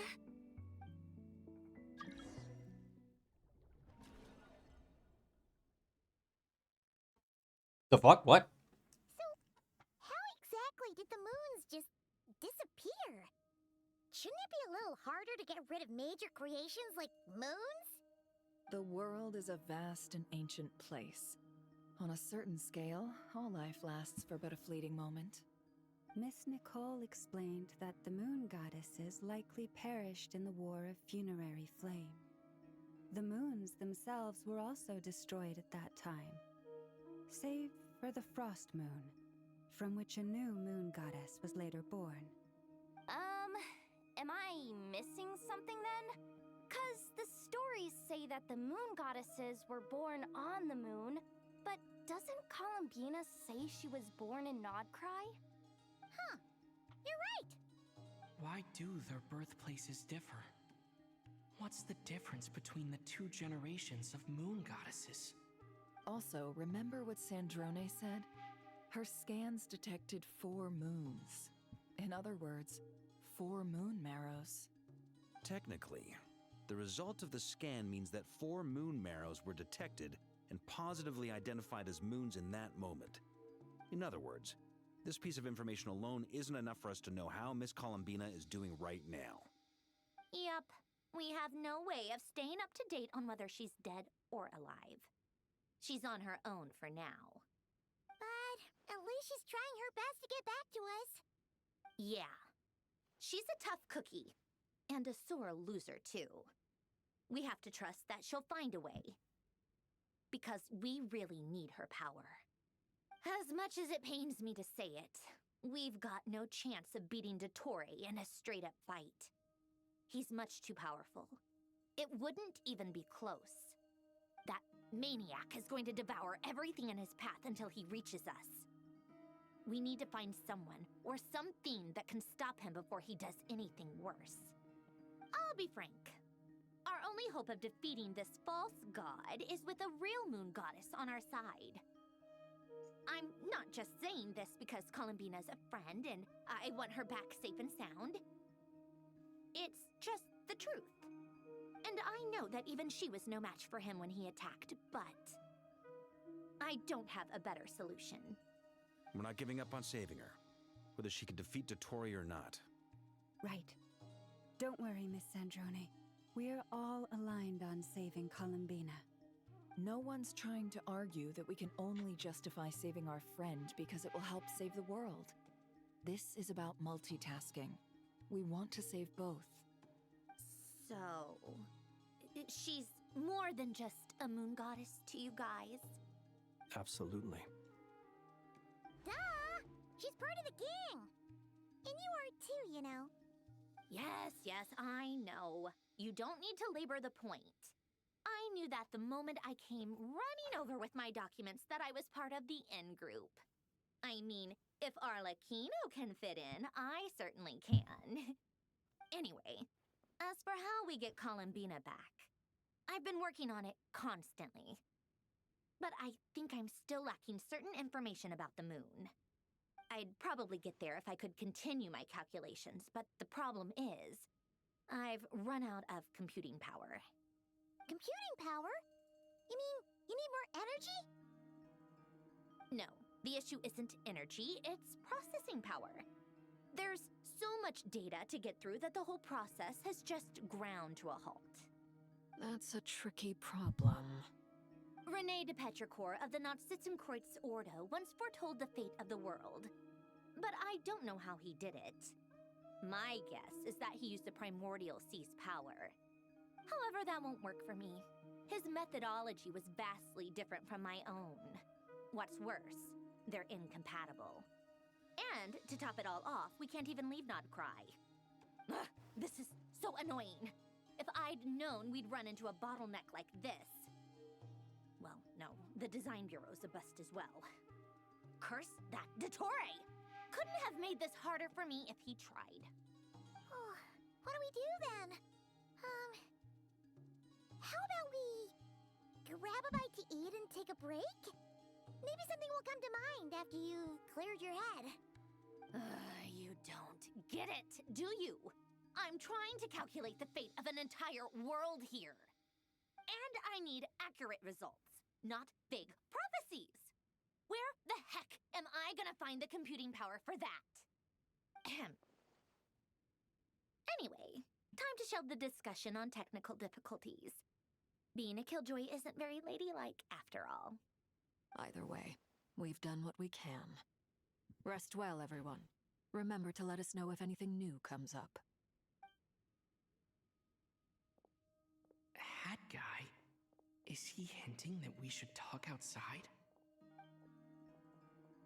Let's go somewhere a little more private.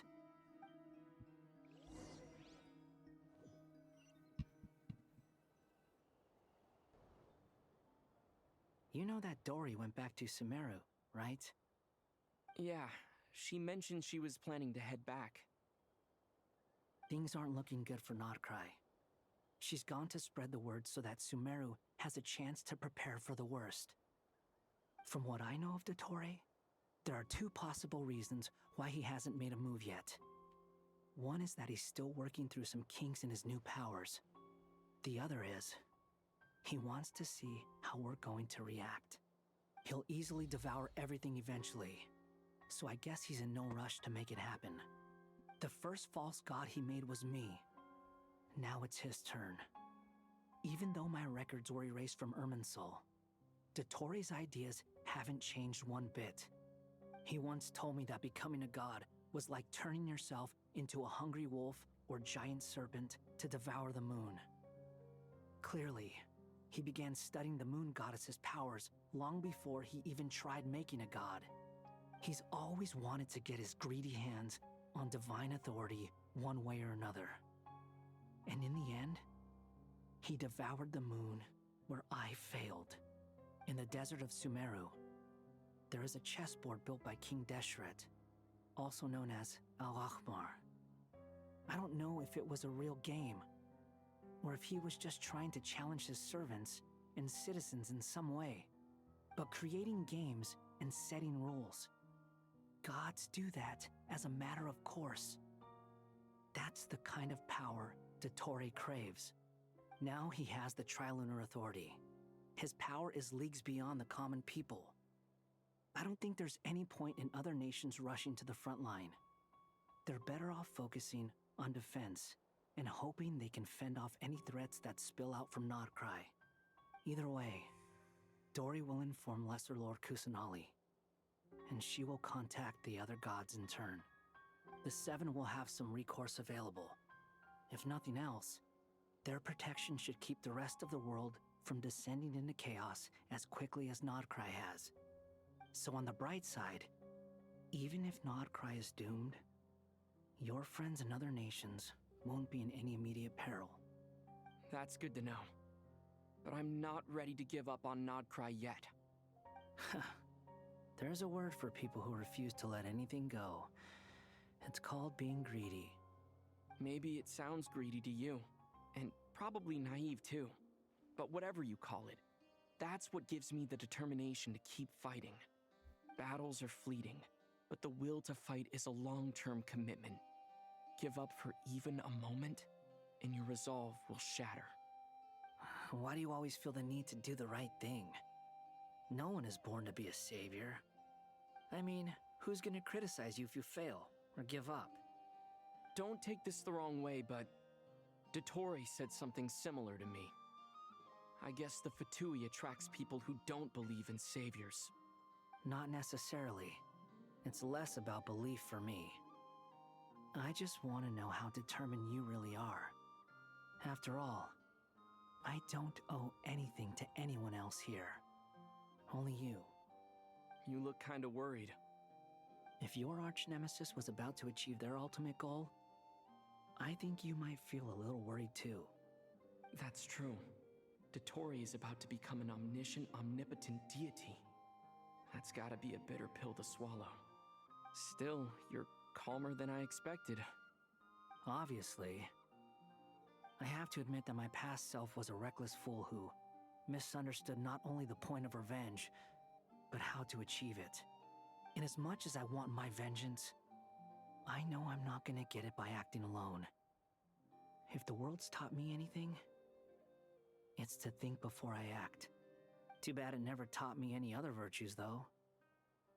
So, I am going to destroy Dottore, no matter what it takes. So, what's your plan? I'll get to that. First, tell me, what do you think of Sandrone? Just like Paimon said, she's a friend, part of the gang. How much do you trust her? This is a serious question. Think carefully before you answer. Although she's with the Fatui, she has her own values, and she's helped us a lot. If nothing else, she's clearly going the extra mile for Columbina. I see no reason not to trust her. If you say so. In that case, the three of us need to talk. I have some thoughts about her computing problem. It can be solved, but it will come with a cost. How much? If I can afford it, I'll cover it. Sometimes your heroism really backs me into a corner. You know that? Come on, let's go talk to her.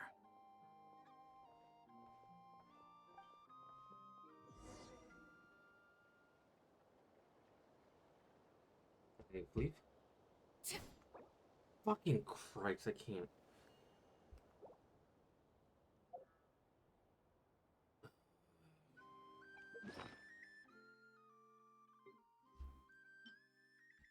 One second. I hate you.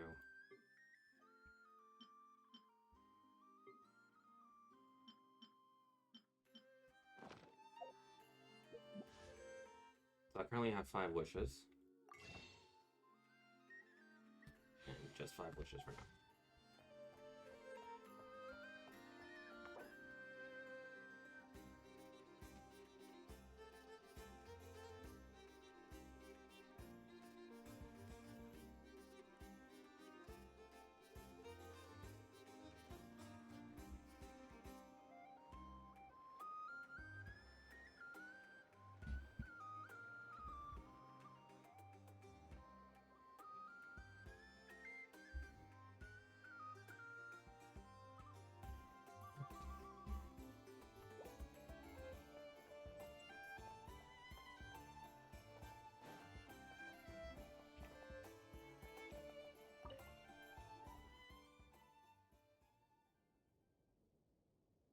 Miss Androne, Traveler.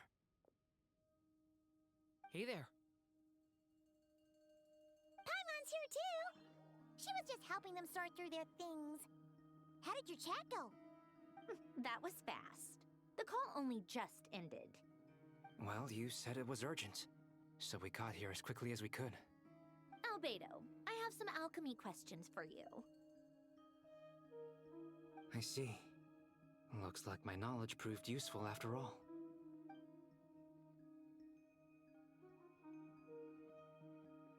If I might ask, what is the end goal for the modified formula you'll be using? I needed to predict the future of the entire world. But I've run into some teething issues since trying to implement Renee's theory of the 4 Orthants. I see. I'll have a look at it. Still, computing power is the real issue here. How do you plan to solve it? About that, it's been sorted. Oh, with the Traveler's help? You overestimate me, Albedo. Actually, you're not wrong. He found the person with the solution. Was it Hat Guy? Yeah, it was him. Wow! Go Hat Guy!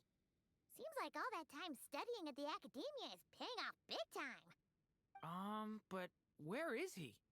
Wasn't he the one who asked Albedo and I to come here? Come with me.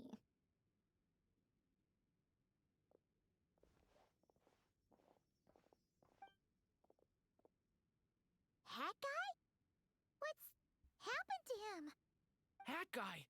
Can you hear us? No response. I guess he's in hibernation. Hat Guy mentioned that he was a puppet. It seems that his functions are currently shut down. I presume this has something to do with the solution to your computing problem. That's right. He and the Traveler came to see me. Wait, what? You have a solution? Would you calm down? Why do you always react so hysterically to everything? Excuse me? How would you know? You shouldn't be so quick to judge complete strangers. It's very bad manners. Oh, please. It doesn't take that long to figure out that you have a temper. Where does a mere student get that kind of confidence? I've actually published more papers than you. Not that status counts for much. Even Paimon's applied for academia admission. Huh? Are you serious?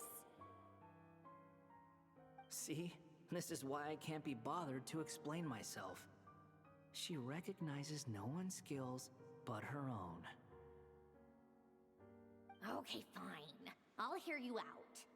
So, tell me, how do you propose to solve my computing power problem? This world itself is constantly processing all kinds of information. If it's the world's future you're trying to calculate, you need a processing device that's designed to cope with that volume. Easier said than done. Only Irminsul can handle that kind of... Wait, is that what you're suggesting? But surely we can't just plug my formula directly into the ley lines. You should be able to tell that I'm not human, right? Yeah, I noticed. The technology, though, seems pretty ancient. Very different from Pontaine's. It's a completely different system. Conrian, to be precise. I'm what they would have called a puppet. Puppets need an energy source and processing power. The artisans who built them sought out the materials most suited for that purpose. You? Do you mean... The Traveler and I have talked it over. He's willing to vouch for you. So, I'll allow you to borrow my core for your calculations. It was built using wood from a silver white tree, which makes it a small part of Irminsul. Conrian technology and Irminsul wood. Who in the world could have built you? Are you sure about this? A puppet without its core will cease functioning completely. And if it's left in that state for too long, it might not recover. You could die if you do this. You do realize that, don't you? I can put two and two together, yes. No need to rub it in. I won't lie to you. This has never been done before. I cannot guarantee your safety. Doesn't matter.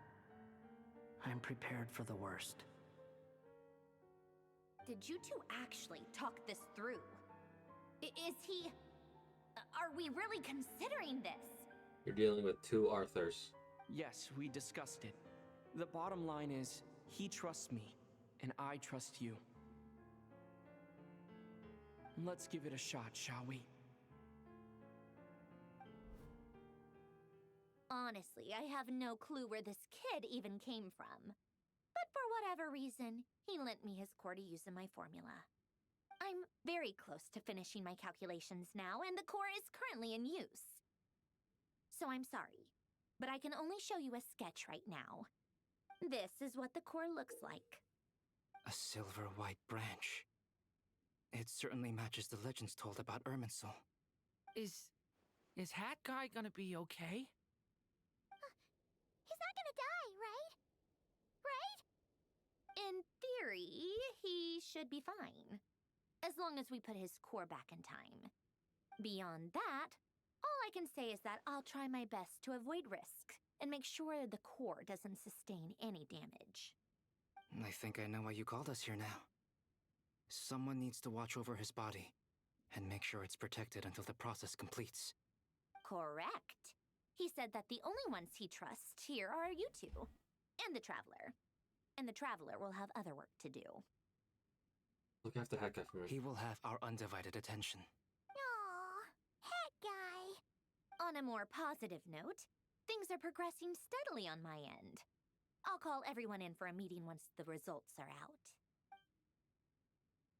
Syndrome returns her initial question. She and Albedo enter a in-depth discussion. You and Paimon and Durn stand next to the Hat Guy, keeping over his signed body. You've never seen him in this state before. The worst case scenario with the core removal is either a system reset or a total loss of function. But I'm not afraid. A quiet death should have been my fate long ago.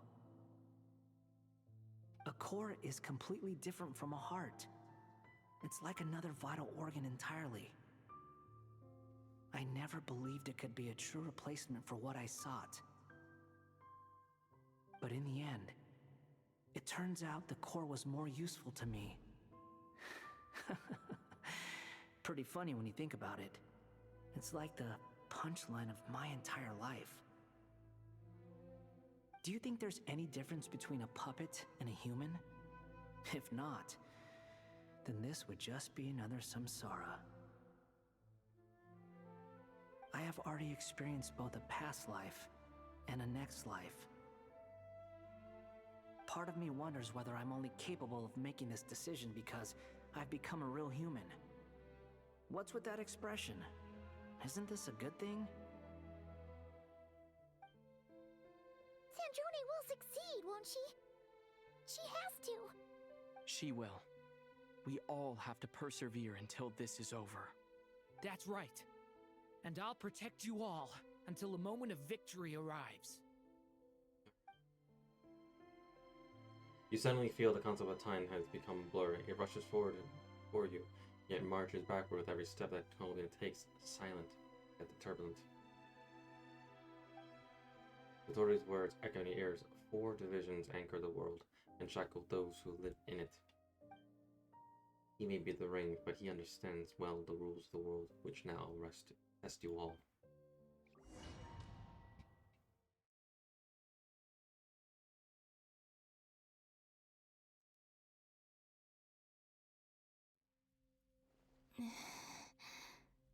Who are you? Call me Sonnet. You have the same power as Canon.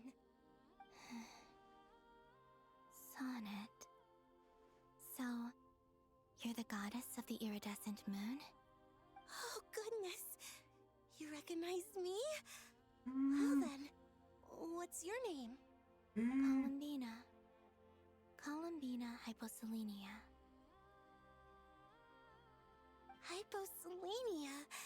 What a lovely name. Did you choose it yourself? It was a joint effort between me and my friends. Friends? You mean your friends in the heavens? Huh? Oh, sorry. You must be exhausted. I apologize. Hang in there. Let me introduce you to my older sisters. Do you mean the other 2 moon goddesses? Arya and Canon? Wow, you sure know a lot.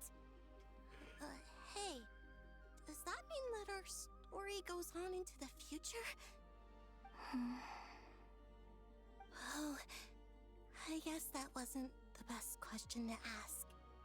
It's alright. We were prepared for that possibility. You could say we were too prepared. I can't even remember how long my sisters and I have been here by this point. When did you get here? How long has it been? I can't say for sure, but it feels like it's been forever. I see. Are you feeling alright? You look a little unwell.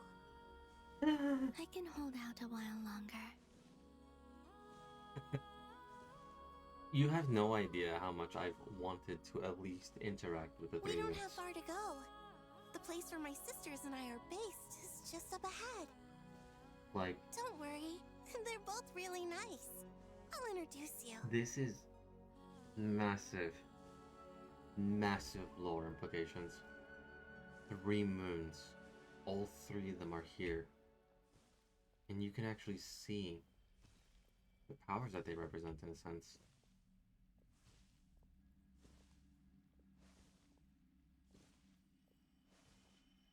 The iridescent moon, the frost moon, and the eternal moon. Sorry, no, not the eternal moon. No, I'm gonna make sure I got it right. Yeah, no, I was right. The eternal moon, frost moon, and the iridescent moon. Sisters! I'm back! And look who I've brought with me.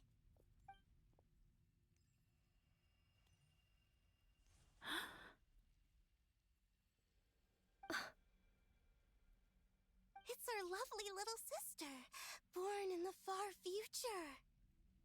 The pleasure is all mine.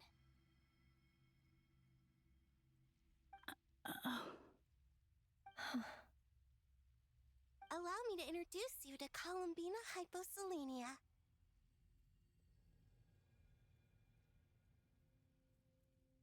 Zarya, the goddess of the eternal moon. Dream And Arya. this is Canon, goddess of the frost moon.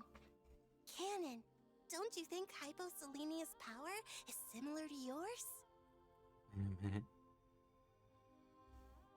Canon, she is literally the Welkin blessing. That is her. This is her. That is her.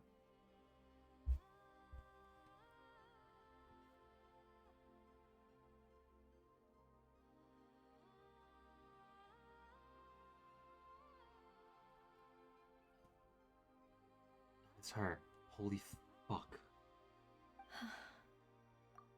Hello, Columbina. I apologize for our startled reaction just now. And please, forgive our little sister if she's been annoying you. She tends to talk a lot. It's fine. You seem shy. Don't worry, Columbina Hyposelenia. No one can hurt you here. Could you tell me where here is? Please. I must know.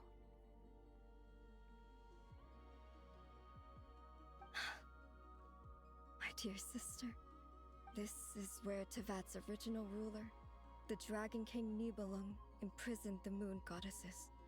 What? You're scaring her, Canon. No, I'm fine. Please, continue. Nibelung, our original master, created us in the distant past to maintain Tevat. But he left this world and traveled into the dark universe beyond, to explore worlds vaster still. Day and night, we fulfilled our duty in the heavens, until the day that the first descender arrived. The great ruler of the firmament. The heavenly principles. Is that what later generations call them? I see. But we did not reject them at first, nor did they seem to harbor ill intent towards this world. We coexisted in peace. They were like a guest in our home. Slowly, however, we came to realize that our guest had a growing desire to change and dominate the world. And you didn't stop it? No. There was an order to the rules they set up that Nibelung never taught us. We wanted to know if this order would bode good or ill for Tevat.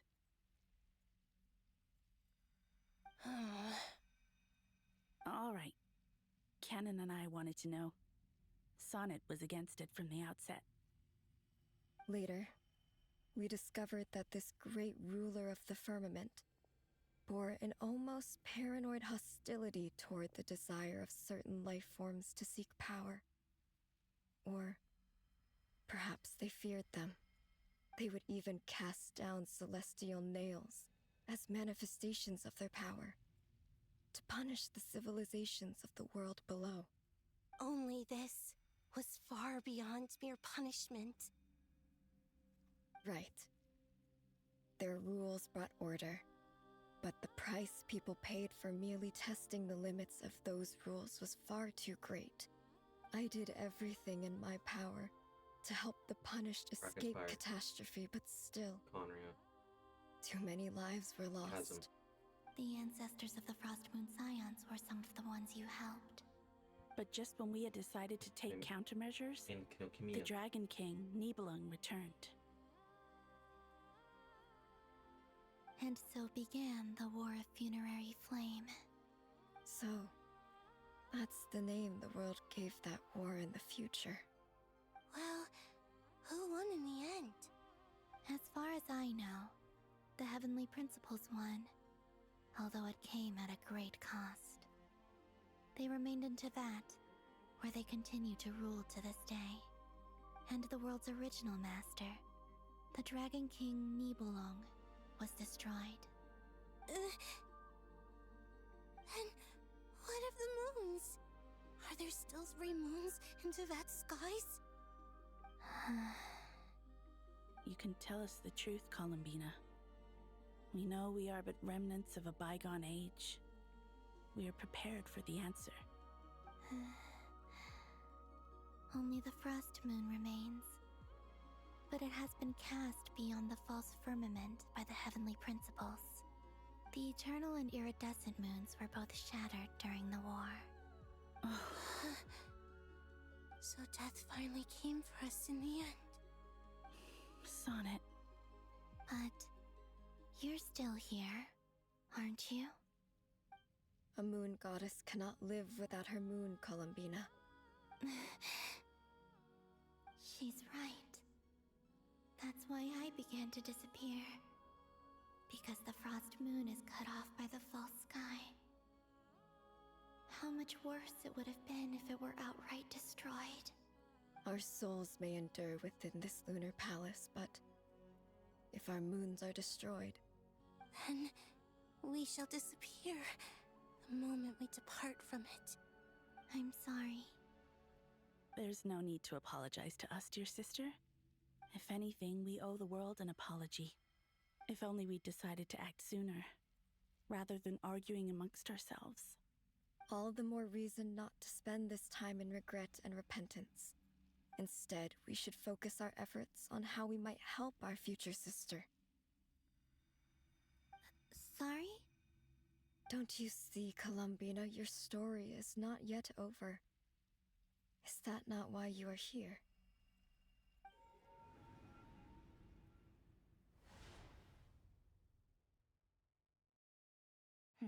It's done. Initiate numerological array. Continue running primary process. Calculate the world's fate through extrapolation. And identify nodes of potential change. Secondary process? Scan for moons. Still 4. The number of moon marrows hasn't changed. Wait, let me think. Is it possible that there's something I've been misunderstanding about the moons all along? Variables. Variables in the world. I know where potential variables within the world come from. So what about the moons? Are there any variables there? Like their life or death, for instance. What if being alive or dead makes no difference to a moon? But that's so strange. Even immortal gods can die. Why would the moons alone be? Wait! Wait! I've got it! I've got it! If alive or dead is considered a variable, we might have had this wrong the whole time. No one ever said that a moon marrow equals a living moon. We just made that assumption ourselves. Initiate secondary process. Scan again. This time filtering out interfering perimeter, moon marrow. I don't care if they're natural or artificial. Get them out of my search results! Why? It says 3 moons still exist in Tibet, even after excluding the moon marrows. But we know for a fact that 2 of them are dead. Redo the scan. Narrow the results to living moons and real moons. No, scrap that. Narrow it down to moons that have lunar authority and remain alive. Why? Why is it still 3? What is this, Columbina? Has the world lied to us? Or are you the one pulling the wool over our eyes?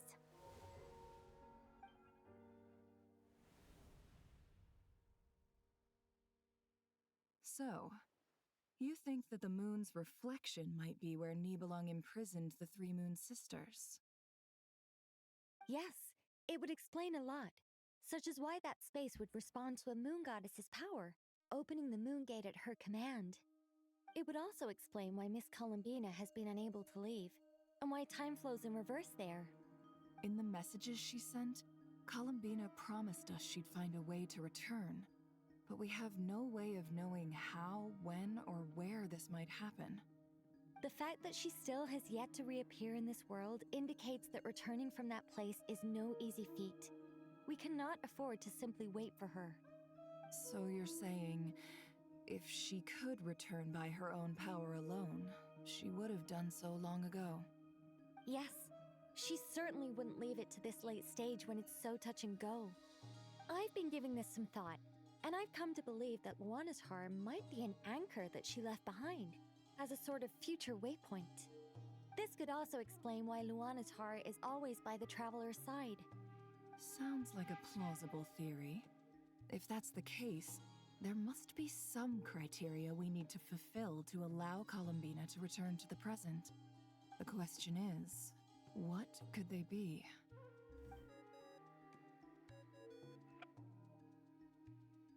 Hello? Listen up! This is extremely important! Cinderella relays her great discovery. Next, Nefer and Nicole present their hypothesis as impossible. Mystery finally starts to unravel. Everyone starts to remember what joy feels like. Not only is Columbina alive, but she may well exist in a form unimaginable to us. I'm still unclear on the details, but she's done something truly inconceivable in the past. And the clue to what she's done lies in the moon and Tevat's sky. Truly amazing. Oh, I'm so delighted for her. I'm sure we all feel the same. And I'm sure Columbina is ready to get back here and fight by our side. I'll keep my calculations going and try to find some way of coordinating with her. But that's not an excuse for everyone else to slack off, okay? All of you had better keep trying to think of solutions. How can the dead moon still live? And Luanatar...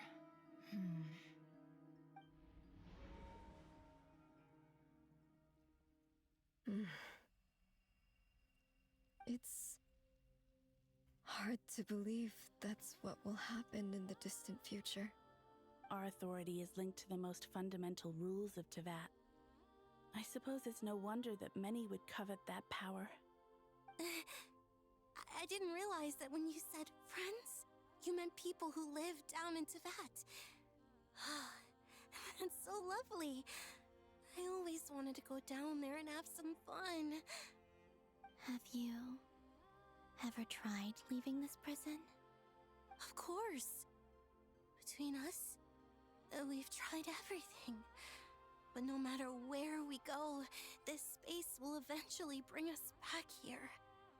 It's like the center of a whirlpool. Everything ultimately converges here, at the moment when Nibelung imprisoned us. In that case, have you tried using any of those pathways that connect this space to the real world? Sorry? What are those? They're passages through which you can make small-scale changes to reality by using Kuvaki. Or am I the only one who can use those passages? Because part of my soul remains in reality. Kuvaki. What is that? You don't know? It's a unique kind of elemental energy found only in Nodcry, the land from which the moons arose. Oh. Well, it's true that the moons first rose up from the part of Tevat you say is called Nodcry. But there is no difference in the elemental energy between there and anywhere else. What? Could you show us some of this Kuvaki? Hyposelenia? Maybe if we see it, it'll make more sense. Okay.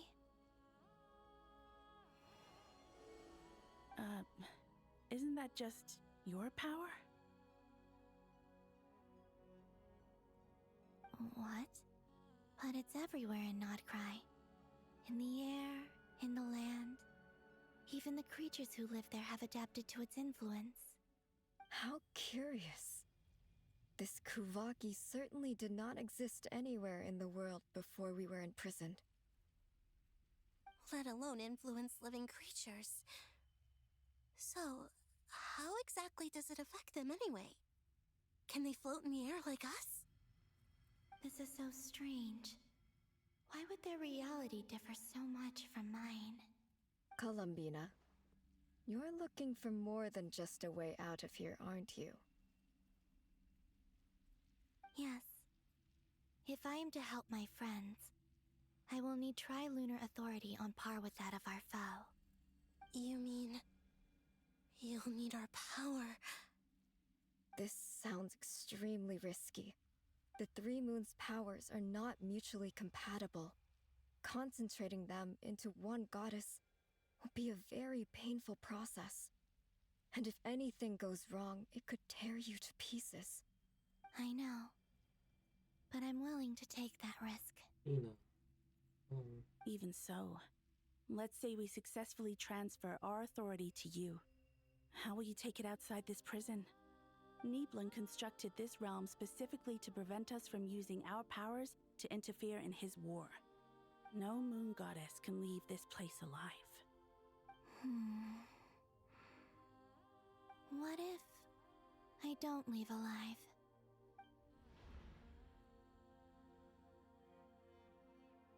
Where do we even start? How are we supposed to figure out what we're meant to do to help Columbina?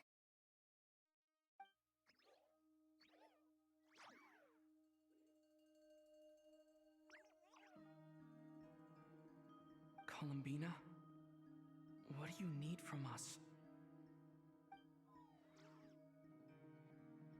If she really got to the beginning of time in there, how do you think she'd leave us a message?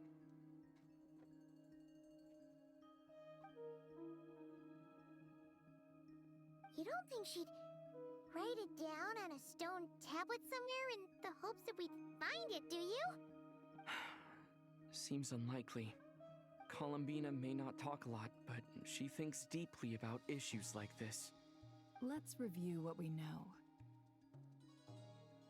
This is the Columbina who fought alongside us against the Rahir of Solnari, and with whom we celebrated Moon Prayer Night. She knows our personalities, our ways of doing things, even our unique strengths and abilities. So, if she wanted to tell us something from a long, long time ago, what would she do? Oh.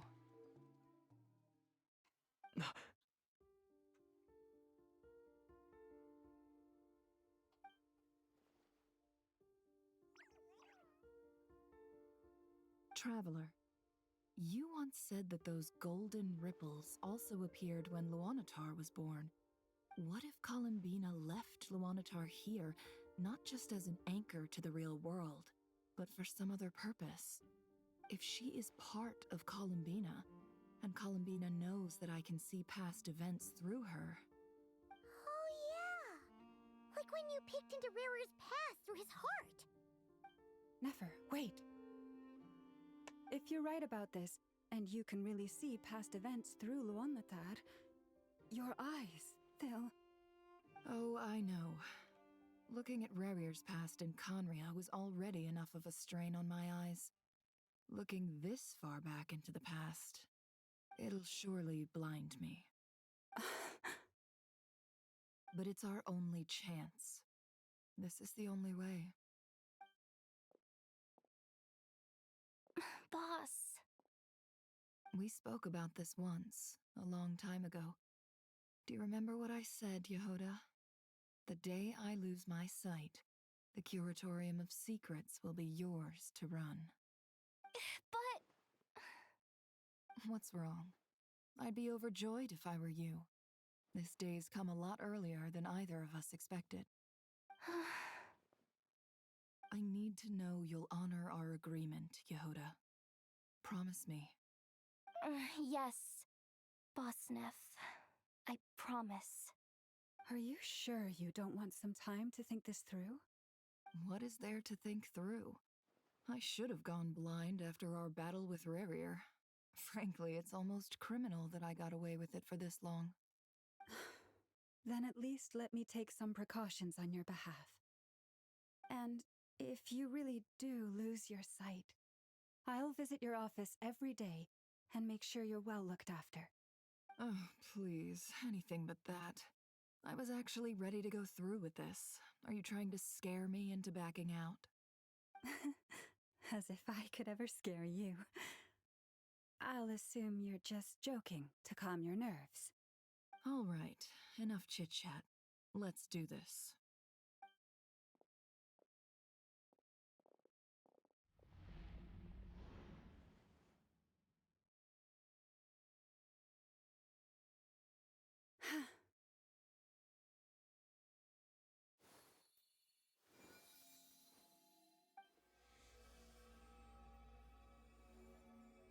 All done.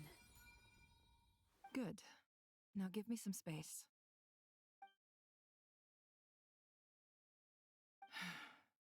Come on then, little one. Show me what happened in the past.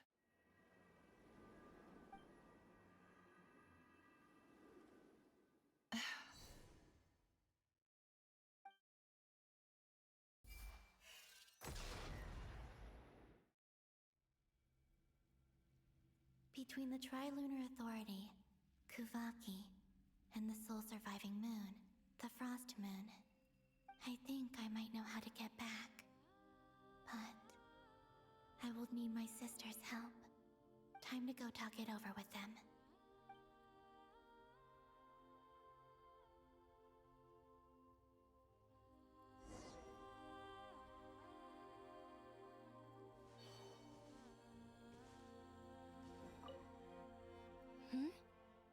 Have you decided what to do? I hope it's not too dangerous. You really scared me when you said that thing about not leaving here alive. Come on, let's go find the other two.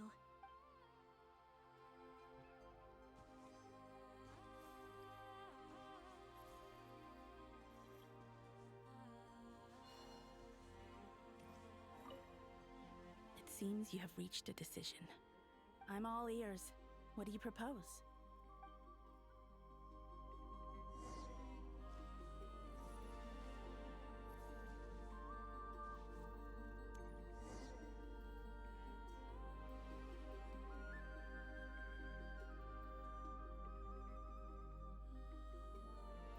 Have you figured it out, Columbina? Tell us, how do you plan to leave this place? I intend to die here, in this moment, and then be reborn in the future with the help of my friends. What are you saying? How can the dead be reborn? And how will you inform these future friends of your plans? You can't exactly leave oracles. Nothing can escape this place. Not a single ray of moonlight. And even if you found a way, what if they never find the message you left for them? You'll... No, that won't happen. Come again? They will find my message. I'm sure of it. I'm not following. How exactly will you achieve this? It's quite simple, really. First, I will leave my soul here.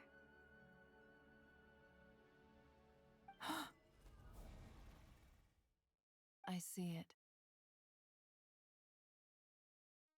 Your soul? You mean you're a divinity? Yes. I once left a portion of my soul in the future. One so small that this prison barely noticed anything. In this very moment, she can resonate with my soul across time. When the time comes, I believe that she can serve as an anchor to pull my soul from here back to the future reality. Just as gravity connects the world to the moon. Exactly. In the future, where I came from, the moon has been cast beyond the false sky, but I can still feel that it is there. In a similar way, I can feel a connection to the soul fragment I left behind even now. My friends can use it to detect my presence. But how do you just leave your soul here? Is that even possible? On my way here, I met an ordinary mortal who entered this place long before I did. Her body is long gone, but her soul remains. And before that, I encountered an old enemy whose entire soul survives here intact, while the power that once corrupted his body has faded away. So, perhaps this space is specifically designed to imprison divinity and authority, but not the physical body. Still, even if your body can escape, would it not just be a lifeless husk without the soul inside? Wait, is that what you meant when you said you wouldn't leave alive? Yes. I shall turn my body into moonlight, and pour it over Nodcry. That power shall protect the land and quietly blend into it, awaiting my soul's return in the future. That's why However, Kubaki's everywhere. I cannot do this on my strength alone. I would need your help to do this, so I'm humbly asking for your assistance. Oh, dear sister, you need not be so formal. As I said before, we are but remnants of a bygone age. You, on the other hand, were born alone in that distant future, and you have walked a long and lonesome road since then. How could I bear to let your story end here in this dungeon? Don't forget, we are your sisters, your family.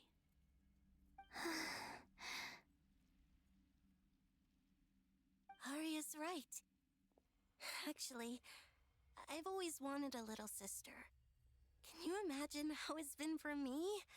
Getting nagged by two older sisters all the time. Now, I finally get to be the big sis. And not just that, but I get to help you return to your world, too. How could I say no to that? Sonnet. Canon?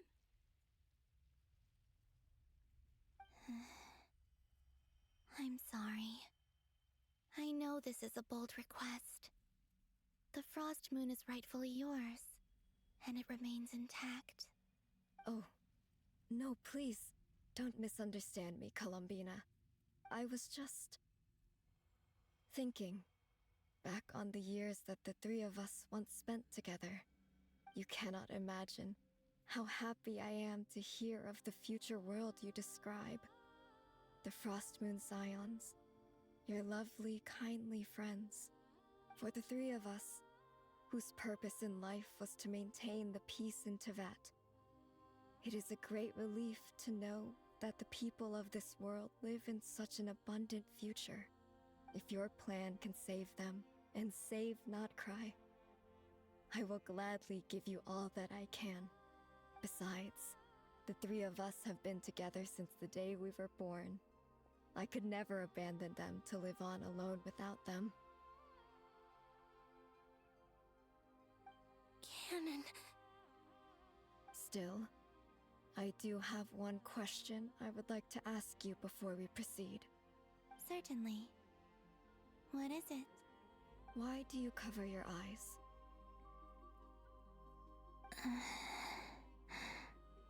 Yeah, I was curious about that too. But it seemed personal, so I didn't want to intrude.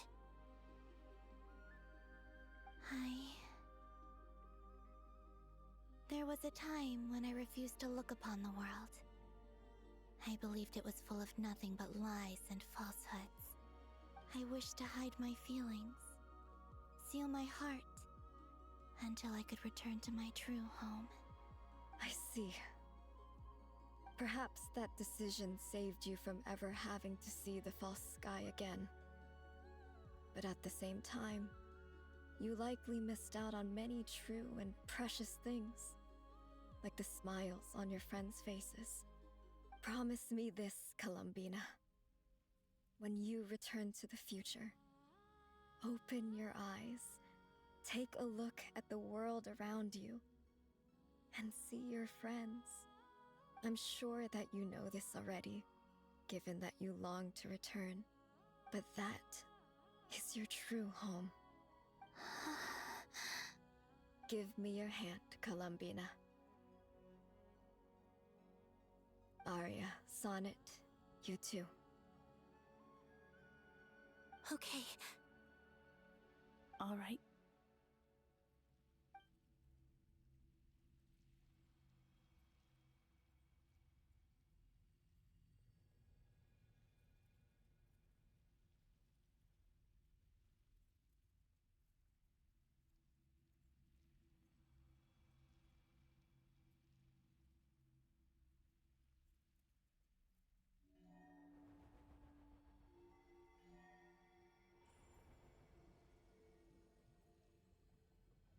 We once were the songs sung for eternity, but now it is you who must continue to sing.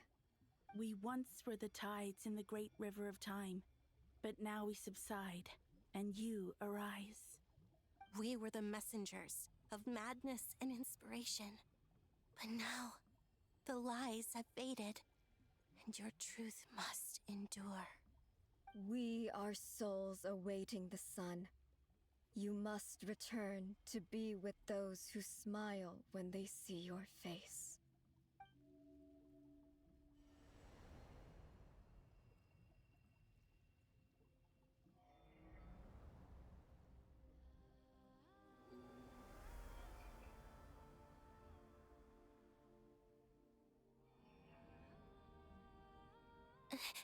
Is it done?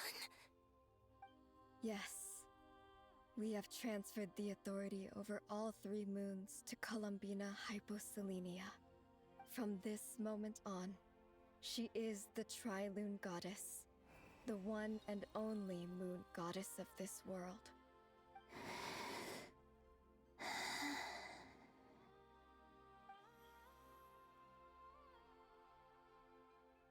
Thank you. Thank you, my sisters. Now go, and do what you believe is right, Columbina Hyposelenia. Be aware that we cannot grant you the power of the 3 moons beyond these prison walls. The conflict that arose over their remains following our disappearance will still take place. I understand. Sisters! Oh, my body. It feels... Now that we have given up our power and authority, our bodies are merely mortal shells. This prison is dissolving them as we speak. It's okay, Sonnet.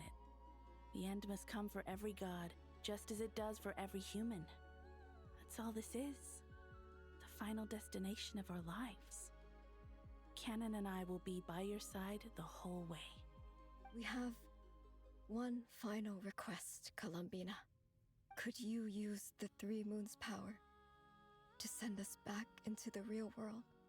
Now that we have lost our powers, I doubt this space will seek to hold us further. It's just... we would like to spend our final moments together in the only place we ever called home. Of course. Gladly.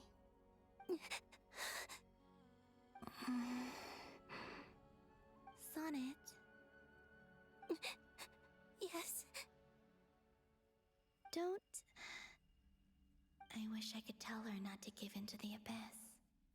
Not to be afraid. But is this really what I should say at this moment? Don't forget. I'm so glad to have a big sister like you.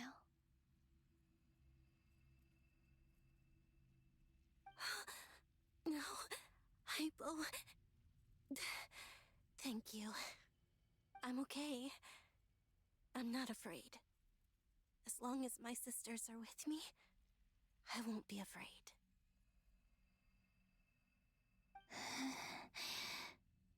It looks like this is goodbye, sisters. Goodbye, Columbina. Take care of this world in our stead. I will.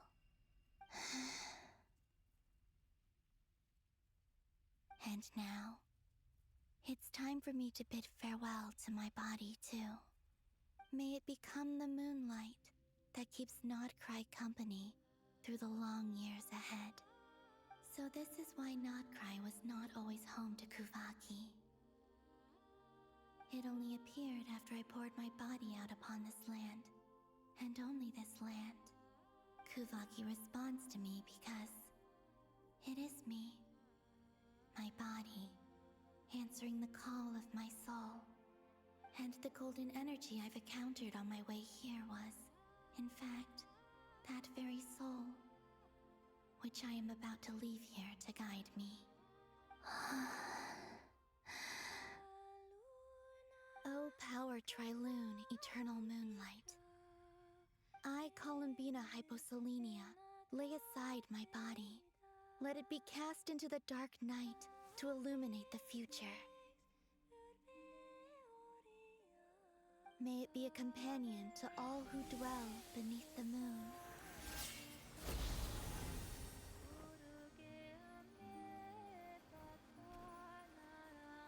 Until the time comes for me to return home.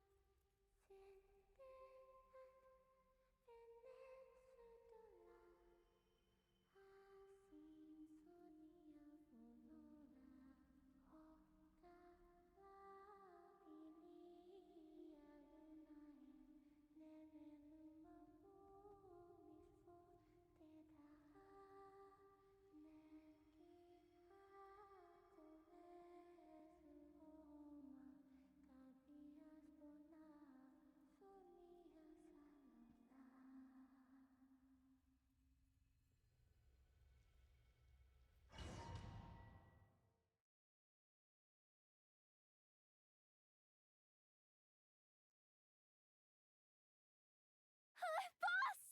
That was crazy! Were we even allowed to see that? Is anyone? Can you still see? How many fingers am I holding up?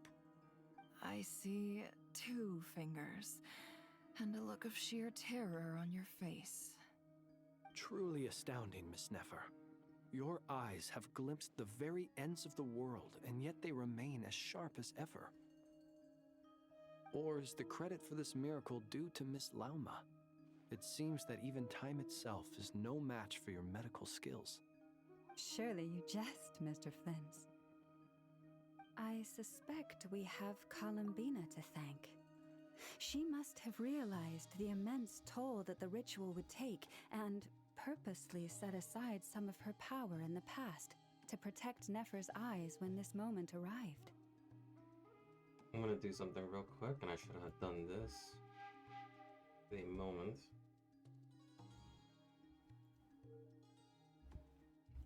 I started.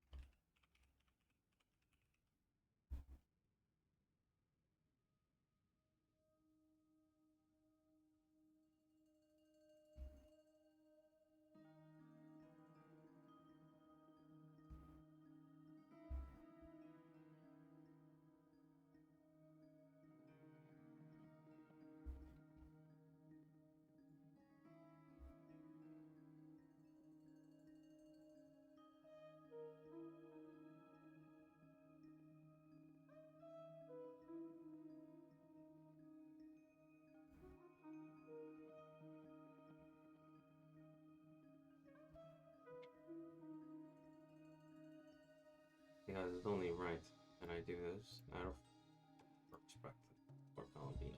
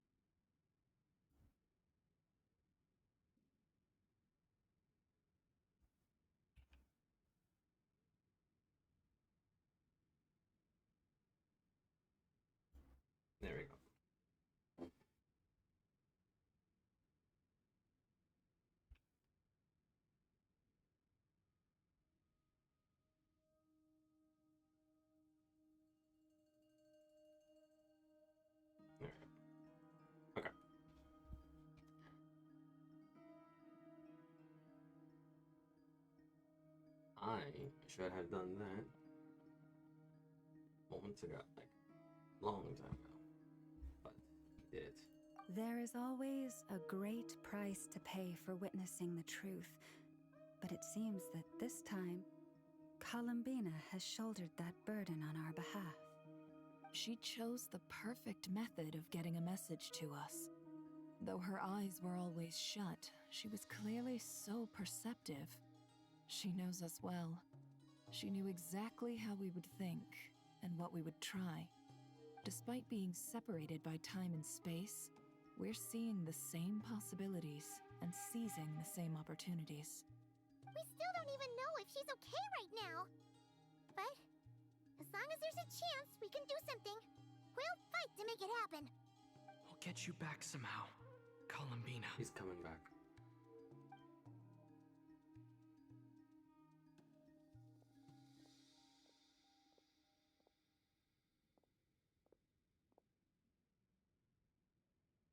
Well, based on the information we now have, let's figure out our next moves. Thanks to these gentlemen, we have a much clearer picture of the situation with Dottore. The civilian population has been moved to safety, so we no longer need to hold back. Miss Androne, how are the calculations going? So far, so good. I'll keep seeing how far I can push the system, though. Can't have Hatman being powered down for nothing. There's still a long road ahead. Where should we begin?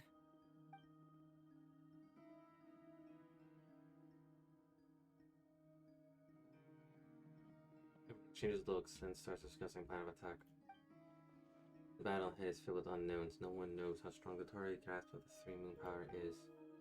But you're not the ultimate defeat. Everyone is united and knows not that no single person can accomplish the task ahead alone. Your only chance of victory relies on everyone working together, and just maybe as a team, you can reach the moon and bring your long lost friend safely back. Our plan is clear. Time is short, so let's get moving. There's just never enough time, is there? Time is the bane of my existence. Ugh. Anyway, I'm gonna get back to work. All right, we'll do our part too. Yeah.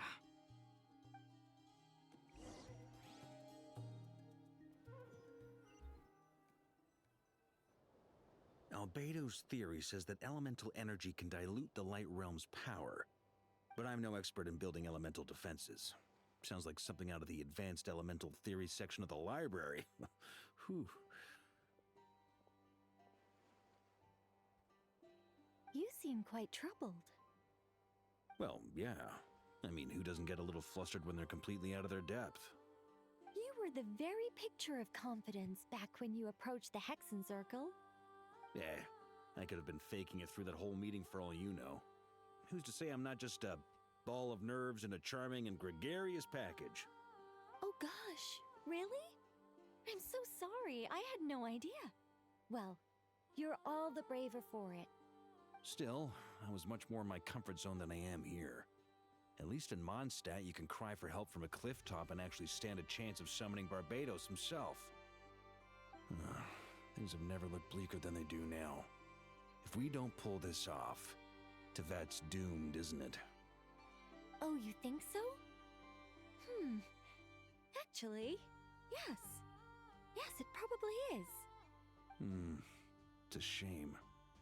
Don't put too much pressure on yourself. Tevat has faced annihilation many times in the past, but it also gave us you, didn't it? Hey, don't give me that. It's not like I'm anyone special. I disagree. Every human born in this world is special. We angels have always believed that. In that case, this humble human being has a big favor to ask of you. I thought you might say that. I'm sure Alice, in her great wisdom, sent you here precisely to help us in this difficult time, yes? Well, that has less to do with her wisdom and more to do with my power. Of course, of course.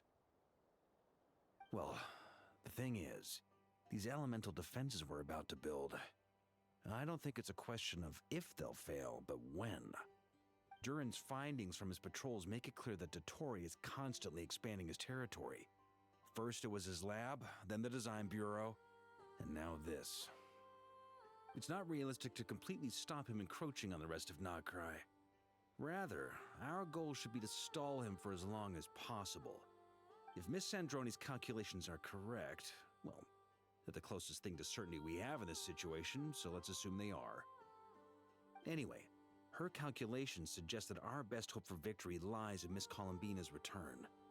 It's up to us to slow Dottore's advance and buy time for her to make a return. Are you asking me to help you with building the defenses? No. I'd like you to prepare for what comes next. When he eventually reaches us, we will have to fight him. You were an angel once and a mage now. I'm asking you to lend us your protection. Oh. Can I take it that you're triggering the terms you fought for during our three-way talks? Well, technically those terms were about protecting Mondstadt. But if you're happy to agree to the change in location, then yes, let's do that. You're cashing in on this much sooner than I'd imagined. Well, yeah. The way things are going, I might not get another chance. Very well. The mages have heard the knight's plea, and we will respond. To tell the truth, Alice and I had already discussed how we might help you all, so I didn't come empty-handed. I always like to be prepared. Nicole shares her plan with Varka, who is very pleasingly surprised. This is... wow. Yeah. This is great. Seriously, thank you. It's been many long years since I had a chance to dazzle humanity with a little divine intervention. To humbly serve as a reliable and responsible guide. Nicole. Anyway, Knight of Boreas, please accept this gift in recognition of your great virtue. Go now.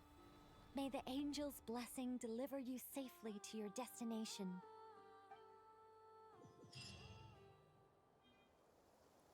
We're not free just yet. But it's time for a fight.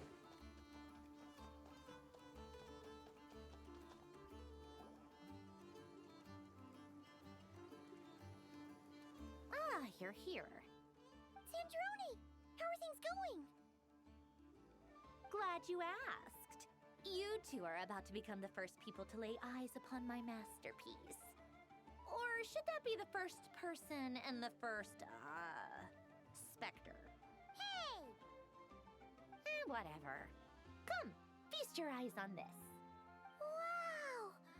We've never seen something like this before. That's impressive. This meter displays the progress of my formula. Currently, it's still making the most important connections. Once it's finished running, I'll deliver it right to your side. And then, we can finally bring Columbina back. What do you mean, deliver it? Can't you just tell us over the Dodo communication device? It'll just be some numbers, right? Ugh, you're such a greenhorn. This isn't the kind of formula you solve in math class. It's a highly complex algorithm capable of constructing a framework of rules. Ugh, whatever. We'll be here all day if I start trying to explain it. All you need to know is the formula must be completed before we can bring Columbina back. I'll share the data with you. Nicole's agreed to let me use her information channel, so we just need to use the Dodo communication device like so. And there. Now you can check in on my progress. Wow! Look at that! You're amazing, Sandroni! About time you recognized my genius. Took you long enough. Anyway, that's all for me. You should check on the others if you have time. Make sure we don't have any weak links in the chain. That might sound harsh to you, but close supervision is a common practice in a Fatui. Not looking to catch anyone out. I just care about everything going smoothly. That's all. I'm kinda stuck here while the formula's running, so I need you to be my second pair of eyes in the meantime.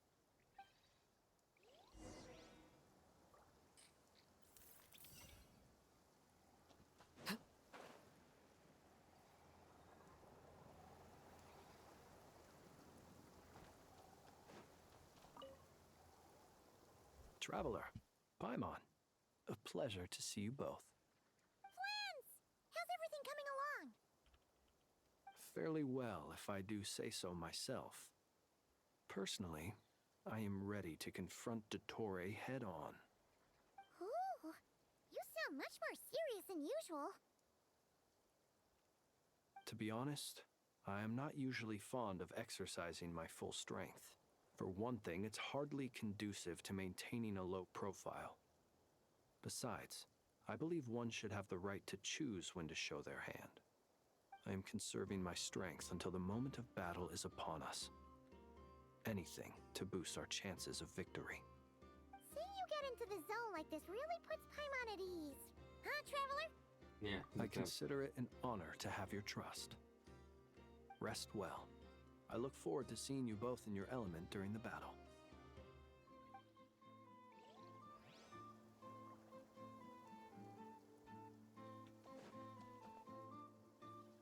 Thankfully, Miss Nicole has come to our aid. Nasha Town is now looking very well defended.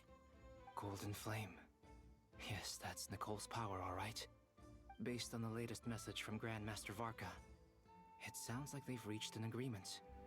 The situation should be more stable with her assistance. Everyone will have at least some degree of protection. Albedo! Durin! Hello there, you two. Are you well rested? Thanks for your concern. I'm doing fine. That's good to hear. As per the plan, Albedo and I will be in charge of Nasha Town. As Dottore's energy field expands, it's creeping ever closer in that direction. But we will do our best to hold our position. We fought side by side many times before, and always with great success. I believe this time will be no different. So don't worry about us. Focus on fighting Dottore.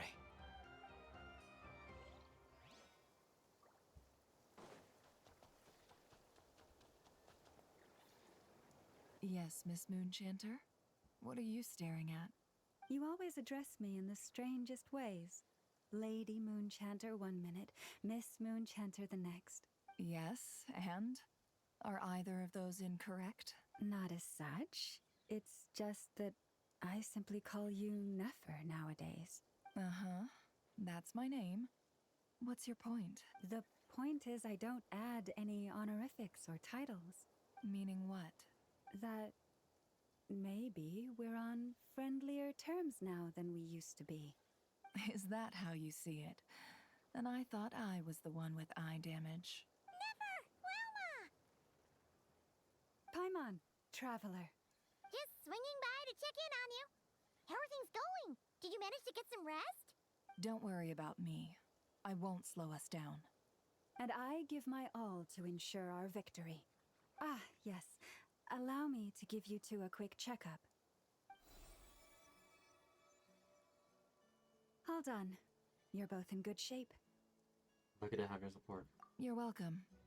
You'll have your work cut out for you in this battle against Dottore, so make sure to get some rest in first. Paimon will keep an eye on him, don't you worry.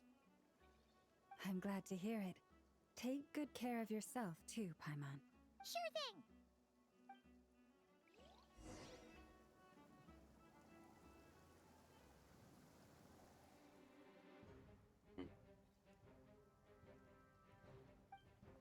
Hostiles incoming. Are these the Doctor's minions? Here they come. That's quite a horde. As we expected. Get ready, everyone. Take your positions and prepare to engage. Let's begin. I'm at the ready.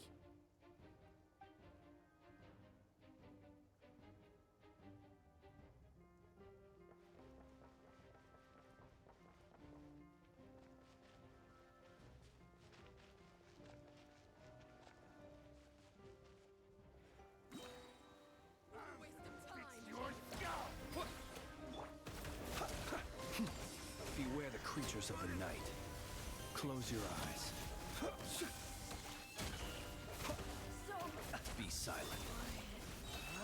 To dust.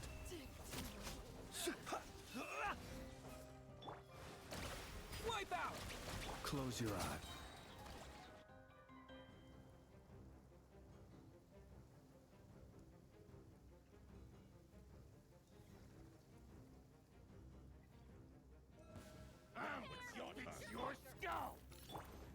You poor lost lamb. With one heart, we... No more lies. Let's see what you're made of. These creatures cannot stand against us. Oh, fighting talk. Just don't let your guard down. That goes with... Let's sing.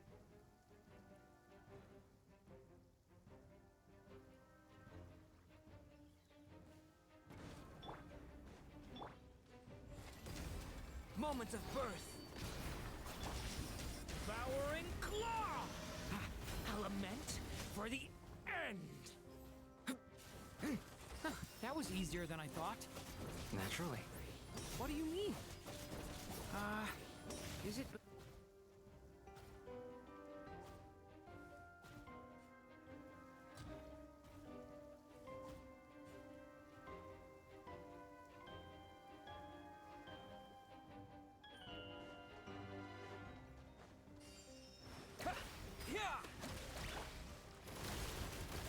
Branch into song by the frost moon of old. People have always used fire to drive away wild beasts. Wouldn't a lantern work just as well? You read my mind, my dear friend. I was just about to say that. All right then, dear friend. Bring the light. Close your eyes. Do you fear the dark?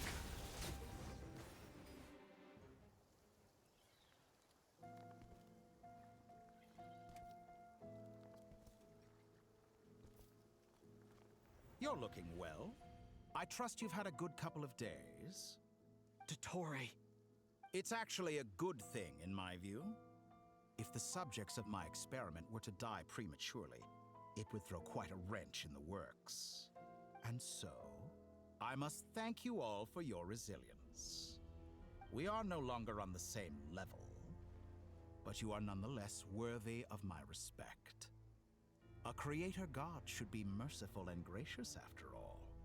And in any case, it is only right that before I end your lives, the world is informed of the arrival of their new god.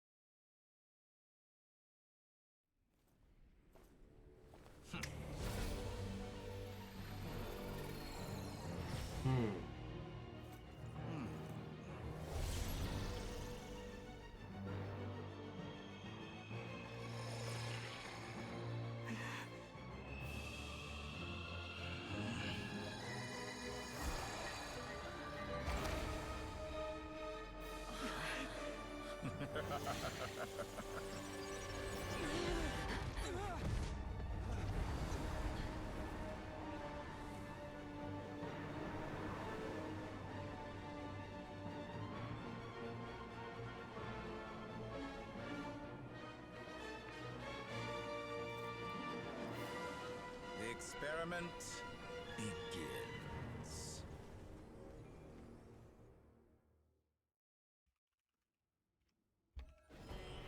With the marrow of the three moons in my hand, behold the false moons fall!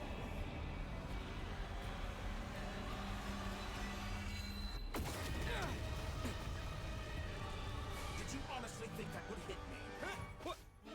Can't hide the truth. Leave this place. You cannot face me. Observe. Close your eyes. It all adds up.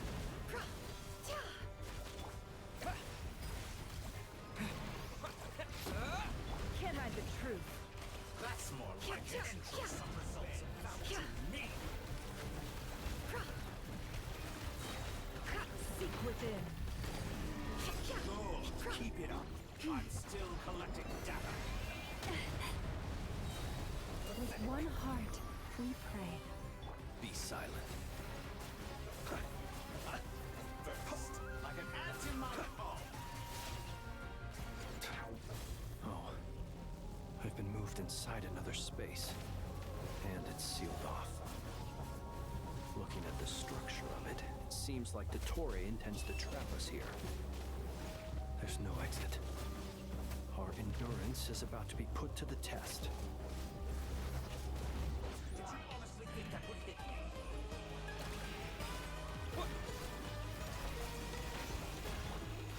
Forest, protect us.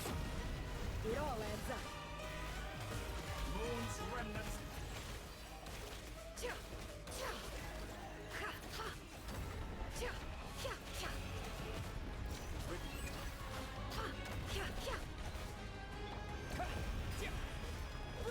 No more.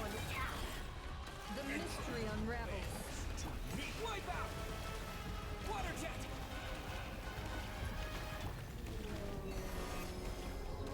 For the everlasting forest.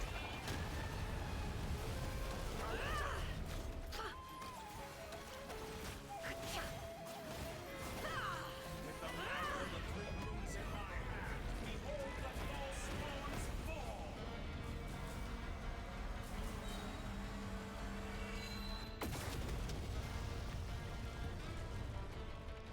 Tell me, where will you try scurrying off to next?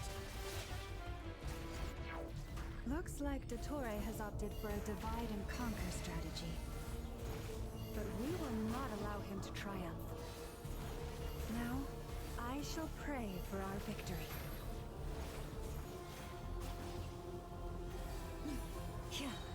Leave this place. Go! To me! It all adds up.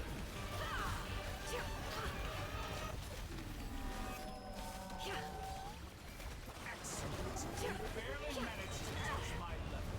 Seek within. Dull. Can't hide the truth. Water jet! Cannot No face more me. lies. Found.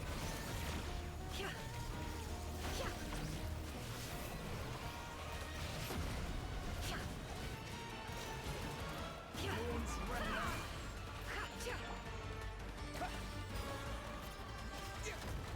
It all adds up.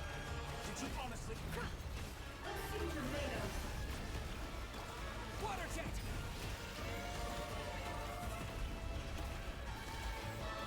Can't hide the truth.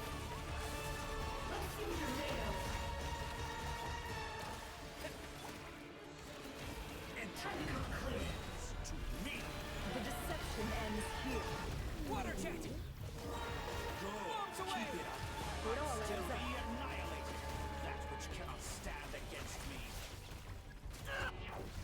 What's this supposed to be? A knockoff version of the space Columbina got trapped in? There really is no way out. We'll see about that, Dottore.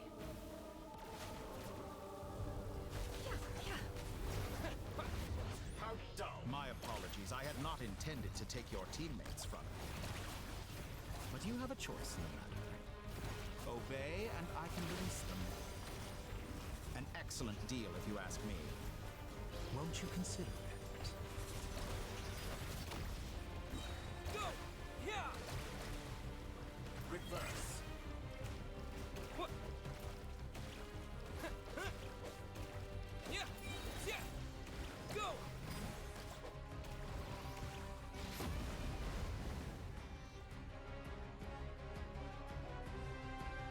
I'm aware you've been working on some little tricks to surprise me with, but it appears that none of them have come to fruition. My guess would be that you're trying to bring Columbina back. But then, where is Sandrone? Or are you trying to buy time for her? I always found their friendship to be a curious phenomenon. Two highly incongruent personalities, and yet they share a deep connection. Speaking of Columbina, I once saw her as like a younger sister. We got along quite amicably while she was with the Fatui. But then one day she suddenly decided she would refuse to take part in any further experiments. To this day, I truly don't understand what I could have done to upset her so much. It's such a pity. I could have had a sister, a family. But alas, she grew to dislike me. You're not fit to be family to her. That I can't deny. So many people all obsessed with playing out the same tired old dramas. This world is rotten to the core. And then there's you. You had every opportunity to reach the right conclusion. The thought of killing you off like this? But I maintain that I approached you in good faith, so I will offer you another chance.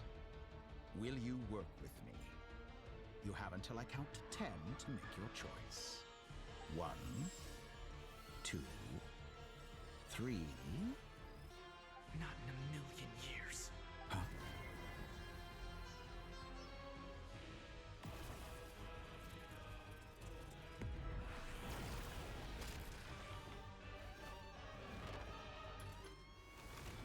Sandrone, what a pleasant surprise. I didn't think you'd join us all the way up here. You're as sick and twisted as ever. Don't fool yourself into thinking anyone's grateful for the chances you're offering them. Sandrone? But the formula hasn't finished running yet. Funnily enough, I was just discussing a collaboration opportunity with the Traveler, and then I see you, who I must say is a good example of an opportunity gone to waste. Gone to waste? I said that everyone would get one chance, and you've used yours to march right back into the lion's den. So yes, it's an utterly wasted opportunity. And what makes you think I believe a word that comes out of your mouth? I was planning on disposing of your little formula after wrapping up more urgent business here. Since you've taken the trouble of serving it to me on a silver platter, I can simply bring it forward in the schedule.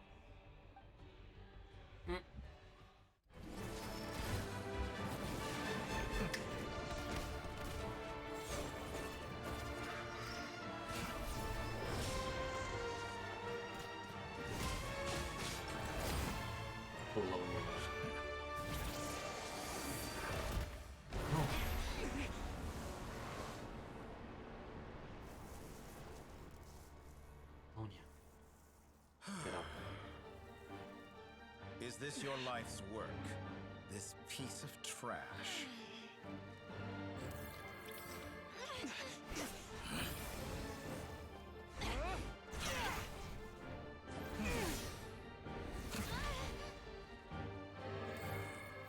Sandrone has to go squaring up. That's how you get wrong.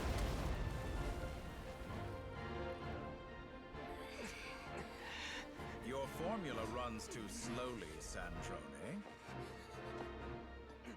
You put your hope for success on others instead of fighting dirty. That is why you have failed.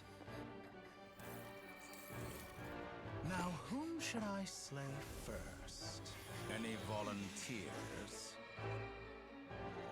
No one? How nice of you to leave the decision to me.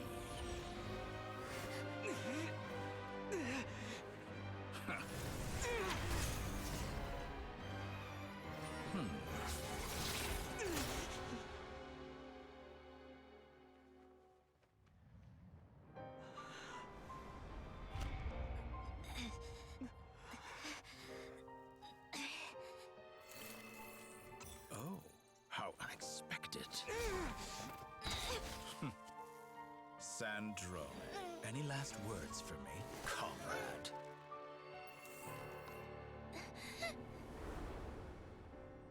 Is there anything you wish for? Not really. But I've always known what I don't want. Go to hell, Dottore.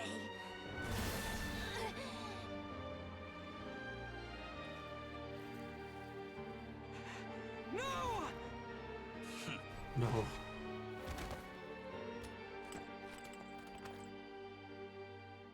And now, you have failed.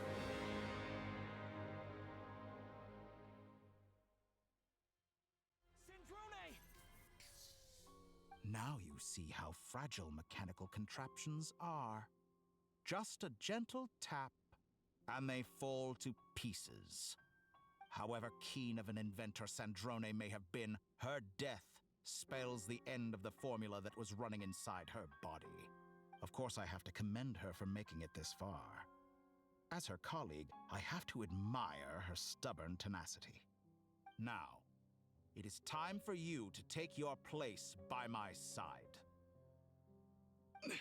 Hearing the full. My count was interrupted, but the second chance I extended. extended to you still stands. Once again, you are welcome to join me. By now, I'm sure you have gained a greater appreciation for the power and authority I wield. What is stopping you from embracing a new world of endless possibilities? Not in the mood to talk? As you wish. You seem less talkative than usual today. I'll change the topic to something more apropos. Sandrone was always like this, never trusting anyone, always so reluctant to share her research with them. Objectively speaking, she had her strengths. It is remarkable how she extracted and even optimized the world formula from so much data. But her inability to trust was her undoing. Had she allowed someone else to monitor or run the formula for her, you might still have a chance at victory even now. But regrettably, she was a stubborn fool. As much as it pains me, she had to go. Dottore, maybe this is news to you, but people can change. Columbina surprised you when she escaped. And I think Sandrone would surprise you too. Change? You can twist the truth however you want, but I see it clear as day. You're the one who can't trust other people. Is that how you see me? By this point, what can you hope to do about it?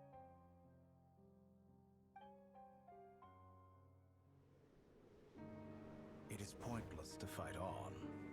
You've already lost. Wrong.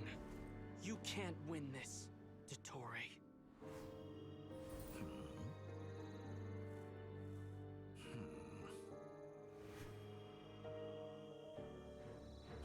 What?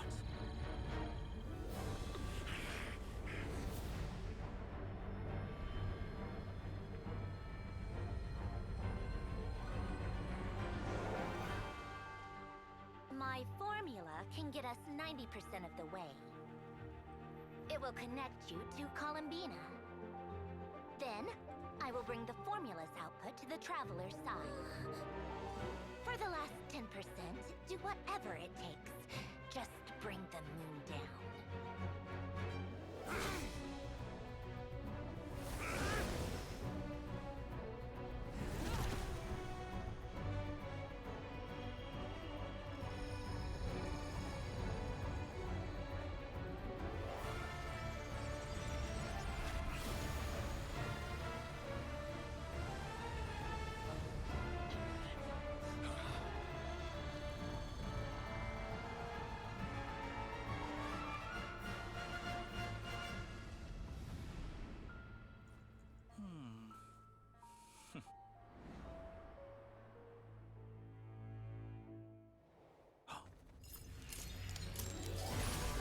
The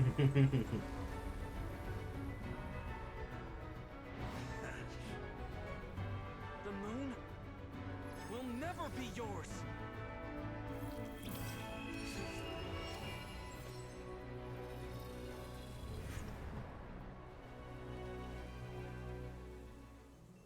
I turn my body into moonlight and pour it over Nodcry. My soul, I leave here to inform my future friends. Lastly, I will hide the Trilune Authority within the Frost Moon. And when my body, soul, and authority are reunited, finally... Columbina!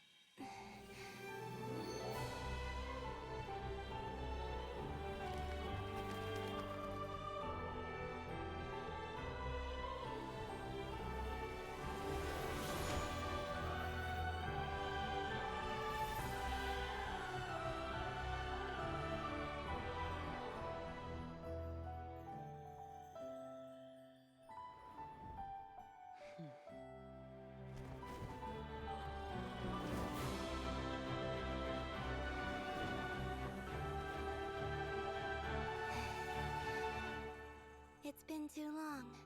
I'm back.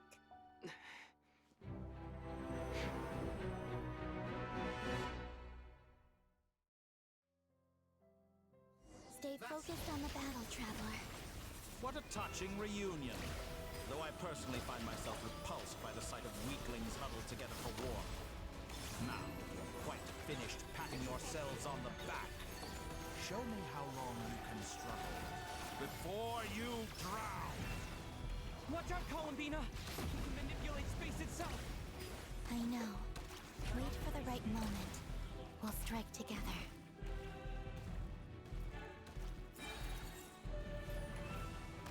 Wipe out! Literally call finally 14 times. I'm still collecting data.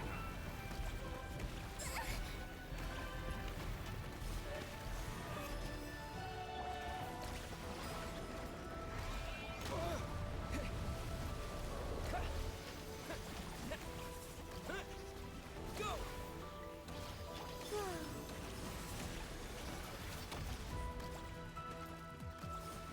Pathetic. Enough! First, like an ant in my palm.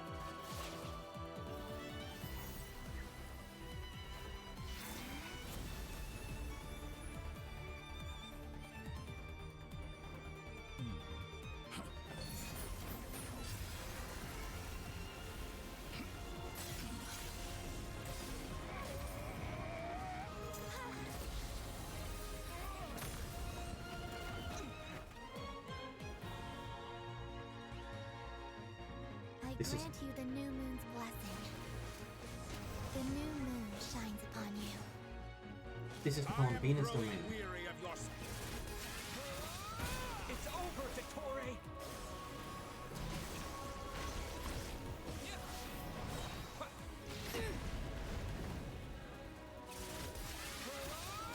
Time to pay for your hate! No longer must the world cower in the cold night.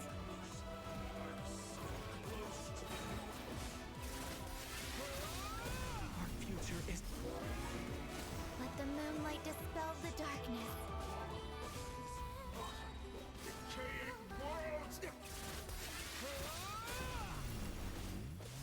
Everlasting as the moon. I was so close to the new.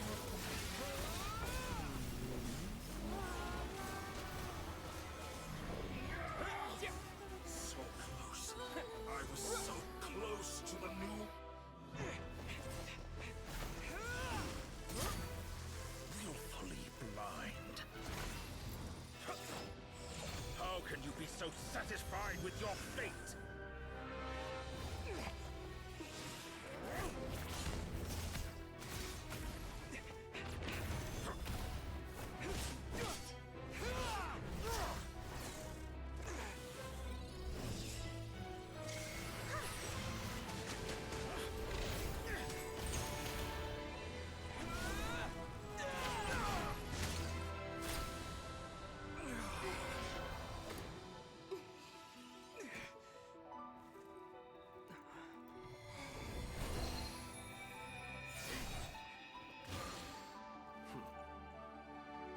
This battle was never about fate. It's about friends, family, and the home you stole from them. So dull. Only the weak rely on each other for comfort. You shall see.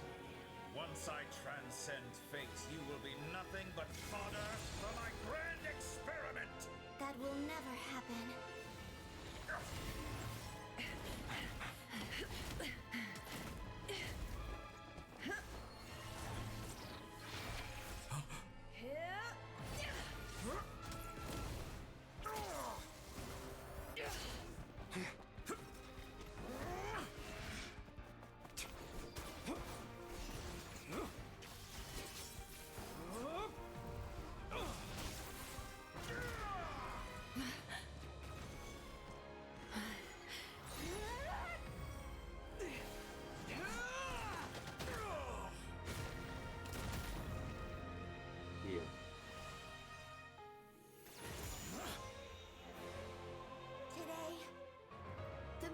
lights up this world once more!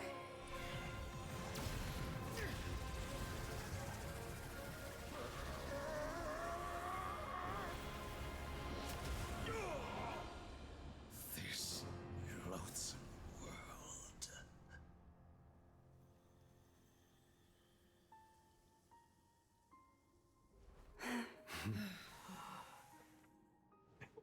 Ew, ass. No. This world is our home.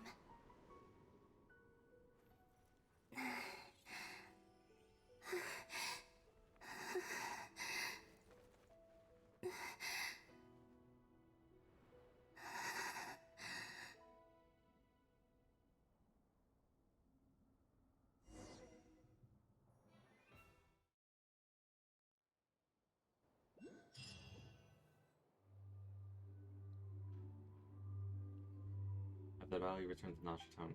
The scars left from Doctor by the doctor by not cry by the scars left on not cry by the doctor slowly began to heal. I can't remove them. After learning of the crisis and people gradually returned to not cry. The frost moon in the sky also remains within this world. No, you're doing it wrong. The moon looks like this now. What are you drawing, children? The new moon, Mom. It looks different than before, doesn't it? Also, can I go buy a sugar sculpture today? Please? Just one? All right. I suppose today is a special day after all. Almost like a festival. Extra, extra! Get the latest Nasha Express here! Post disaster report! Nasha Town reborn beneath a new moon! The voyage begins today! The future looks bright thanks to the League. Want a copy? I knew things would be different, but I didn't think that would include the moon. They say a new moon goddess has been born. A new moon goddess? Who's saying that? The Frost Moon Scion? I guess so. I'm not too clued up on the details. As far as I'm concerned, the moon's still in the sky and it's business as usual. Hey, since we've come all this way, shall we grab ourselves a free meal while we're here? Are you a convert now? Or are you just here for the free lunch? Oh, come on. What does it matter? After everything we've all just been through? That smells good. All right, that's it. I'm hungry. Time to eat. Come on! We gotta get there early, or there won't be any good spots left! Shh, keep it down. This is a residential area. What if people are still sleeping?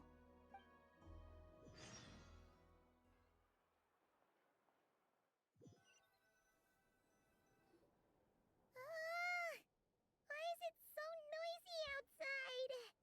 It's okay. Paimon was pretty much awake anyway. It's been so long since we last had a chance to relax, huh? Feels like time is moving slower than usual. What about you? Did you rest well? Well enough. Somehow I was sleeping. Somehow I wasn't as sleepy as much as I expected. Still winding down from everything that's happened? Or are you wondering how our friends are doing? Or is it about what Dotori said to you? A bit of everything, I think. Okay, if you say so. But don't push yourself, alright? Let Paimon know if you need to talk. What we just went through was a lot. It's totally normal if you need some time to get back in your groove. Luanatar disappeared after Columbina came back. Apparently, she was part of Columbina's soul or something. Still, Paimon kind of misses Luanatar somehow. But anyway, you did great. So did Paimon. We all worked our butts off to contain this disaster, and in the end, we made it. So, chin up, Traveler. You should be proud of yourself. You're not usually this sharp when you're just woken up. Hey, don't poke fun. You should be glad that Paimon's growing as a person. Sorry, on a serious note. I bet you were worried about me again, weren't you?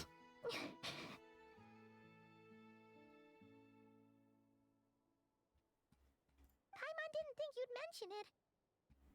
I'm sorry, Mama. You have no idea how anxious Paimon was. She was worried sick about you. So I heard. Well, if you really want to show Paimon you're sorry, you're gonna need to make it up to her. You better better be ready to splash out on a lavish meal.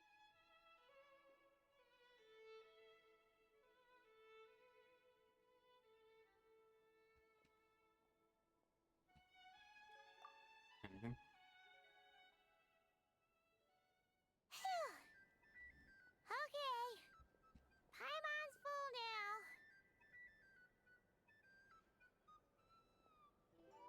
You sure? Max, we starts ready. Oh, well... Hey there, Traveler and Paimon! Good morning! Morning, Yehuda! Here for some breakfast? Oh, I've already eaten. Just need some water. I was mostly worried you might forget what day it was today. So, I came over to remind you. Careful there, Paimon. Too much food will make you drowsy. Don't let anyone catch you hiding at the back and nodding off during the League meeting. You should probably be saying that to Aino. She's the baby of the group, if anyone. True. You know, I'm surprised that all these competing groups are actually coming together to try to solve things together. Definitely a first for Nodcry. Well, nothing like a region-wide calamity to bring people together. After that, surely even the most self-interested people have to realize that going it alone isn't worth the risk, right? Try telling Boss Neff that. She's not exactly convinced that people are gonna get with the program. Really? But if she's so pessimistic about it, why'd she agree to be the Curatorium's representative in the League? Probably 'cause even though Unity sounds like a pretty far-fetched idea, the benefits it would bring make it worth a shot. I think things will work out, though. I swear, Nodcry feels like one big family now with everything that's happened. More than it used to, anyway. Paimon's with you on that one. And it seems like plenty of other people agree, too. Just listen to the bustling streets. All right. Everyone's been rebuilding these last 2 weeks, and the evacuees have been coming back in droves. Life's slowly returning back to normal. Which means my workload's probably gonna shoot back up. Were you about to head out? There's still some time before the ceremony begins, you know. Yeah, we were gonna take a stroll around the square and say hi to some friends first. Sounds good. See you later then. Oh my god, we are finally free.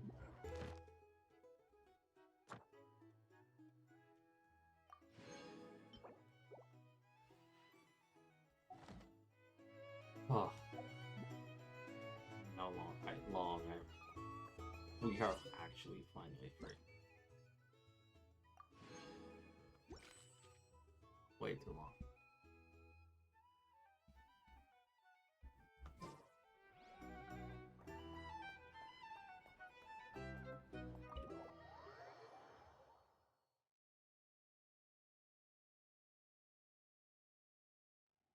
Please accept today's boon.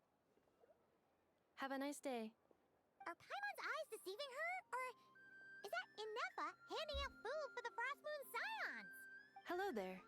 Would you like a feast of the moon, along with some snacks of the day? So, what's new, Inefa? It was only a few days ago when we last saw you, but it looks like you've joined the Frostmoon Scions in that time. And I know too? What are you talking about, Paimon? We're just here to help. Duh. In the wake of the disaster, it's all hands on deck. We responded to Lama's request for support. At times like these, the smallest good deed can inspire others and help them through the hard days ahead. And we're using eggs and heating tubes to make that a reality. In true Krumkake Craft Shop style. Great work, Aina. Enough! Did you hear that? The Traveler said I did good. The Traveler! That's because it's true, I know. Proposal. If you can resist eating today's dessert, I will provide you with compliments, too. No way! Well, that proposal got shot down quickly. I need something to get me through the hard times too, you know. Mom! Yes, dear. Go right ahead. Excuse me. Could I take a photo with the robot lady? She helped us get safely out of Notcry, and she helped us get back home too. She's the best. Of course she is. And since I'm the whiz kid who built her, that makes me even better than best, right? But you stole my snacks though. Oops. Shall we move to the open space near the center? The view there is better. I'll take a photo. Thank you. Aren't you the better pick for this job, Flint's? You underestimate yourself yet again, Master Ilua. Not at all. I rarely come by Nasha Town. I don't know any of the big shots here. All in good time. Socializing is a step-by-step journey. But you're much further ahead on that road, aren't you? You're not seeing the full picture. You know the truth now. My friends do not understand my habits. There is no question about it. The Lightkeepers need a representative in the League. Someone who is upright, cares about other people, and can realize their self-worth through group action. You say it like you wouldn't make the cut. I am most flattered that you think I would. Sigh a little less, Master Ilua, and have more faith in yourself. All the Lightkeepers agree that you're a very promising young man. That is precisely why Starshina and Nikita felt safe delegating such important work to you. I'm sure we all also agree that we would sooner die of dehydration than manage to wrangle anything out of you in a discussion. My apologies. I am not in the habit of bringing water with me when I go out. Whatever. I'll take the job. By the way, who else is part of this? Oh, it's quite the who's who of Notcry. There's the Moon Chanter of the Frostmoon Scions, the boss of the Curatorium of Secrets, a representative of the Voynich Guild, and even someone from the adorable Kromkake craft shop. I'm sure you will find speaking with them to be a genuine pleasure. If you say so. I've never done this work before, so I'm honestly a little scared of making mistakes. But I'll do it. Not only is it our duty as Lightkeepers, but because I want to make Notcry a more welcoming place. An admirable attitude to take. The beacons are lit, Ilua. We're but one step away from breaking through the blizzard. We have the chance to band together and build our shared homeland into an Elysium. This is unprecedented for Notcry. An opportunity not to be missed. Yeah. You're right. I'll do my best. Quite a few familiar faces have arrived. Let's go, shall we?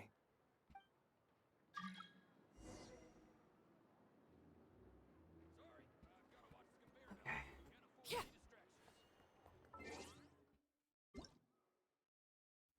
Obviously, take all those.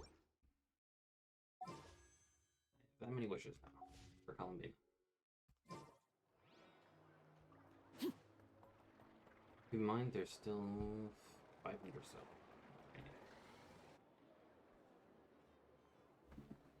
Wow! Everyone's here! You seem well rested. I know no one's asked, but I'm sure you all want to know, so let me just say, we're doing great. Thanks. Well, great, but not perfect. I'm starting to lose my mind from boredom. Can't drink a drop of alcohol while I'm waiting for my wounds to heal. I'm sure you had a sneaky swig or two. Wait, how'd you find out? I'm sure you must be missing Mondstadt after all these years away, Grandmaster. Yeah, you could say that again. Every time I get news from Mondstadt, it makes me want to go back and see the place for myself. Honestly, once things are wrapped up here, I think it'll be time to head back home. Hey, looks like someone's taking the stage. Can everyone see okay? Anyone need a boost? I'll just listen from the back. It's fine. You're taking this pretty seriously, huh, Durin? Well, it's not every day that I get the chance to see how people speak in official settings. Soak it up like a sponge. I'll make sure you get a chance to practice for yourself later down the line. Actually, I know just the thing. You can debrief the Knights of Favonius for me. Mr. Varka, are you forgetting that I'm not a Knight of Favonius? I can knight you. Any particular title you'd like? Is he joking? I really can't tell. You'll have to figure this one out for yourself. It'll be a good learning experience. It is my honor to host the opening ceremony for the League, and to have this opportunity to speak to you all in my capacity as Voynich Guild representative. Could this person also have been pushed onto the big stage by the real big shots? Guess I'm not the only one then. We come here today, having weathered the trials and hardships of yesterday, and having learned from them the importance of unity and cooperation.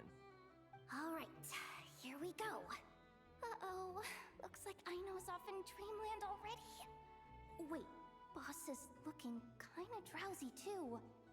What's up with her? Come on, get this speech over with already. Nodcry is our home, the land we rely on for survival. And as we chart a course for the future, may we persevere through the storms ahead as we sail towards a new era of prosperity, freedom, and hope.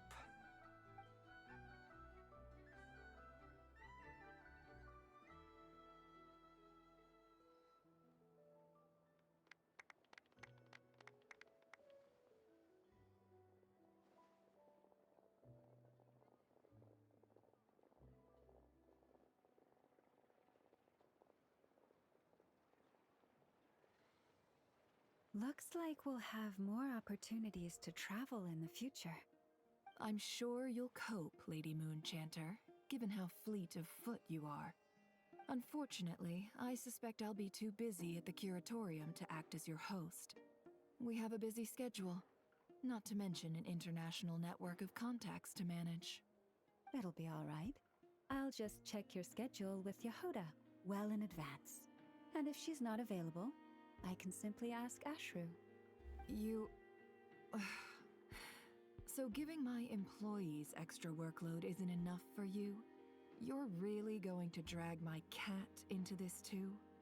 I thought you'd approve. Aren't you forever increasing your employees' workloads? That's a bold statement. Are all the Frost Moon Scions feeling more audacious now that your moon goddess has returned? Columbina's return has brought joy to all who care about her. That includes both you and me. As for the Frost Moon Scions, we are learning how to thrive independently, without relying on the moon goddess. It is up to us to make our home a more livable place. Joining the League is one of the steps we are trying towards that end. I like the word try. It's nice and non-committal. You can opt out at any time and still say you tried. You don't see a bright future for the Frost Moon Scions? Or did you mean the League? I'm just not as optimistic as you. The Frost Moon Scions should count themselves lucky that they have a leader as stubborn and enterprising as you. But Nodcry's a big place, with all kinds of people. Most of them don't enjoy answering to a leader, or even listening to reason. Well, that's where you and your methods come in. Unless the Curatorium of Secrets is only here for appearances. For now, yes. And that won't change until this venture becomes worth my while. What would make it worth your while? Getting out more than I put in. Right now, I'd barely break even, but I'll grant that it's a good start for Nodcry. Then maybe it's worth a try. All right, you can stop now. Or do I have to join the Frost Moon Scions before you'll get off my back? You'd be very welcome to join us. Hey, you two! Congrats on all your your hard work. What are you chatting about? Nefer was trying to dissuade me from adding to her employees' workload. Also, she's considering joining the Frost Moon Scions. Sorry, what? Your conversations are always the most interesting.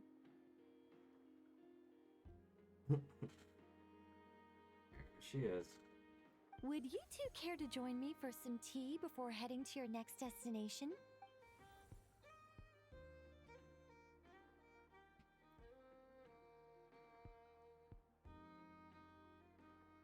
Nicole? Wait, where are you? Sadly not. I'm otherwise occupied right now. I'm sorry, Paimon. I can hear how disappointed you are. If it's any consolation, let me say that how things appear on the surface is a far cry from what they are at their core. Perhaps you'll feel better if you focus on the fact you have a special line of communication with the great mage herself. Okay? Has something happened? No, or not yet, anyway. Well, that's not ominous at all. Is there something we should be watching out for? Not for the time being. Just think of this as a general check-in to make sure this communication system is still running smoothly. Besides, it's good to chat once in a while if we want to maintain our friendship. You could have just said so. Paimon got all worked up for nothing. Still, the best friendships are built through face-to-face interaction, you know? It's never gonna stop being weird having tea with you when you're not there and just talking to thin air. All right, fair point. I'll bear that in mind for next time. Mind if I ask what's keeping you occupied? Any update on that crisis at the world's borders? Alice just informed me that they had their work cut out for them. And now everyone's thoroughly exhausted. But they did finally get things back under control. Still, we can't let our guard down yet. The disruption caused by this disaster has made Teyvat easier to detect from the outside universe. She plans to wait for things to stabilize, then reschedule her Mondstadt vacation plans. As for me, I agree with Hat Guy's perspective. This is a time when many new variables are emerging, and the situation is changing constantly. Plus, most of this change is for the worse. We have to remain vigilant and ensure that the embers of chaos are not rekindled. I did notice that the energy in Nodcry changed somewhat after the War of Funerary Flame. But since it was still aligned with the Light Realm, I never gave it a second thought. It looks like I'll have to examine the connections between phenomena I observe more closely in the future. Sounds like you got a lot on your plate, Tom. Just doing my duty. It's more or less second nature by now. Of course. To give you the full picture, I'd have to start with the substance from which angels were formed. Never mind. Paimon's right. Showing off my knowledge would be much more satisfying in person. By the way, you did receive the gifts from the Hexen Circle, yes? I'm not trying to claim credit or anything, but my pride demands that I at least mention it. They're quite similar to the protective talisman that Alice gave Dory, but with some very special enhancements. Oh, so that's what kept our friends safe when Dory trapped them. Indeed. We went to great lengths to make sure they were invisible to his eyes. Thank you. I'm so happy they came in handy. Still, not fishing for gratitude, by the way. I just want you to be aware that sometimes your friends may be protecting you in ways you cannot perceive. Anyway, I'll contact you if anything else crops up. If not, you know what they say, no news is good news. Oh, my angelic instincts are tingling. They say you should head to the docks next.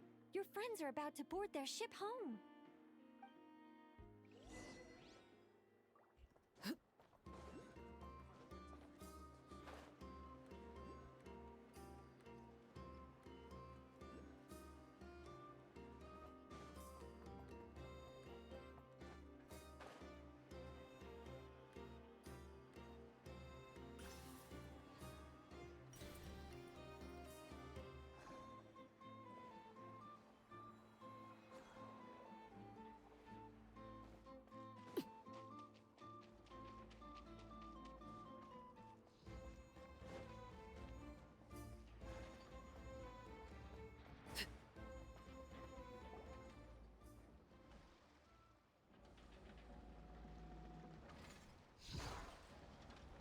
You're here. You're here too, Hat Guy! Are you heading back together? No. I'm bound for Sumeru, and she for Fontaine. We just happened to cross paths at the harbor. How are you holding? Everything seems fine. Sandrone may have an abominable temper, but she's always been very responsible with important calculations, and things entrusted to her by valued friends. You always speak as if you know us inside out, Mr. Hat Guy. Maybe I'm just a good judge of character. I certainly hope that's all there is to it.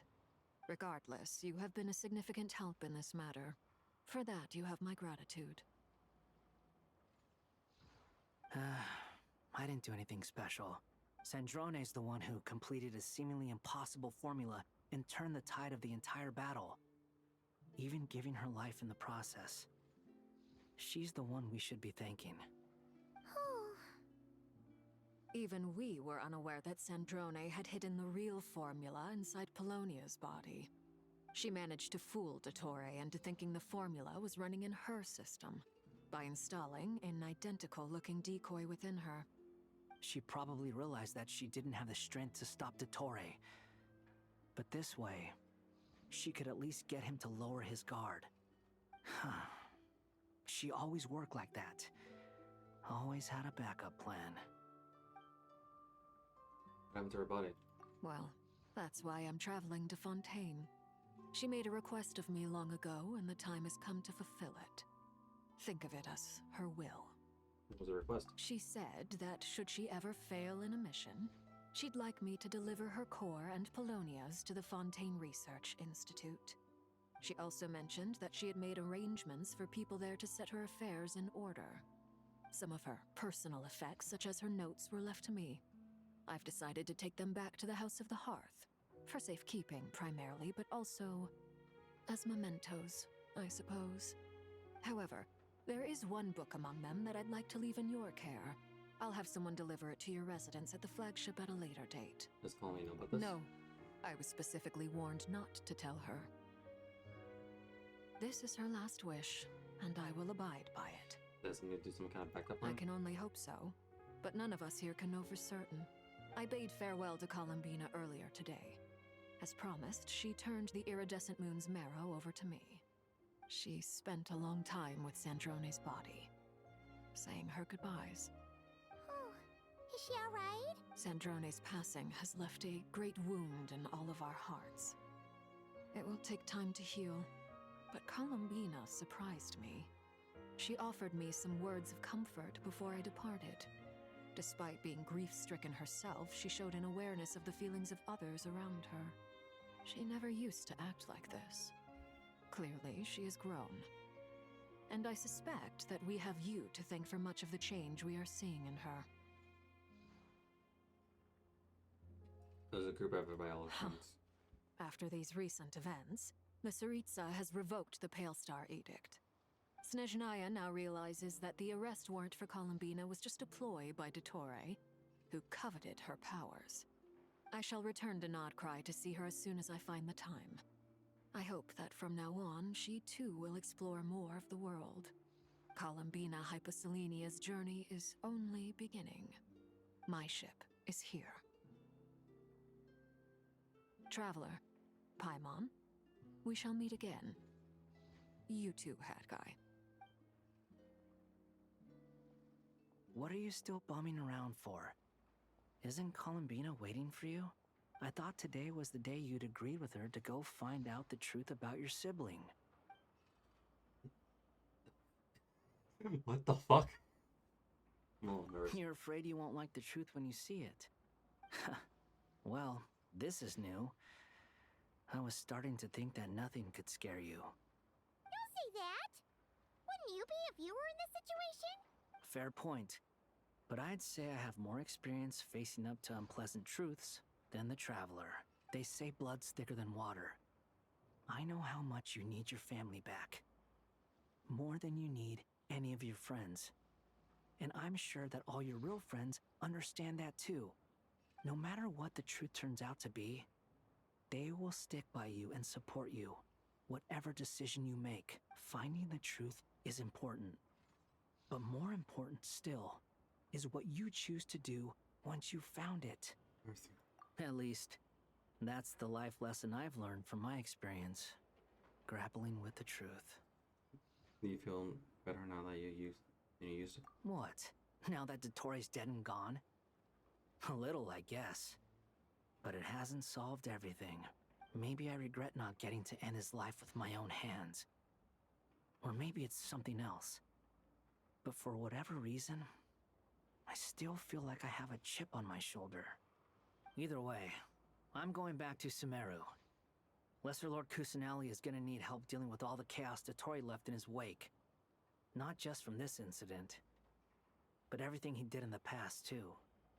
You should continue with your journey, as you've always done. Who knows? Maybe we'll meet again someplace else. So, what should we do now? If you want to explore a bit more to steady those nerves, Paimon's game.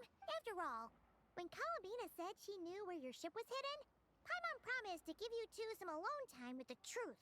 It hasn't been all that long since we were last apart, sure, but with Columbina there, Paimon's sure things will be just dandy.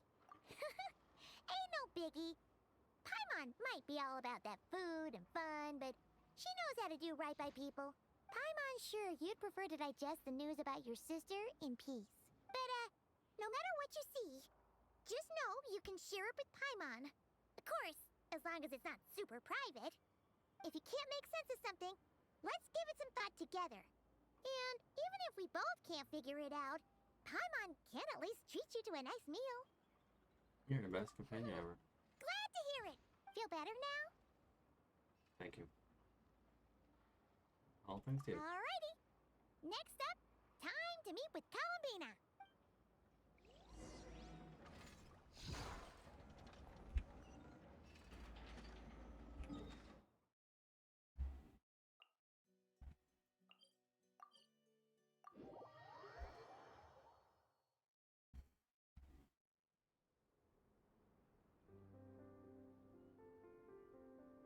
Columbina, we're here! Can't quite believe we're meeting out here. We've gotten used to walking over to Silver Moon Hall whenever we go see you. Well, you're still welcome to go there whenever you want to see me. It's just, now that it's all over, I've decided to make some changes. Try and fit in with the Frost Moon Scions, like Lama suggested. How's it going? The older generation are still timid around me. They don't dare get too close, and they bow their heads when I walk by. But things are much better with the children. I see more curiosity in their eyes. Hopefully, by the time the next Moon Prayer Night comes around, I can enjoy the festival with them as myself, without having to pretend that I'm only dressed up as the Moon Goddess. You'll do fine, Columbina. Paimon's sure they'll realize you're super nice once they get to know you better. You really think so? When we first met, you thought I was a little up in the clouds. We were just starting out then, come on! So Lama told you, huh? I'm only teasing. I know that I have you to thank for pulling me back down to solid ground. It feels good to finally stand firm on the earth where I was born. Oh, that's great! You can have this back now. Thank you. I'll make sure not to lose it this time. Well then, are you ready? Lumine, what happened to our spaceship back then? Why did you leave? It's time to learn the truth at last. Ready as I'll ever be. Good. Then let me open the way for you.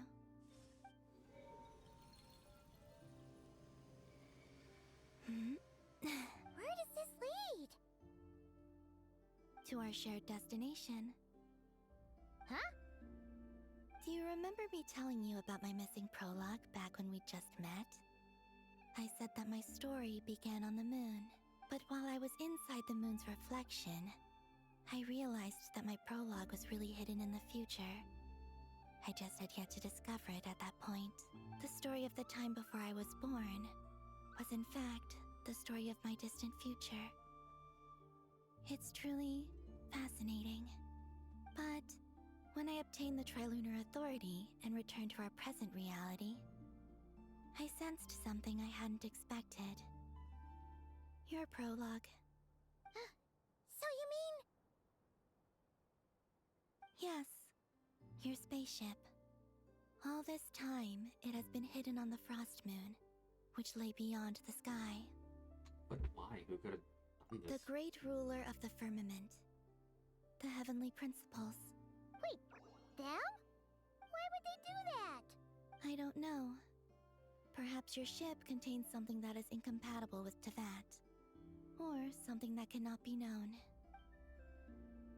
Oh, did I pick a bad time to say this? I know it must have been hard to work up the courage to do this. Maybe I should have waited until you were on the moon, with no chance to back out. That would have been kind of mean, you know.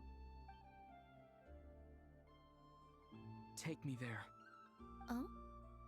Whatever is hiding in that ship, it belongs to me and Lumine. Those memories belong to us. No one else has the right to decide whether I should or shouldn't know about it. Not even the heavenly principles. Very well. Then let's go. You two take care, alright?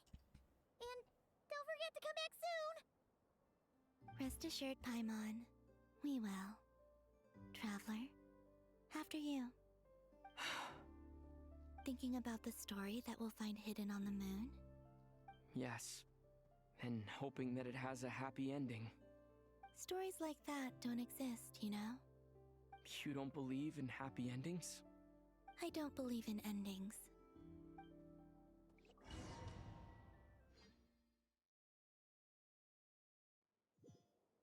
Where am I?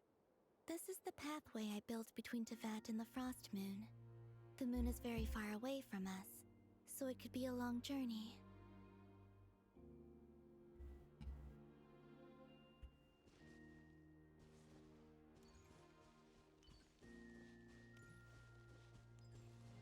After I obtained the Trilunar Authority, I unwittingly saw past events from many of my friends' lives. One was Lauma. She was so young when they chose her to be the Moon Chanter. From then on, the Frost Moon Scions looked to her to bring messages from their goddess. But, for better or worse, I had left Hisi Island before she was ever born. It was not until much, much later that she met me.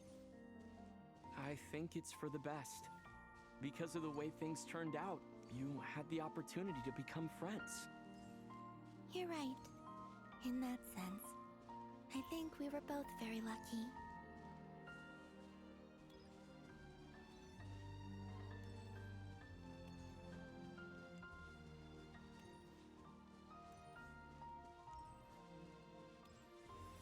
Oh, and about that mage, Nicole.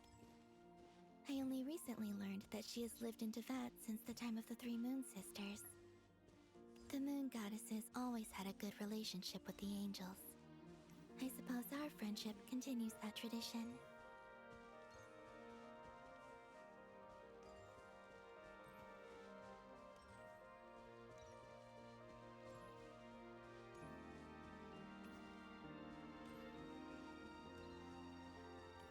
And then, there's Sandrone. I never knew that much about her, beyond the fact that she was created by someone called the Lord Artificer. She, too, suffered for a long time before joining the Fatui.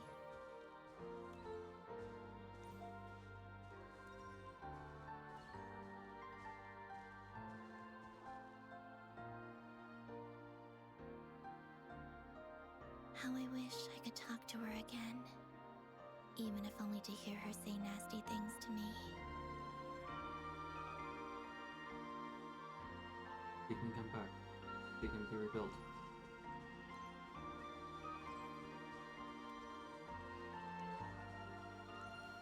We will rebuild her if we have to.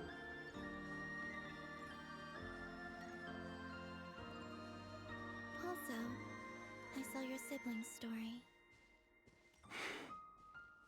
I'm afraid I didn't see much. It seems that she rarely came to the surface, where the moonlight shines.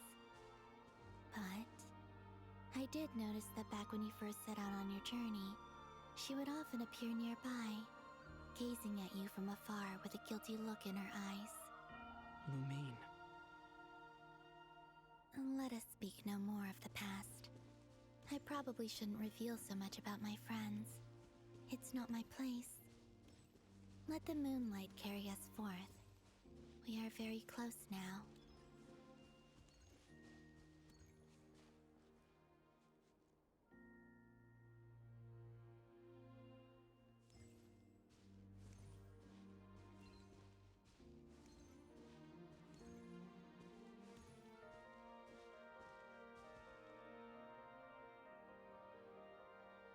After this, I'd like to bring some kuhenki to the moon as well. If they're willing, of course. What about your other friends? Will you bring them to visit too? Certainly. But I'll need to tidy the place up first. This home hasn't received any guests in a long, long time.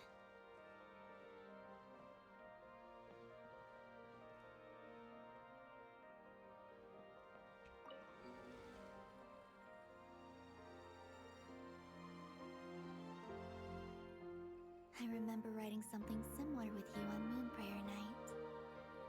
I believe it was called... Dodoko's Whirligig. Yes, that was it. You asked me if I was afraid to return to the moon, and I said that I was. The idea that I had gained something precious, only to lose it so quickly. That frightened me. But I'm not afraid anymore. Besides, this time, we're traveling together.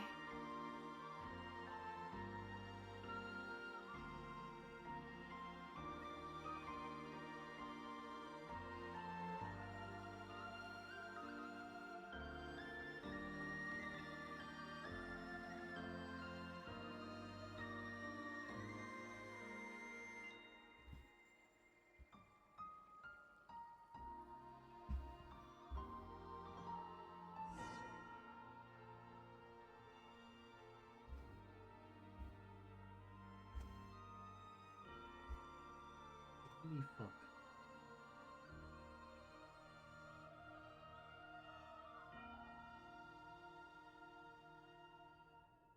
Iana, are you here?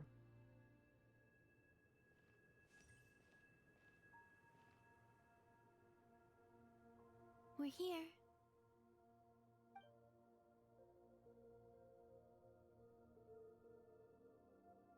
Over there.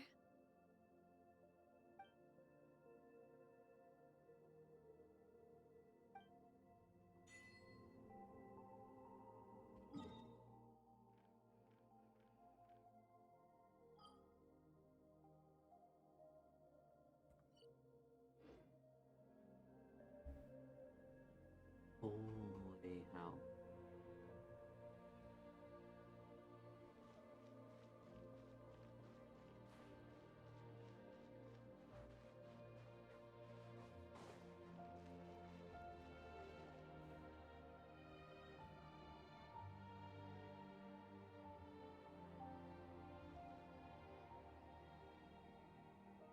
Our spaceship.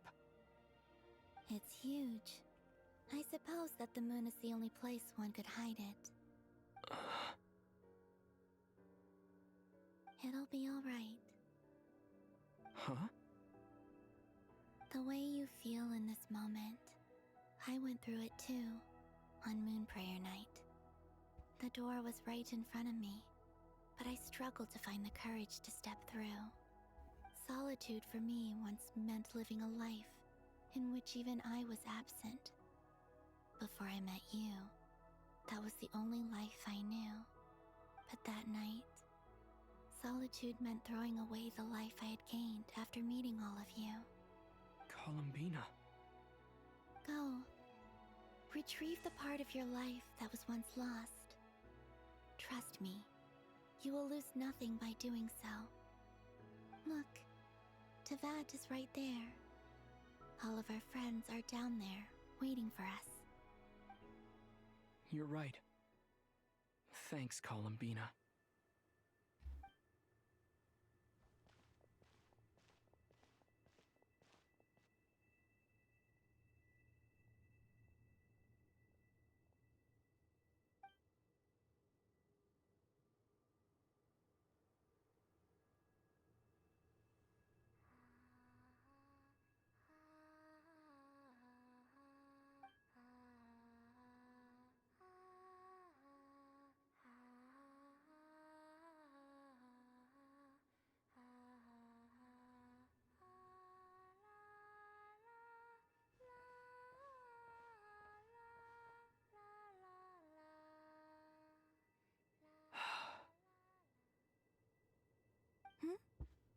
Finished?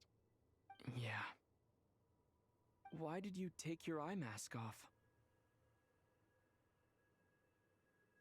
Well, since my return, I've decided to take more opportunities to see the world with my own eyes. Besides, I've always wondered how Tevat looks from the moon. And what do you think? It's beautiful. I could spend a whole day here just gazing at it. What about you? What do you think of the truth you found? I haven't looked at another person's expression in a long time, but I think yours is saying it was neither good nor bad. Keep this up, and it won't be long before you give Nephra a run for her money. Oh, I don't think that's going to happen. I'm much more used to sensing what's going on around me with Kuvaki. I think I'll save my eyes for seeing special moments I really want to remember. I read the spaceship's flight logs. I always assumed that this was my first time in Tevat. I thought that Lumine and I must have been hibernating in space for centuries on end. But the logs show that our spaceship flew over the skies of Tevat once before. A long, long time ago. Flew over? So you didn't land? No, the ship barely came to a stop before flying on again. After that, it continued traveling through space for a long time. Some of the data is corrupted, but I suspect that it kept flying for thousands of years. It was only after that that the ship made a forced landing in Nodcry. When Lumine found me, she came from outside the ship. Could this mean that she left the ship long before I did? Maybe even during our first pass over Tevat. Are you alright? Yes, I can feel that the truth is coming together, one small piece at a time. I remember Lumine telling me that when she first arrived in Conria, she could not recall the past. So this might be something that even she doesn't know. Here, I made some space for you. Your mind must be racing, and this seems like the perfect place to relax and clear your head. Oh, wait, there's one more thing. What is it? Wait here a moment.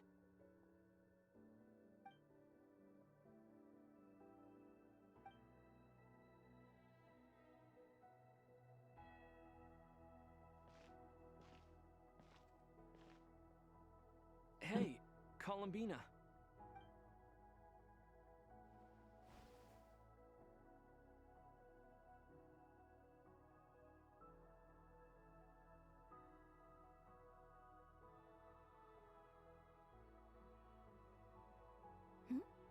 Is that a new outfit? An old one, technically. It's been in a cabinet inside the ship this whole time. It's a matching pair with Lumine's. She always liked this set more. Huh. I don't think there's a huge difference. Really? Yes, it's still the same you. You're the same person, no matter what clothes you wear. Only Columbina would make an observation like that. Traveler, do you consider Tevat your home? Home is wherever Lumine is. But then after all the time I've spent here, and everything I've been through, yes, I'd say it's my home. Would you change your answer if Tevat changed appearance? I mean, if the truth about Tevat turned out to be different than what you thought.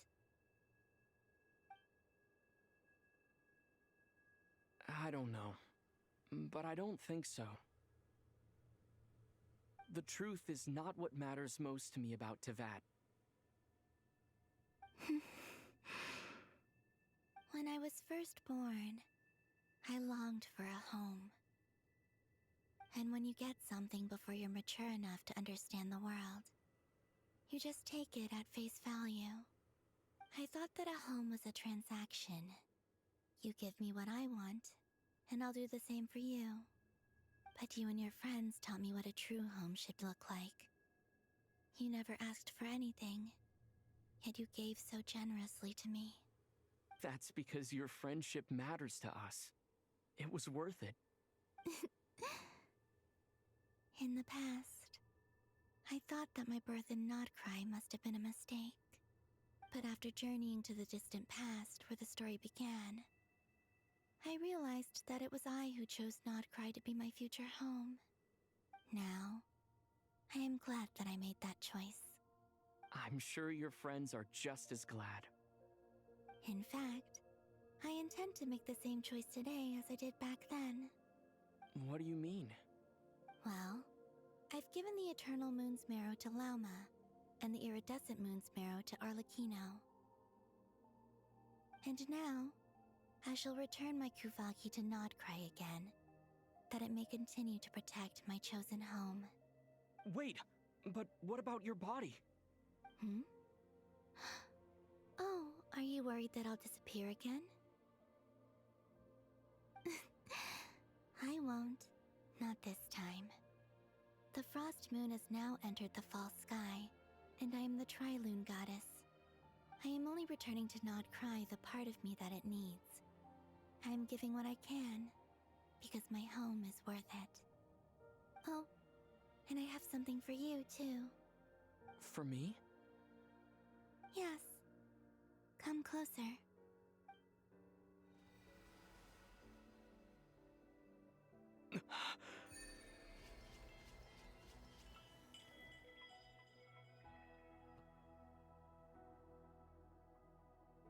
What was that?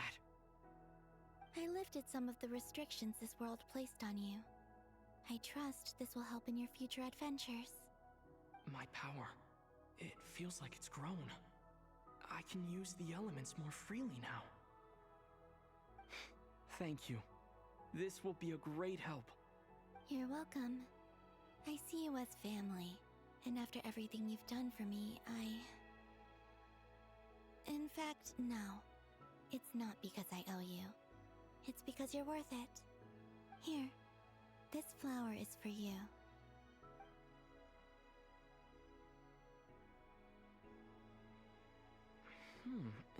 Isn't this a moon prayer blossom?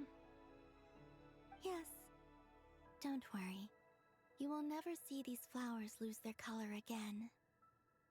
I'm finally discovering the joy of giving. How I wish I'd learned this sooner.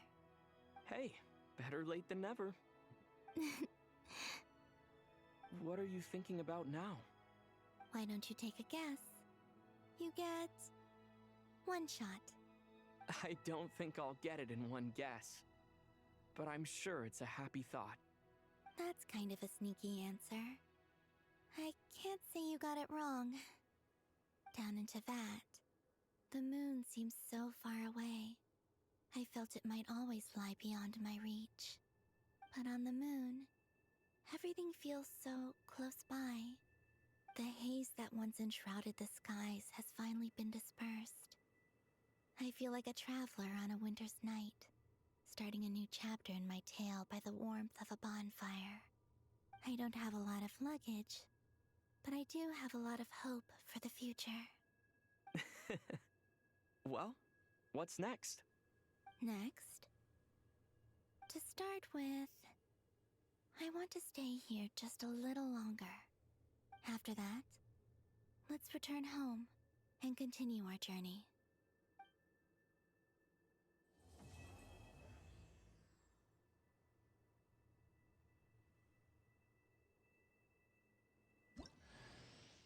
These clothes bring back so many memories.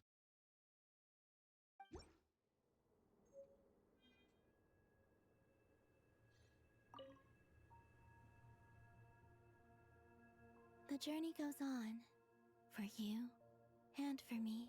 Like I said, this is not the end. I don't believe there has to be an ending. The next one is Saritsa. We're going to Snezhnaya. Oh, is that your next destination?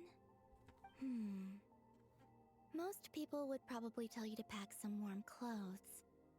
But I experience things differently than most people, so I can't know how cold it is. In fact, it is home to quite a wondrous heat source. I think they call it Kreshnik's torch. Every city in Snezhnaya is built around one of those. I sensed the energy it gave off as I was passing by on a railway train. It felt grand and distant. I also recommend the Korolievsky troupe in Snezhnograd. They give performances quite regularly, and entry was free for harbingers. I liked them a lot. What do you know about the Saritsa? Ice cold and sharp. Crystal clear in some ways, yet profoundly unfathomable in others. Like the thick layer of ice on top of a frozen lake. That's just the impression that Saritsa gives me. I was never able to glimpse what truly lies beneath that icy exterior. In fact, I don't think the people of Snezhnaya even know what kind of power their god wields.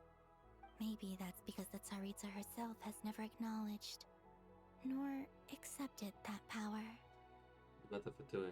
There's Regrator, the Rooster, and the Jester.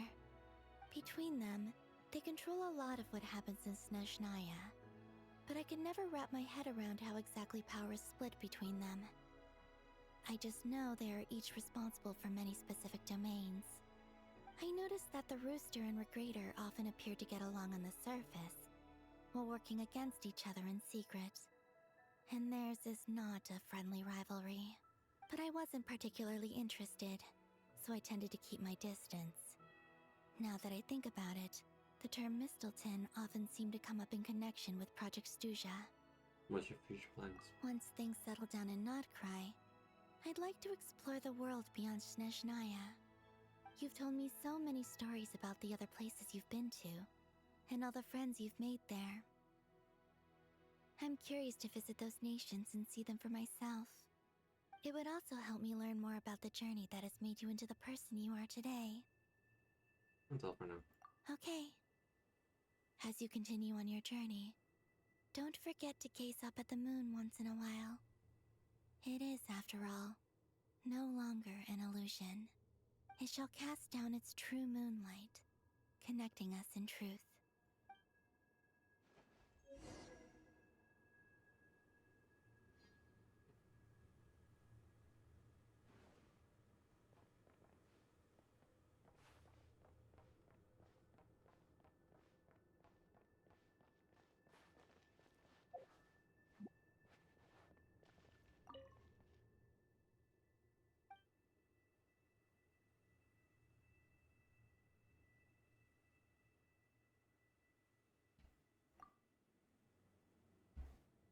I'm gonna check something.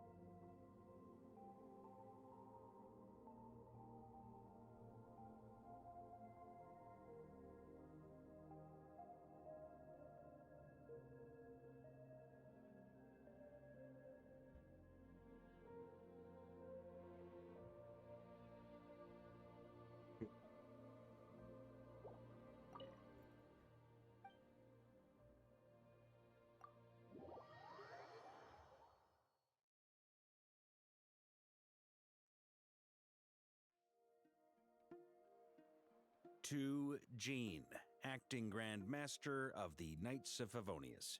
Ugh, this preamble is such a pain to write. It's probably high time we got rid of this acting business. I trust that Dern has updated you all on recent events. Hope we didn't worry you too much. The good news is, we managed to come together and put a stop to the Doctor's evil schemes. With that, I think it's safe to say that Notcry is finally out of the woods.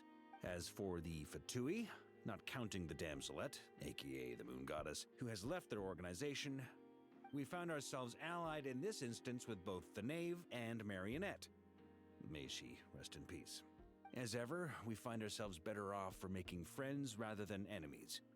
But until we can ascertain the Tsaritsa's true intentions, the future remains uncertain. In a short while... Wait. How am I meant to surprise everyone if I tell them in a letter that I'm heading home? Well, that would be a huge waste. Okay, got it. I will begin sending the expeditionary team back home in waves. I'm sure they'll be able to answer any questions you still have. I hope they won't gloss over the details of my many heroic deeds. But if they do, I'm sure it'll be because they're just too exhausted from the long journey. I think of Mondstadt daily. Please give everyone my best regards. P.S. The honorary knight went above and beyond this time. Are there any other honors we can give him? I'll leave it with you. P.P.S.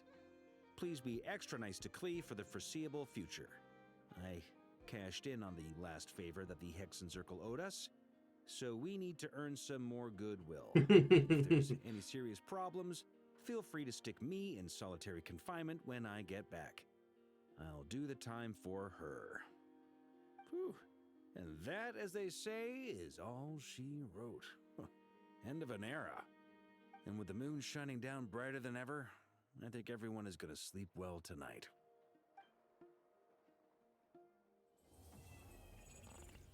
The fuck? No. You don't just do that. You don't just glitch out out of nowhere. No.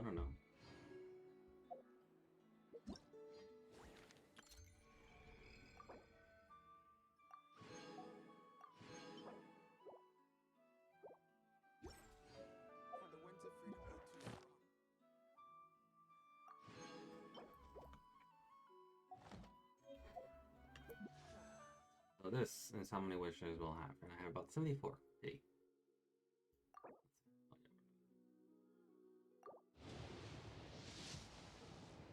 Yes.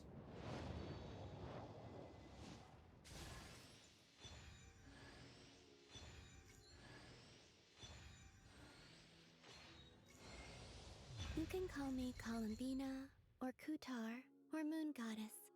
Whatever you prefer. I'm used to having many names. The moon's blessing is yours, whenever you might find yourself in need.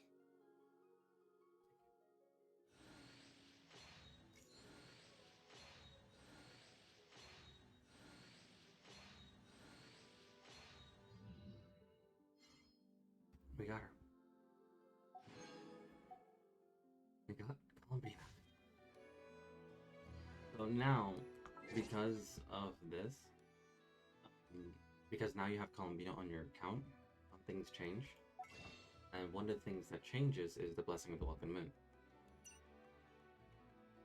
It's now Columbina Blessing.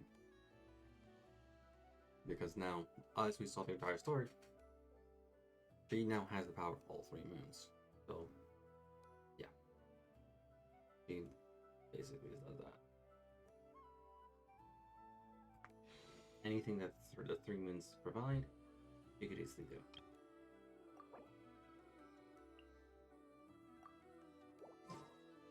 Anyway. I'm pretty sure there is more. There was meant to be like a big secret revealed. I'm gonna find that.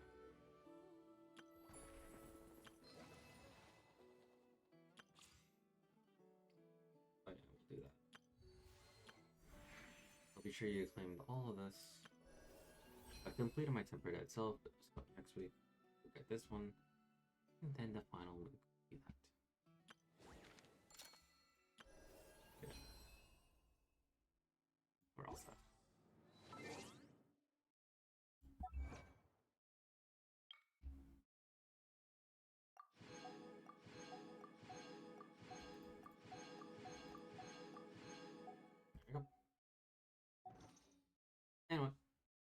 summarize this. We've got Columbina, we brought her home.